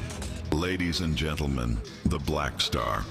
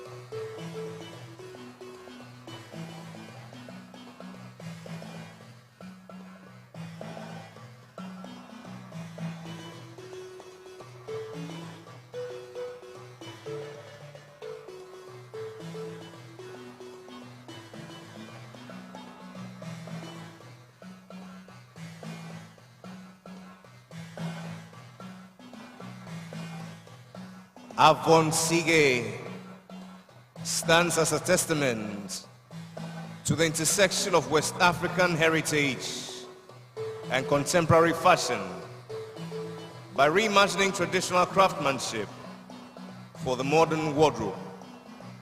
The brand has carved out a unique space where culture meets chic. Here is an introduction to how AfCFTA integrates locally woven textiles into sustainable high-end fashion.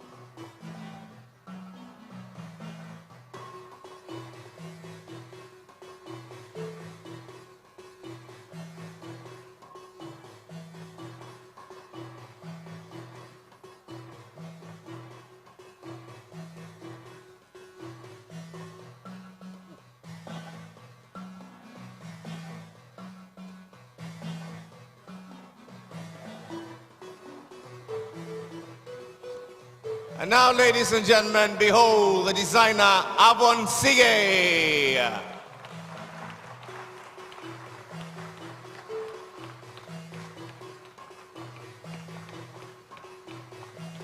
Put your hands together in celebration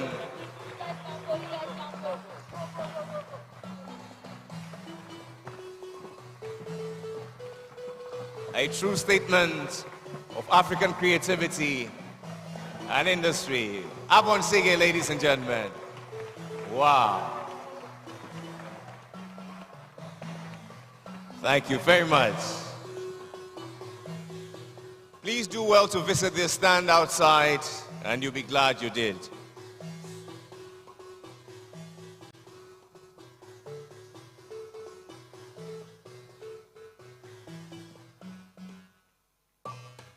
Thank you, thank you, thank you. Please, a round of applause. And what a perfect scene setter for this conversation, value addition and export readiness for the continental market, made in Africa like AfCFTA by African women. Make welcome, to set the context, the CEO of E-Grey Coffee Company, Bridget Harrington.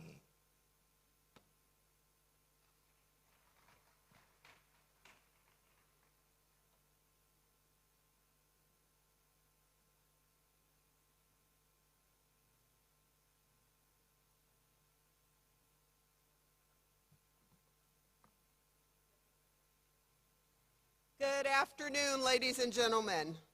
How are we all doing today? It's been a very long day. I hope it's been very productive for all of you. I'm Bridget Harrington, and I am the CEO of E-Grey Coffee Company. We're located in Rwanda. We were the first company to export under the Guided Trade Initiative of the AfCFTA. So today I'm going to talk to you about value addition and export readiness. We've had quite a few panels today where the discussion of this thing called AfCFTA has taken place, the Africa Continental Free Trade Area. We talk about the export of raw materials, and so in that vein I'd like to start to talk about what are these raw materials. What are the raw materials that we look at each and every day? And one of the first ones is going to be shea butter. And I picked this one because on the west coast of Africa and on the east coast of Africa, there's quite a bit of trade in raw shea butter. Then I'd like to deal with coffee, tea, honey, avocados, cocoa. The lady on the panel before me spoke about processing cocoa and what that looks like, trying to get it across the border. And last but not least, cashew nuts and fruit. So these are raw materials that are plentiful growing here on the continent, and I also like to refer to them as agricultural products. And so when I look at what we're doing and what's possible, I like to look at the values.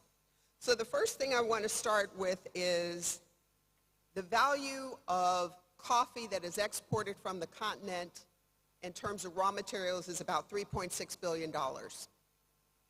If we were to add value here on the continent, then that value goes to $10.8 billion. We talk about cocoa. The numbers I have on that are about $4.3 billion. Again, raw materials.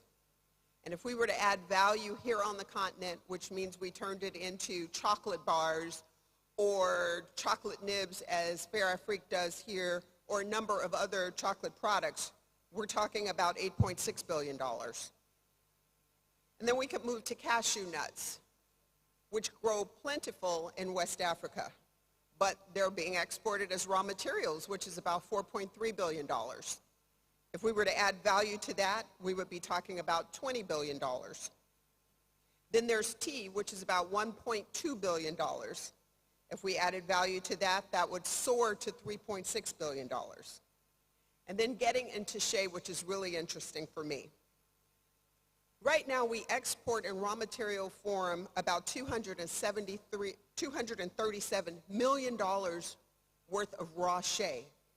And when value is added to that, that value soars to $2.8 billion.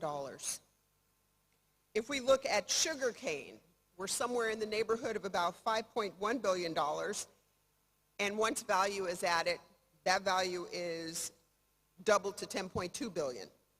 So in essence, we go from $18.5 billion in raw materials And if we add value to these products, we're talking somewhere in the neighborhood of about $63 billion.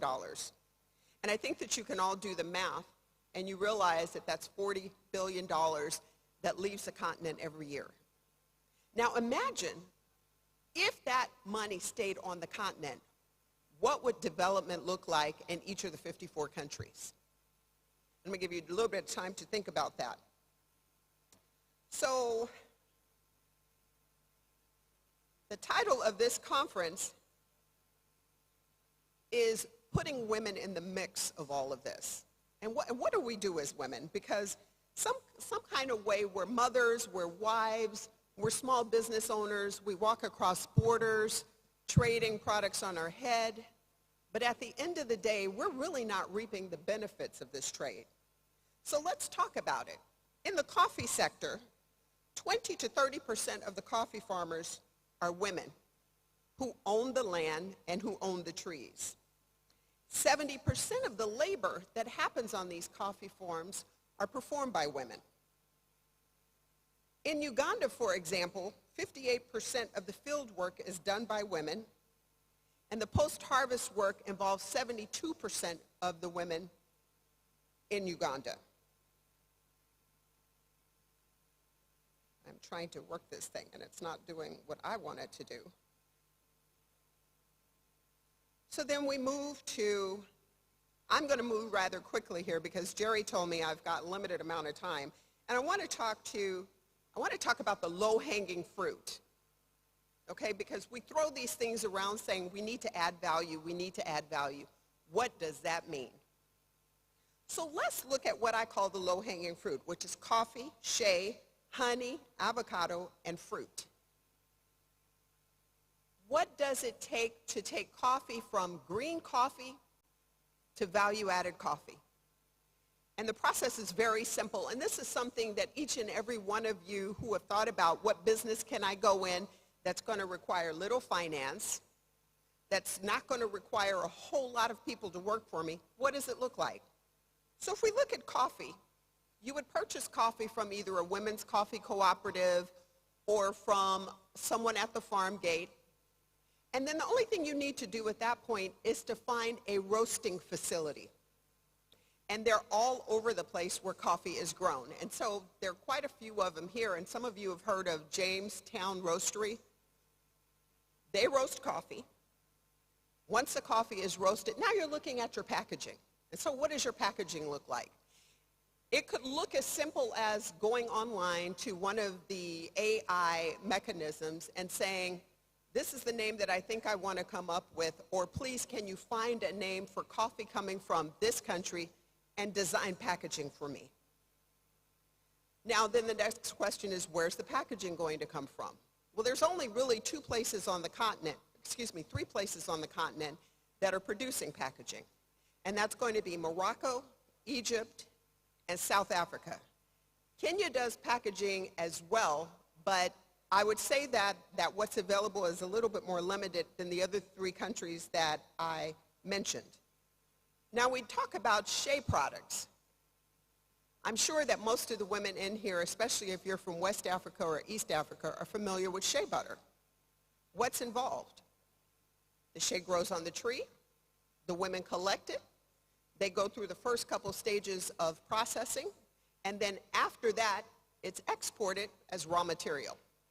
But if you were thinking about, okay, what could I do with that product? One of the things that you could do is look at the packaging and look at whether or not you want to add any additional products to that. So for example, a couple of years ago, I was speaking at a conference in Uganda, and a lady came up to me afterwards and said, I have shea products, I sell them here in Uganda, and I would like to sell them in Rwanda. And I said, oh, that's great, I'd love to import them under AfCFTA. Can you bring the products tomorrow? So she brought a jar of her shea butter, and I looked at it, I opened it, I said, oh my God, this product is amazing. It's Nilotica shea butter, which is a lot more expensive than the shea butter that comes from West Africa. I said, but here's one small problem. I'm going to need you to change your packaging and your labeling because they don't meet international standards. And not only that, they won't compete with what's already on the market. And the response that I got from her at that point was, well, it sells in Uganda. And I said, okay, well, it will stay in Uganda. But let me ask you a question. Do you sell in bulk? And the response that I received from her was, yes, we do. And I said, oh, that's fantastic. So this is how I will do business with you. I will buy 20-kilo buckets of shea butter from you. I will import them into Rwanda. And then what we will do is we will put them in commercial containers. We will do the labeling, and then maybe we'll add lavender, or we'll add lemongrass, or we'll sell it as natural. So out of that came a product called Shea Serenity, which is 100% organic. We add organic shea oil, we add organic lavender essential oil, and we add organic lemongrass essential oil. And so this is how this product was born. Then if we look at honey, what processing is required for honey? Not a whole lot. If you get good quality honey, now you're talking about packaging and labeling. If we talk about avocados, avocados can easily be processed into avocado oil, cold pressed, does not require a lot of machinery. So what I would like to ask you to do today is to consider what's possible. Look around, look for low-hanging fruit for those of you that would like to be in business with natural products that are here on the continent, and see what's required in order for you to transition or to process those products, put them in sellable containers, which also are going to meet the international requirements, and also look at what the labeling needs to look like in order for it to ship across the border. I'm going to quickly wrap this up, but what I'd like to say is that once you have done that, then this question of how do I ship these products across the border come up. And so what that has to look like is perhaps you don't ship them across the border. Perhaps you look around in the countries that you are in and find out whether or not there are any AfCFTA trading companies. These companies have been given the mandate to aggregate, to consolidate products from micro-sized businesses, from small businesses, from women-owned businesses, from youth-owned businesses, find markets for those products and ship those products to those markets. And so on that note, I'm going to turn this over to Jerry. I know that was kind of quick. And we are going to move on to the value addition panel. Thank you so much. I know. Put your hands together one more time for Madam Bridget Harrington, CEO, Egray Coffee Company Limited. And I believe now all is set for us to delve into that conversation. Make welcome our moderator exceptionnaire, founder, CEO, Glitz Africa Publications, together with her team as they come. And while they come, let's acknowledge our sponsors through this short video. A round of applause for the panel as they come up.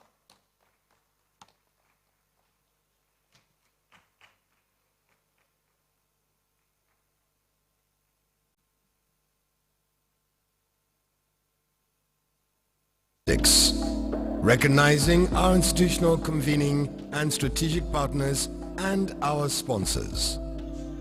Recognizing our institutional partners.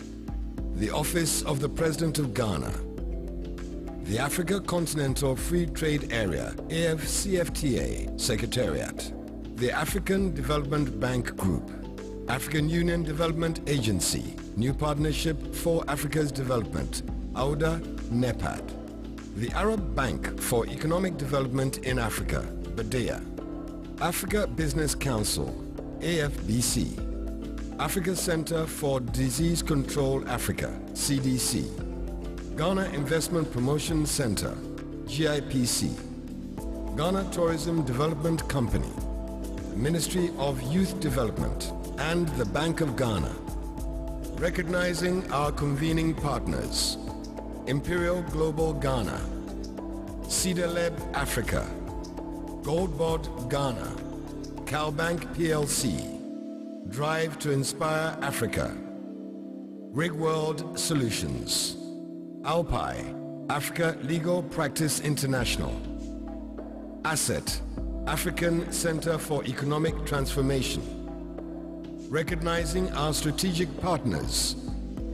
Ghana National Chamber of Commerce and Industry. Trust AI. Collage Media. CyPrep. Arab African Center for Investment and Development.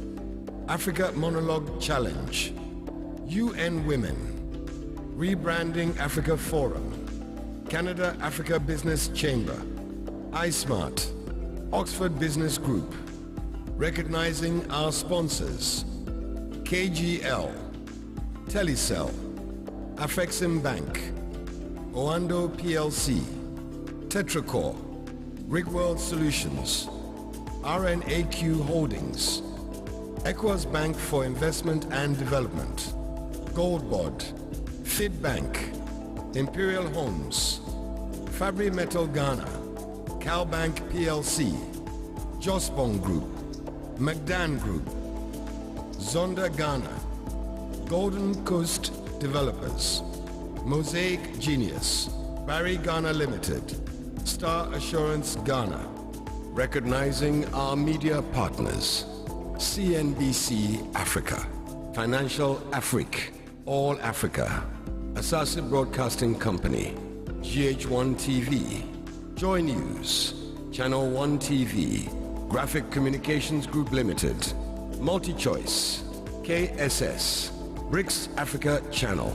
C. Cleopatra Media Egypt. Media General. City 97.3 FM. Sada El Balad.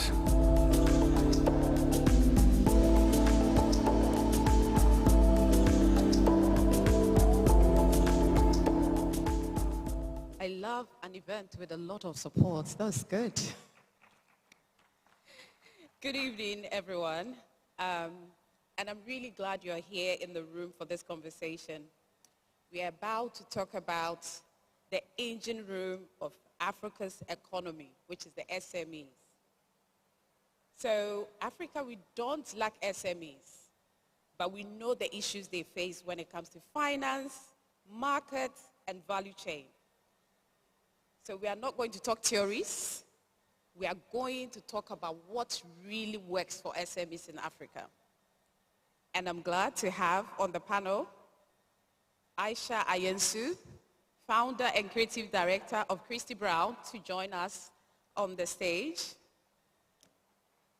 Nontokozo Manguku, serial entrepreneur, textile factory owner, to join us as well. Waitara Mongu, CEO of Itara Africa. Gwen Maumba, Managing Director of Trade Finance and Correspondent Banking at AfriExim Bank. And Dr. Fatima Farouk El Sheikh, Secretary General of the Arab Bank of Economic Development.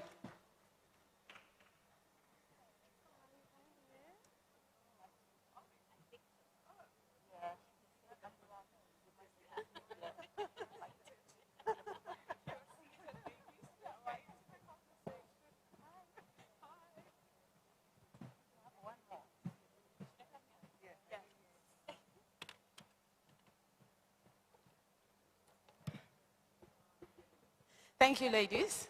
I like it, how you arrange yourself. I think we're the last nice panel, well structured. So, ladies, I will start with Nontokozo. So you are in manufacturing, and congratulations on that.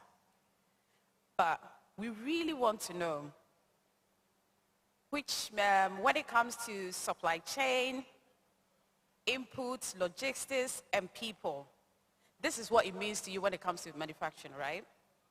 But what is the hardest part of sourcing in Africa for you? What is the biggest thing when it comes to sourcing in Africa? What is the biggest challenge you are going through? What are the complications for you?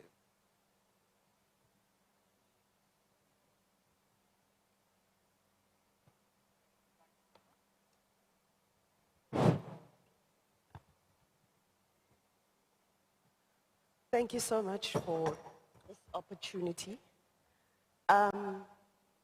Wow, you know, with the fabric sourcing is, so we bought this factory, it's a legacy factory. The family was retiring, and we then bought the factory. So when we came in, you know, everything was already set up for us, so we didn't have to start from scratch. All the suppliers and everything was there. I just had to go and personally, you know, meet them and you know, form my own relationship with them. And it's been incredible how, you know, when you form a bond and a relationship with them, so when they import, they can take your personal needs into account. So, you know, forming that relationship for me has been very important, but there are limitations, I must say. Because, you know, there's, some of our clients require very specialized, you know, stuff or products to be manufactured for them. And you only find like maybe 2 suppliers in the entire country, and it becomes a real problem. And so now we would then have to, you know, try and get our own suppliers. If there's a shortage, it becomes such a problem that we have to now have, you know, extend our lead times.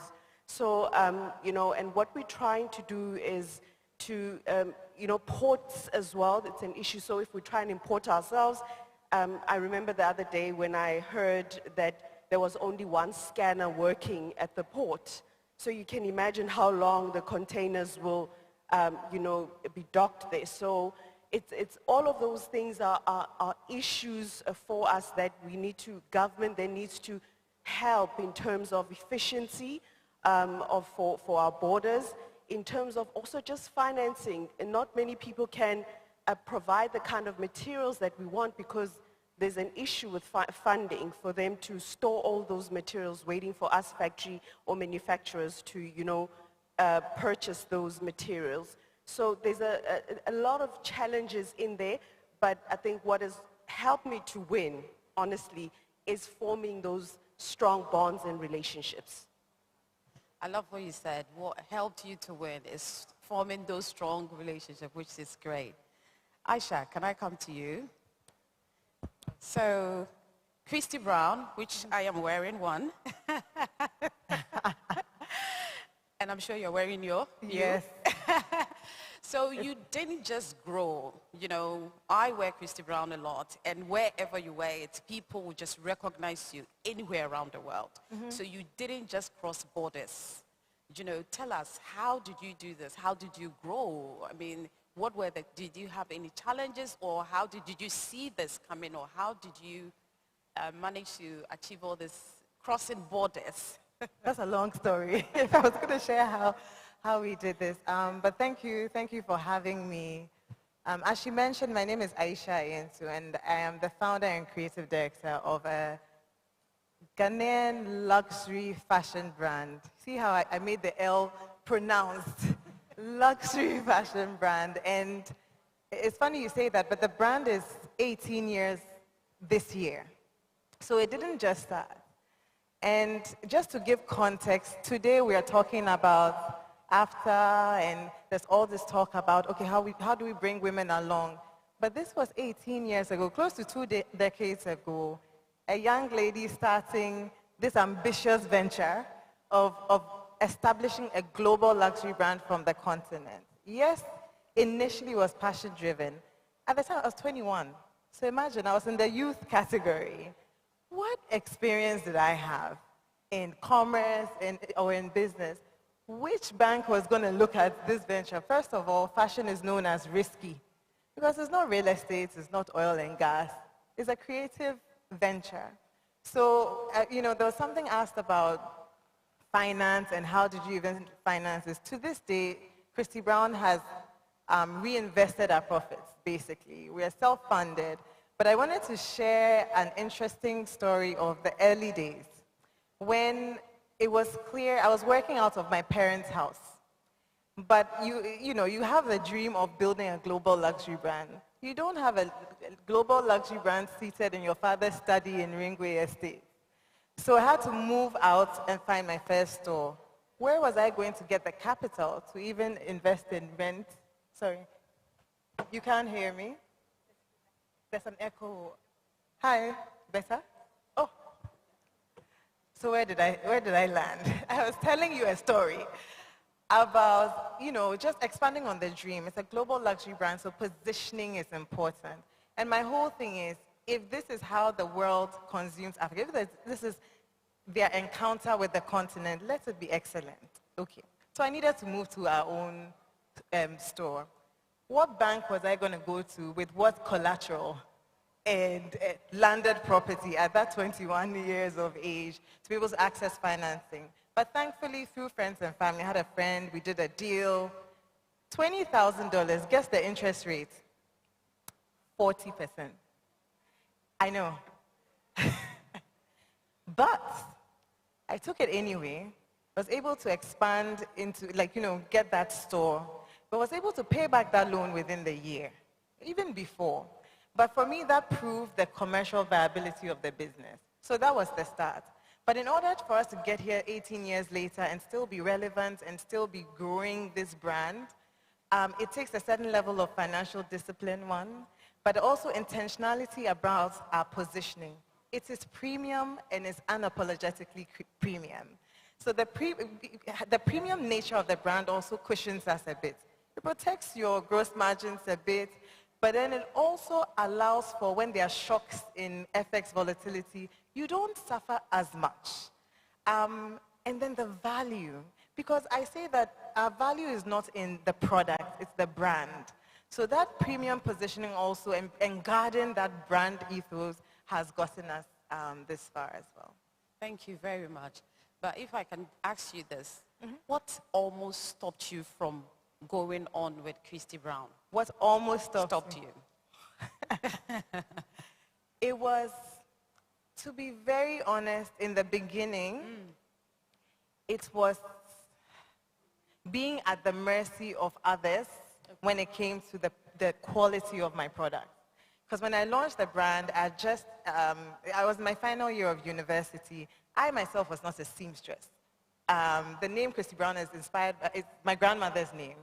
She was the seamstress. So for me, it was just carrying on with this passion. However, I was at the mercy of others who were dictating the quality of my product, and it was stressful. You move from tailor to tailor, and they'll tell you, oh, madam, this is how it is, just take it like that. And I can tell this is not excellence. This is not a premium product. So that was the first shocker.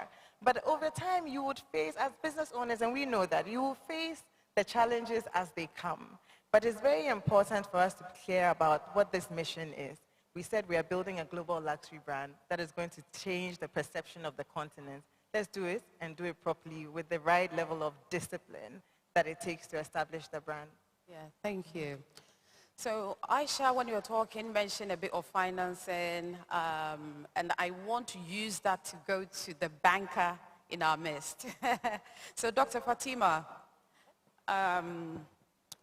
you work with the development bank.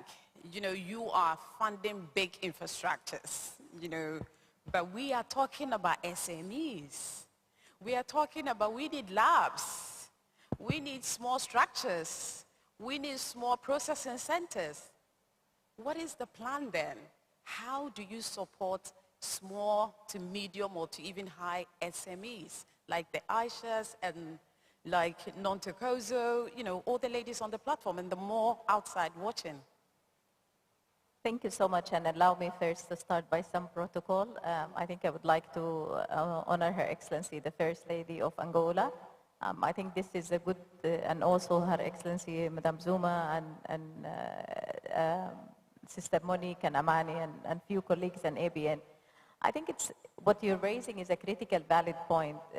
For any SME, they need infrastructure to export. And I think the transformative projects or the mega projects that people feel that they are irrelevant, because they come with a large ticket size in terms of expenditure on public sector. Usually they are investing in that. But if you look at it, we were just listening to an example of export of a product from one country to another country. If there is inefficient port system or there is no roads and there is complete isolation, the SMEs will not be able to connect to the market. So actually connecting to the market is not a pure policy framework where the SMEs are able to shift the transport into like a more, I would say, more inclusive approach in policy framework. But it is also an infrastructure. And one of the areas that we are proud in Badia that we see SMEs as a critical pillar. We have a strategy that has 4 pillars. One of them is SMEs with a special focus on youth and women. And we realize that if we don't do that, we are actually not talking about inclusive development, because there is development and there is inclusive development. And what Africa is striving to do is actually looking at an agenda that is more imperative in terms of making sure that no one is left behind, but also making sure that women are the core productive segment. And there is a lot of imperative about why women service their loans better. That's definitely there. But they are also more transformative in terms of economic dividends to the country. Very cognizant as a productive sector, high yield in terms of education, and I think we are in Ghana, and Ghana stands very well with its education parameters, and also in terms of women and gender parity, but also there are many Eastern Southern African that has like really highlighted the need for women leadership. So we cannot talk about value addition if we don't talk about industrialization. And industrialization means in one way or another, cottage industry, mega industries, but the value addition talks about having a cognizant decision which level you want your SMEs to reach. Do you want them to become nascent exporters of raw materials? And I think Madame Patricia spoke very well about the cocoa value chain in the earlier panel.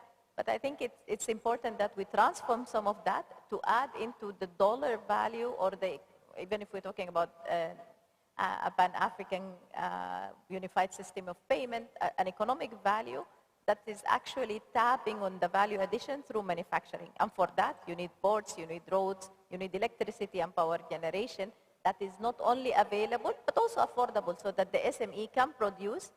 She can make her fancy, nice designs and fashion and textile.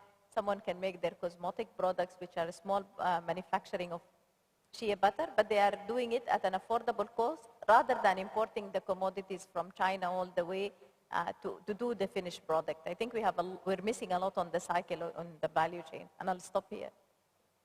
Thank you. We want to add value. You know, women, when we're doing businesses, we have the ideas, we have the energy, we have the passion. You know, when we take the loans, we are more credit worthy most of the time, right? But we are also the ones with no collateral that the banks are asking for. So Gwen, what is AfriExim Bank doing different to help our conversation?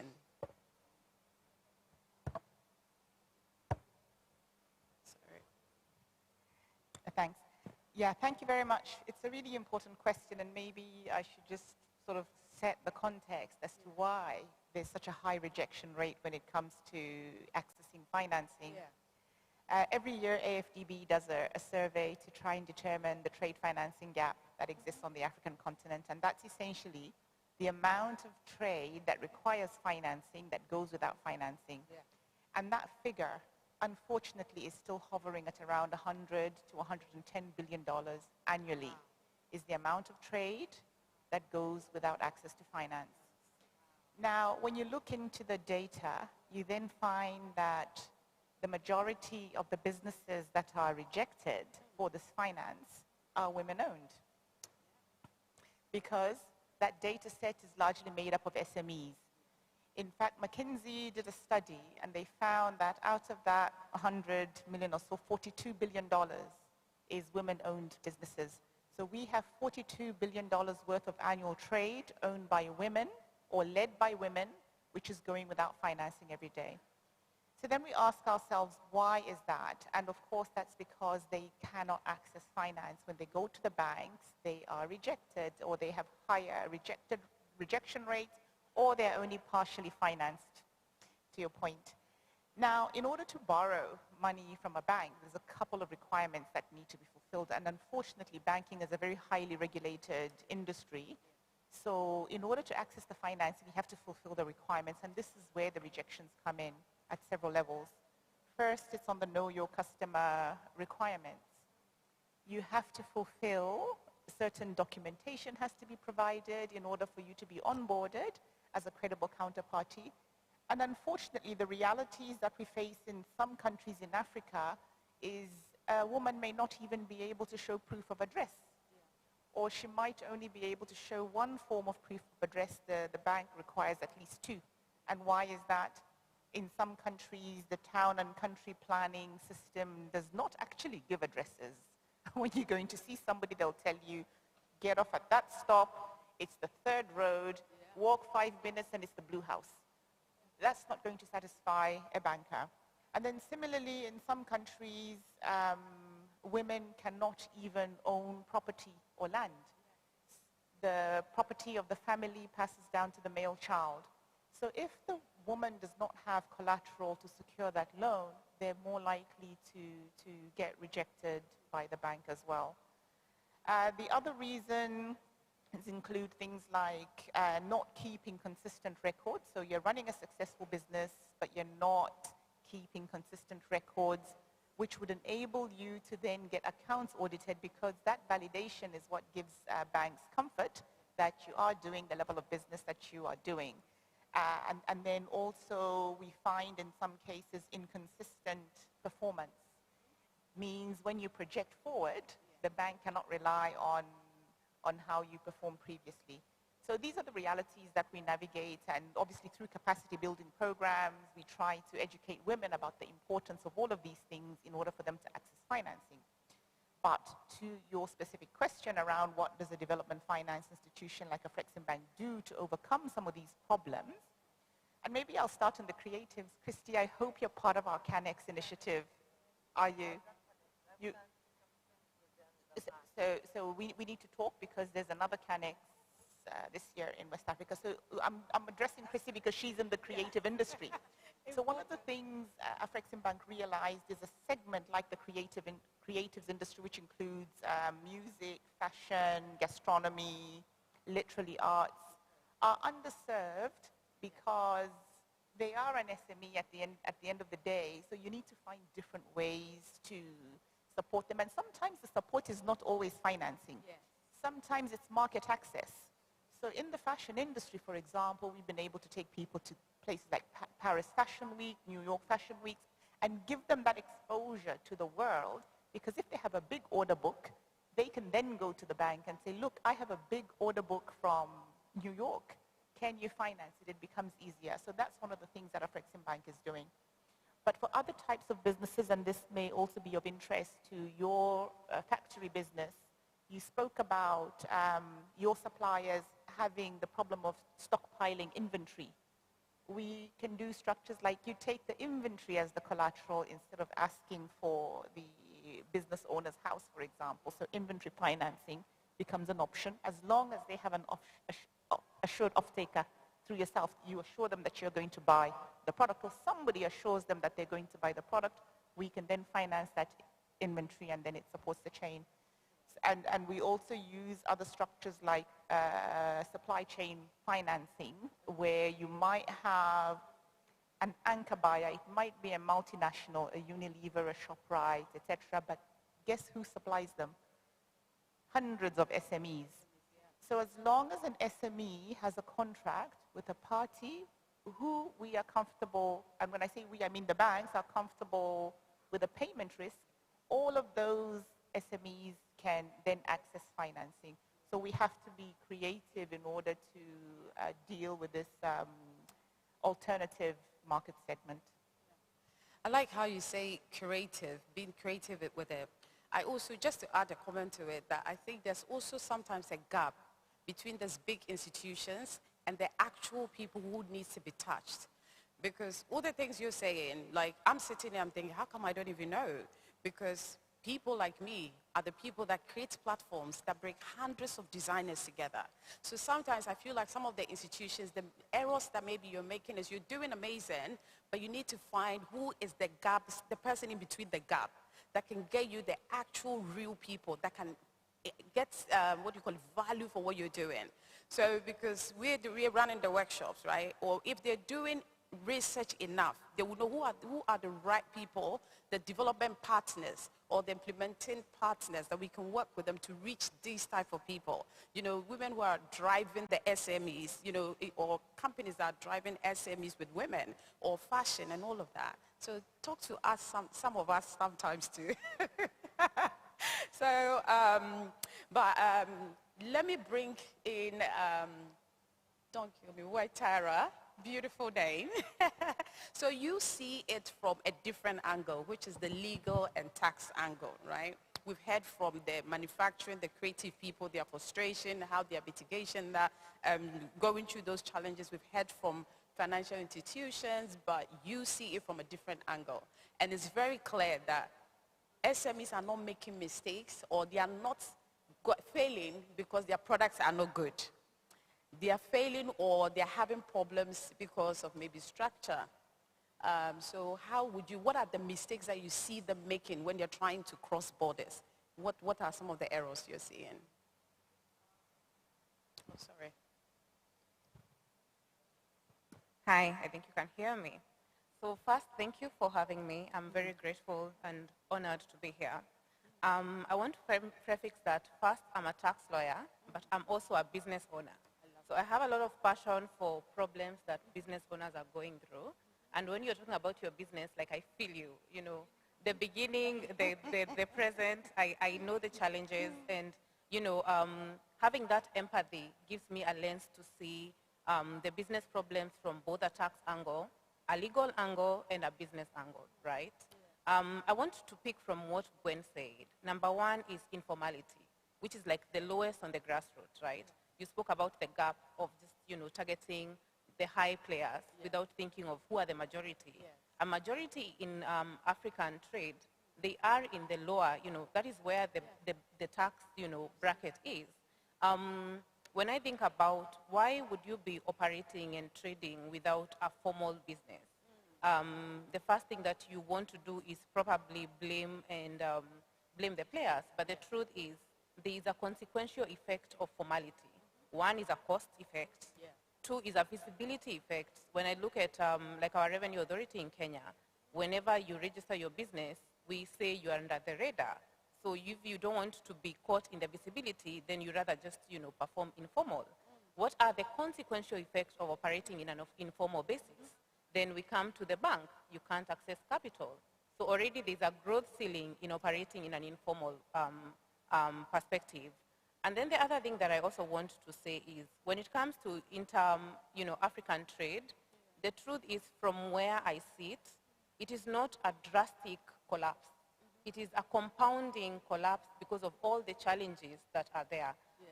Think of, you know, tax leakages. When you're operating and entering a new market, you are operating that, you know, there's a trade agreement in place. But what you don't know is that the national laws are supreme. And the trade agreement really does not protect you when it comes to taxable income. You don't know when you trigger a taxable presence in that country. And then I think of when you started, you had like a number in mind. And then you realize very fast that that number is being sucked in by all the tax leakages that you didn't anticipate, right? And then you move to the next one is just what are the sector-specific laws that you're entering into the market. You need licensing, you didn't anticipate that. That's another cost effect. And the truth is, from a founder perspective, the more challenges you get that take your cash flow, the more crippled you get. And the truth is, finally, your motivation dies. The momentum dies. You're like, you know, I'm working, but I'm not seeing any profit come to my pocket because all the money that I had for capital has been eroded through, you know, compliance and all that.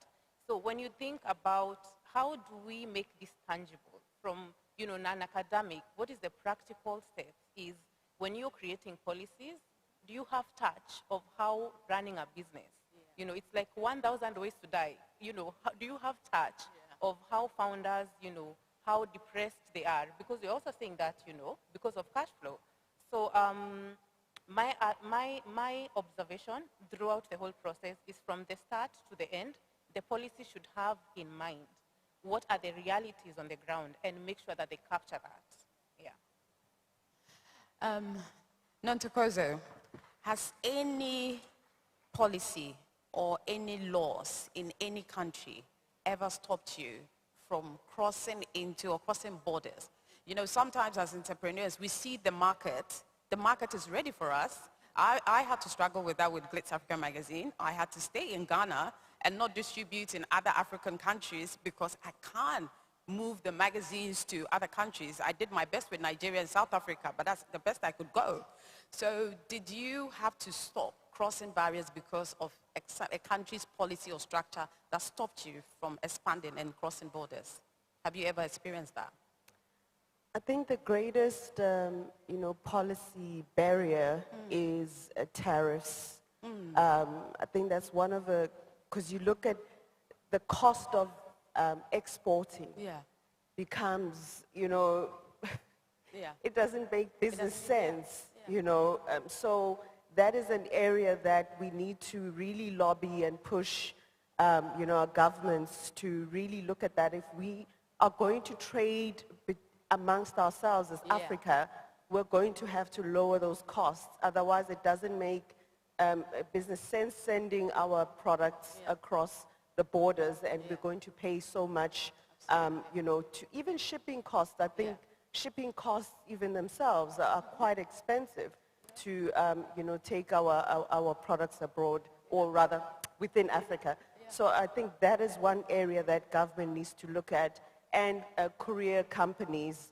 I remember one of our suppliers, they have, he imports from India, and they would normally have sort of those human, not like a company buying for you, but like a human being going there and buying for you, and that cost has been lower. So you find these little businesses on the side creating their own courier companies because they've seen the gap that the cost of the big courier companies is very exorbitant. So yeah, those two areas, finance, the costs.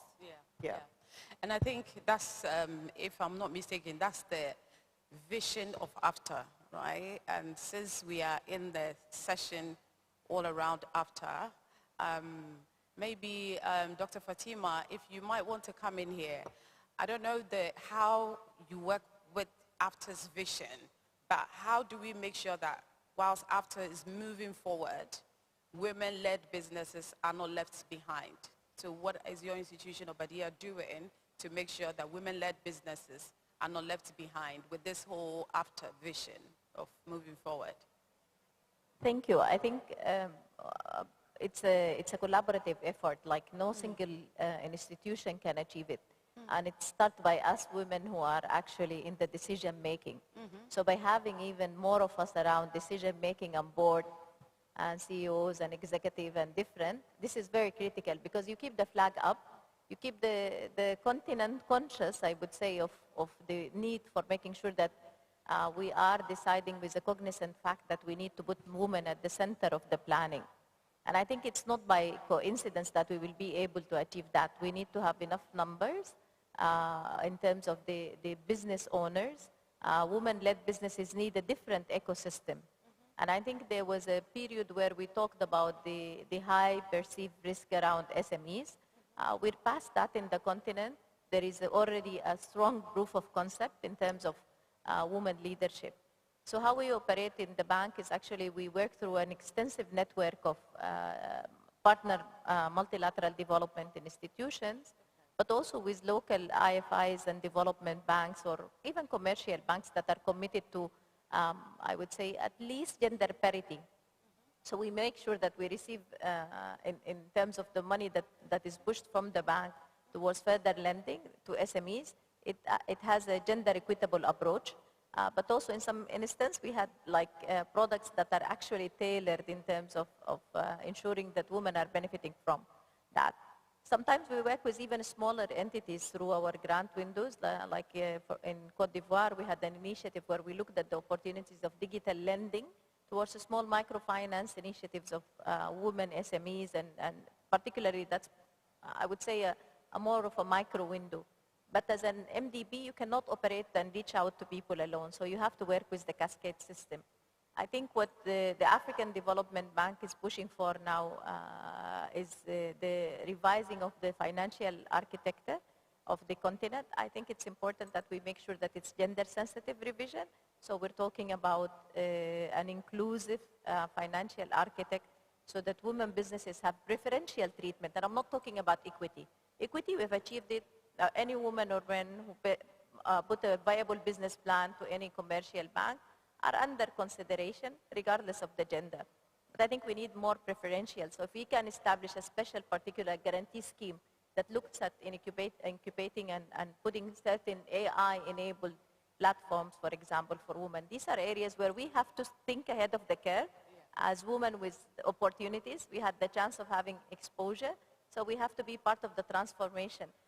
I think history will not have mercy on us because we had the opportunity. It's not like we're not the past generations of our mothers where they were trying to pave the base for us.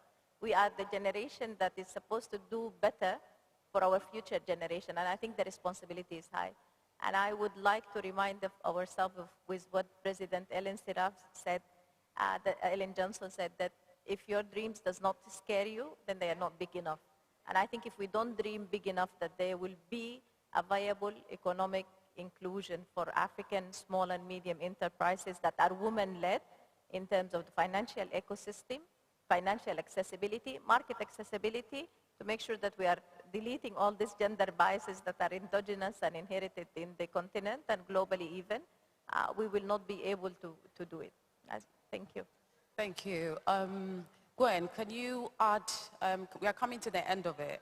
So with you being the MD for trade finance, and I saw with your, disappointment, even when you're talking about the percentages of trade businesses that are not funded, and the big number of them being women. So what will be some of the things that you want to see or you're working on to make sure that this big number or gap start coming down and become a legacy, for yourself and for the bank? Yeah, no, absolutely. It was imperative that the bank sort of steps up and finds alternative ways to solve some of these problems. So one of the things that we did is obviously cross-border trade can be scary, it can be risky, but it's even scarier and riskier if you don't know what you're doing and if you don't have information. So one of the things that the bank did is set up what we call a trader club. It's a trader club, T-R-A-D-A-R, trader club. It's essentially bank staff providing trade information to people who want to trade across Africa.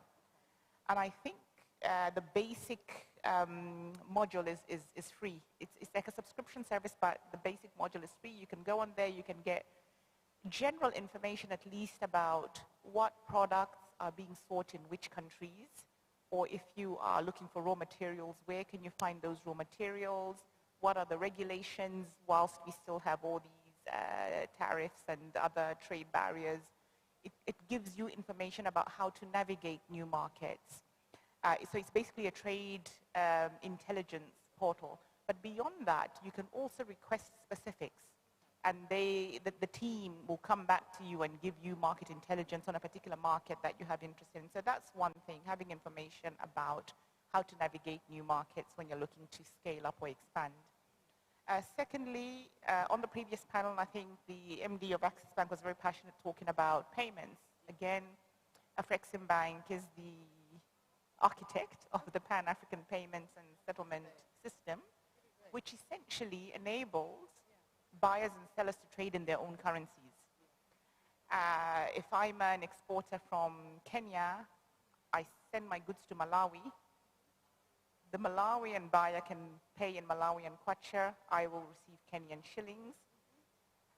After several trades, the central banks of those countries will only settle in US dollars the net after settling all of the trades. So it's not the whole amount that still gets settled in dollars by the banks. It's only, there's always a differential. You won't trade the exact amount. And what that does is it reduces pressure on the US dollars in those economies and leaves that US dollars to use for exporting those things that really need to come out from outside Africa, like specialized machinery, for example. And then we don't see, you know, volatility in the exchange rate. So the payment system is really, really key. And then lastly, the AfCFTA has also set up what we call the Africa Trade Gateway, which is essentially a digital ecosystem, which includes several layers, including a marketplace. So any buyer and seller of goods can go, so any seller, let me start with the sellers, can go and list their goods on this platform, and buyers can come onto that platform and find you. So we match buyers and sellers across, because instead of just selling in your local market, all of a sudden you've got a market of 1.2 billion people. Within this Africa Trade Gateway, apart from the marketplace, we also have the payment system underpins that marketplace, and then you have banks. So there'll be lenders. If the parties are not very comfortable with one another, you have banks standing in between, whether a guarantee is required to facilitate that trade or a letter of credit. And then we also have our MANSA, which is a Know Your Customer KYC repository, where they have vetted several buyers and sellers on the African continent. We call them MANSA Verified, named after Mansa Musa, the greatest gold trader. And what that does is it gives you comfort to be sure that even though I'm sending my goods to a foreign country, the party that I'm dealing with is verified. There is a bank in between. We can escrow payments. So for example, you have a big order in Ghana, and you are exporting from, let's say, Rwanda. The bank can hold the payments of the buyer until you've received the goods, because that's when frauds happen, when you either send money and not receive the goods that you ordered, or in the quality or quantity that you ordered. So the bank acts as that buffer to make sure that even if you don't need financing, both buyer and seller are protected. So this is a very interesting ecosystem, and actually, so think about it like an Amazon for Africa is what it's going to become. Right now, I think we have more than 10,000 buyers and sellers already registered on the portal, and it's still open for people to go on and grow, and then eventually it will also be underpinned by a logistics system so that people don't have to worry about actually shipping the goods themselves. All of that is handled within that ecosystem, and then on the financing side, even African banks are invited to join AfCFTA on that platform so that they can also identify trades that they want to finance. Wow, very great initiative. Makes us very happy. It needs a club, actually. So we'll come to the end with Nontokozo, Aisha, and Watara.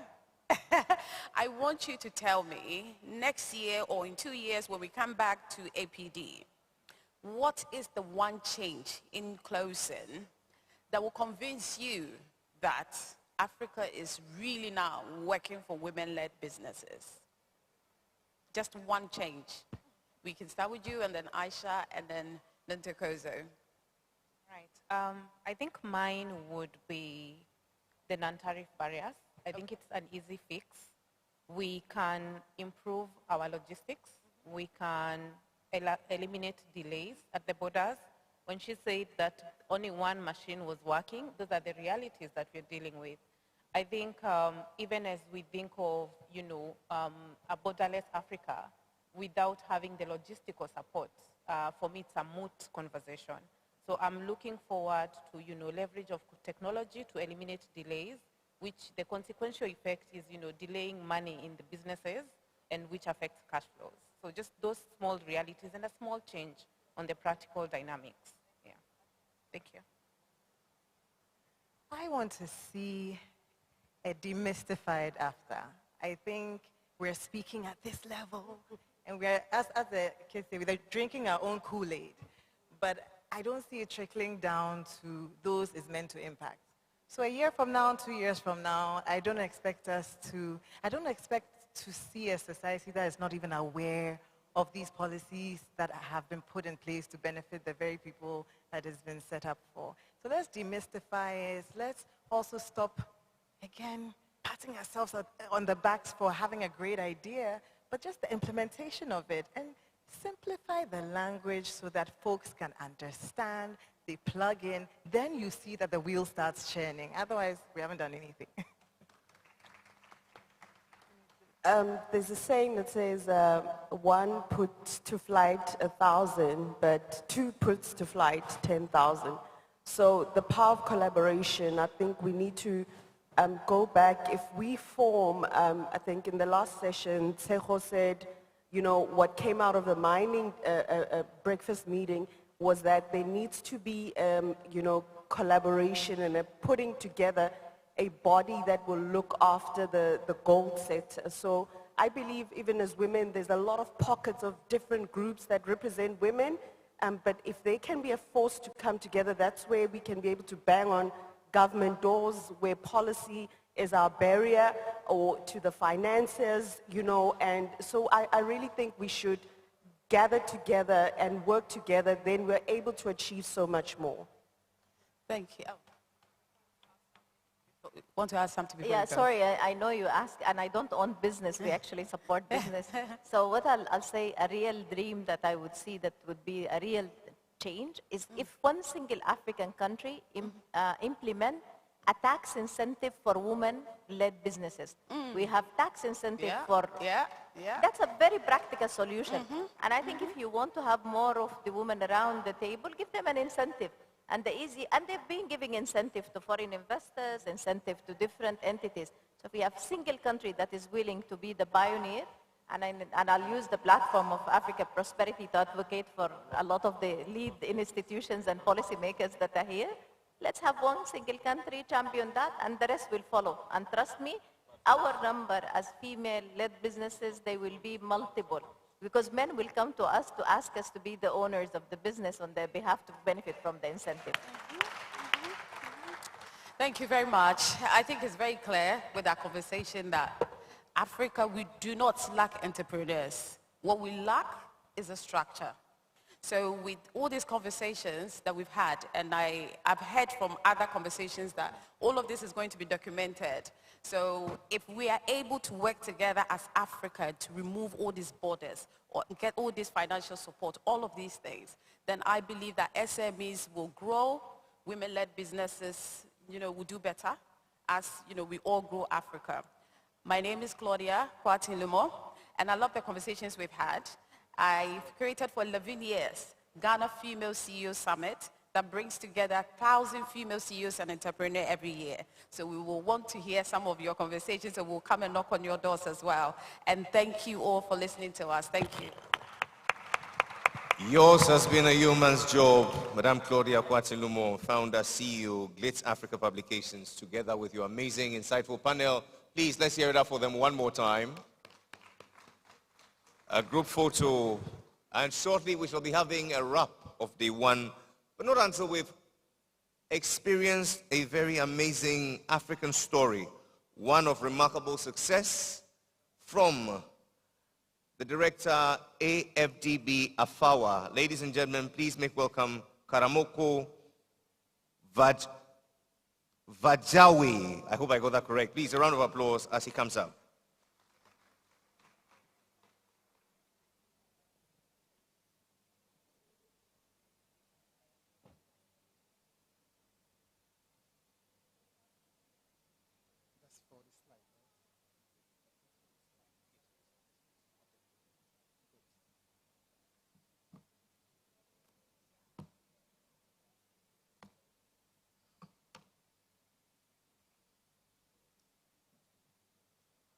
Good afternoon, ladies and gentlemen. I know it has been a very long afternoon. Just allow me 5 to 10 minutes to go through what AFAWA, African Development Bank initiative, has been doing during the recent years. So my name is Vajawi Karamoko. I'm an AFAWA operation officer covering West and Central Africa. AFAWA, like I said, is the African Development Bank initiative that's aimed at reducing the financing gap for women SMEs in Africa, which is estimated today at around $50 billion. Our objective through the program is to reach, in its first phase, $5 billion. So if you do the math, you will see that it's 10%, meaning the journey is long, maybe challenging, but not impossible.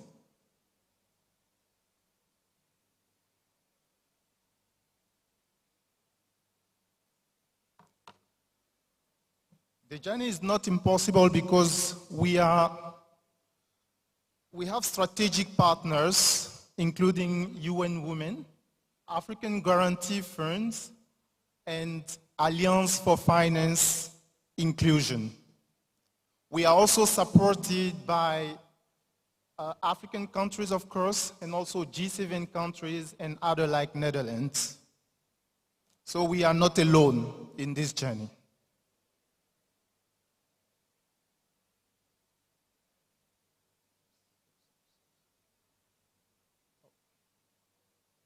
Okay, so AfAWA has been designed around 3 interconnected pillars. I'll try to go quickly for the sake of time. The first pillar is access to finance, in which we have developed a Guarantee for Growth program. That's very important. The Guarantee for Growth program is implemented by African Guarantee Funds, and we cover up to 75% guarantee for all loan that goes to women SMEs. I know that during the previous session we mentioned lack of collateral. We also mentioned prohibitive interest rates. So this is exactly one of our objectives by giving this guarantee of 75% for all lending that goes to women SMEs.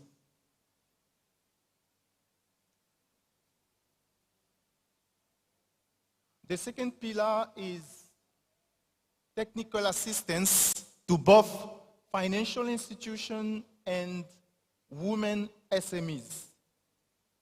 So our tier program is designed to shift the financial institution mindset and also empower women entrepreneurs with financial literacy, with access to markets, and also mentoring. And the third pillar is enabling environments. It addresses structural barriers that impede access to finance or the growth of women SMEs themselves. So this is where we engage with central banks, we engage with government, local governments to support policy and regulatory reforms.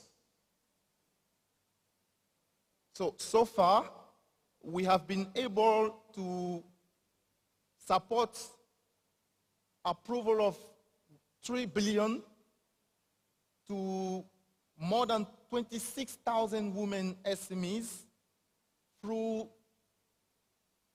200 partner financial institutions, and we cover 46 countries today.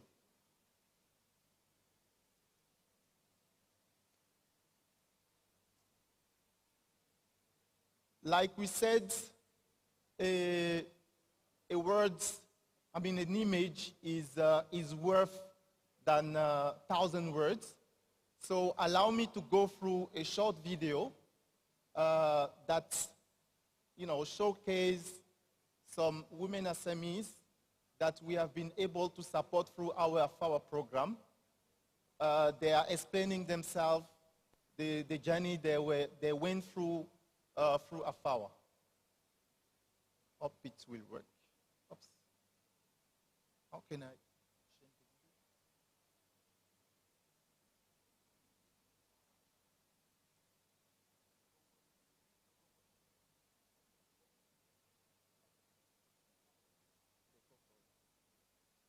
Can you put the video? It's this link, please.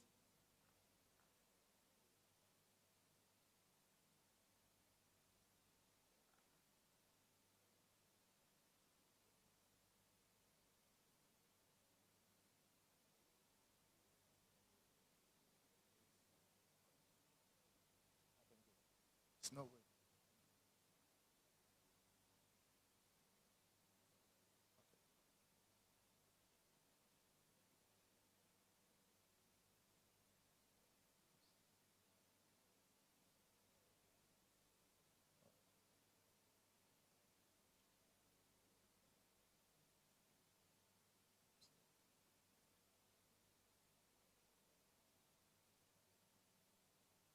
Now I need to go back a bit.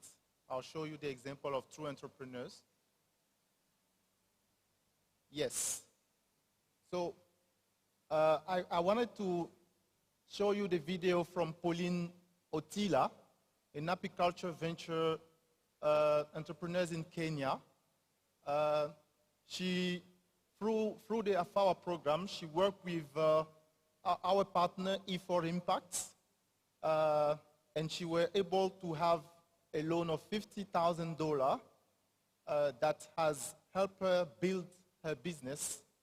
As you can see, she were able to equip herself with this loan and take her business to the next level, thanks to the financing support. And the other entrepreneur, Crystal Issimegwe, she's in Côte d'Ivoire. She holds the business Palm Holding, and she were able, through our partnership with EcoBank, to have 80,000 a financing of around, I think, yeah, 66,000 that has helped her increase her business as well. So I'll stop here. I know that there's no session for Q&A, but I'll be available during the 3 days. If you have any question about AFAWA, I'll be available for the one-on-one session. Thank you very much.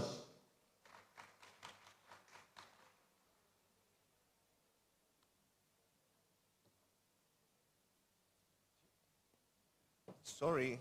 Thank you ever so much for that very touching presentation. And now, ladies and gentlemen, let's bring day one to a close as we hear a rap from our very own executive director in charge of events. Make welcome Nanajwa Hackman.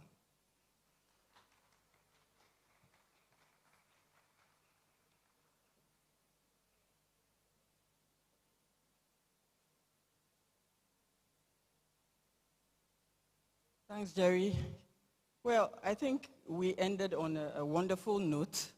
Thank you to AFDB for that. I just wish we had had that information when there were more people in the room, coming on the back of calls all day for increasing the rates of financial inclusion and decreasing the financing gap when it comes to women and youth-led businesses. So I'm sure we'll find a way to get that information across when we have the SME dialogues tomorrow.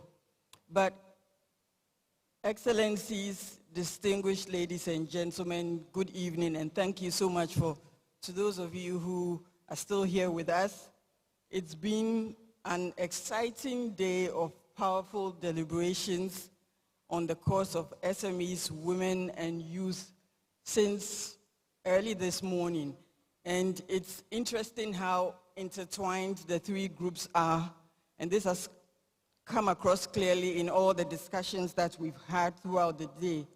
So we started this morning at 8:30 with several breakfast meetings, all on different themes, but all related to SMEs, women, and youth. We've had discussions on mining, women and youth in mining. We had women and youth in oil and gas. We've had discussions on SME financing. We've had discussions on scaling ventures. We looked at issues in relation to cross-border businesses, cross-border ventures. We've had youth-related sessions this morning. So we started on a very powerful note. And then moving on into the afternoon with the opening ceremony, where we had the privilege of the ceremony being graced by Her Excellency, the Vice President of the Republic of Ghana, as well as Her Excellency, the First Lady of the Republic of Angola, and many, many more dignitaries from the private sector, public sector, academia, traditional authorities, and also from the diplomatic corps. So what I'll do at this stage is just give a few highlights. It's been mentioned here that all the insights from the discussions, the key insights, will be put together in a compact that will be delivered on day 3 during the presidential and business leaders dialogues. So I'm just going to highlight briefly a few things that came out in the discussions this afternoon and evening. So one powerful point that was made was that we have to be deliberate and intentional about supporting women and youth, particularly the kind of support that translates high-level policies to reasonable, workable solutions that work for women, youth, and SMEs at all levels, women and youth at all levels. Demystify AfCFTA. Interestingly, it's the 3rd time this week that I've heard this. So it's coming across powerfully, and also there have been calls for collaboration, a lot of collaboration so that we can achieve all these things that we seek to do. Empower women through education, skills training, capacity building, and provide them with the exposure to valuable networks so they can trade better. That's also a very important point that came out this afternoon in the Women's Prosperity Dialogues.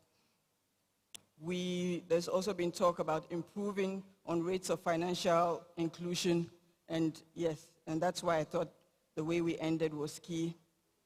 There have been strong calls for laws, regulations, and policies requiring a specific percentage of all public procurement to go to women-led businesses. And also there have been calls for tax incentives for women-led businesses. Well, happy to let you know that in Ghana, at least those 2 provisions are in the Affirmative Action Act, which was passed just about 2 years ago.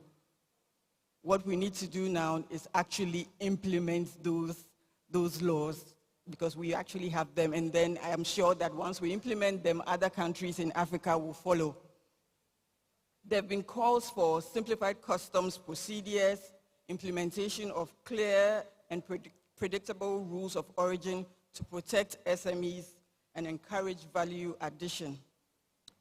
There have been some strong calls on governments again in Africa to prioritize the implementation of the AfCFTA agreement and its protocols. Now, also said here this afternoon was the importance of that 6th region of Africa, global Africa, in contributing to empowering SMEs, women, and youth on our continent. We've also heard that if we don't implement the Women and Youth Protocol, then the AfCFTA is not going to work properly, and I agree with that. There's been calls for the agreement, the protocols to be signed by countries. I believe it's 15 countries that we need so that it can be ratified. And I'm sure this is something that is going to go down in the compact. Implementing the protocol on women and youth is a strong part of the Borderless Africa campaign, so we're very glad that this keeps coming up in all the panels. Finally, we've also heard from all panels, we've heard from AU commissioners, from private sector leaders, traditional leaders, political leaders, including the Vice President of Ghana and the First Lady of Angola, all agreeing that there's a need to create a borderless Africa. And indeed, so many have signed the petition. A lot of deep insights to chew on at the end of the day, and I know it's been a long day, and it's only day 1.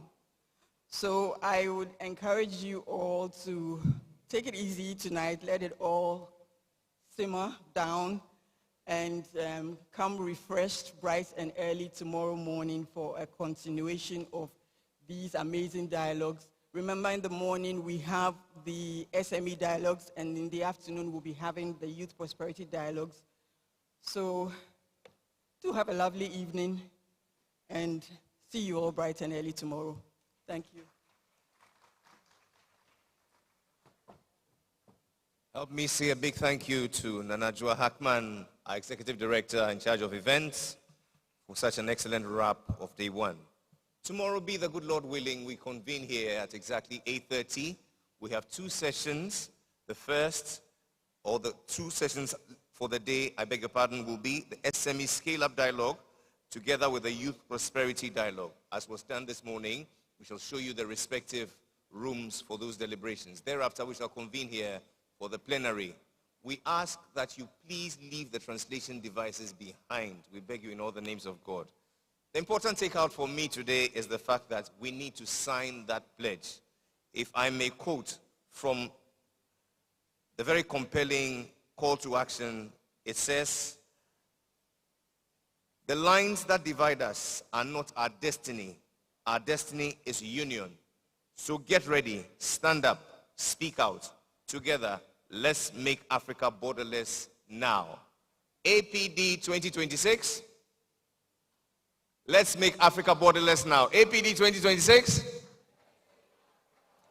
Let's go and spread the word right here, right now. My name is Jerry Ajololo, and I'm thankful for the pleasure of your company for day one. Good night, goodbye, and Godspeed.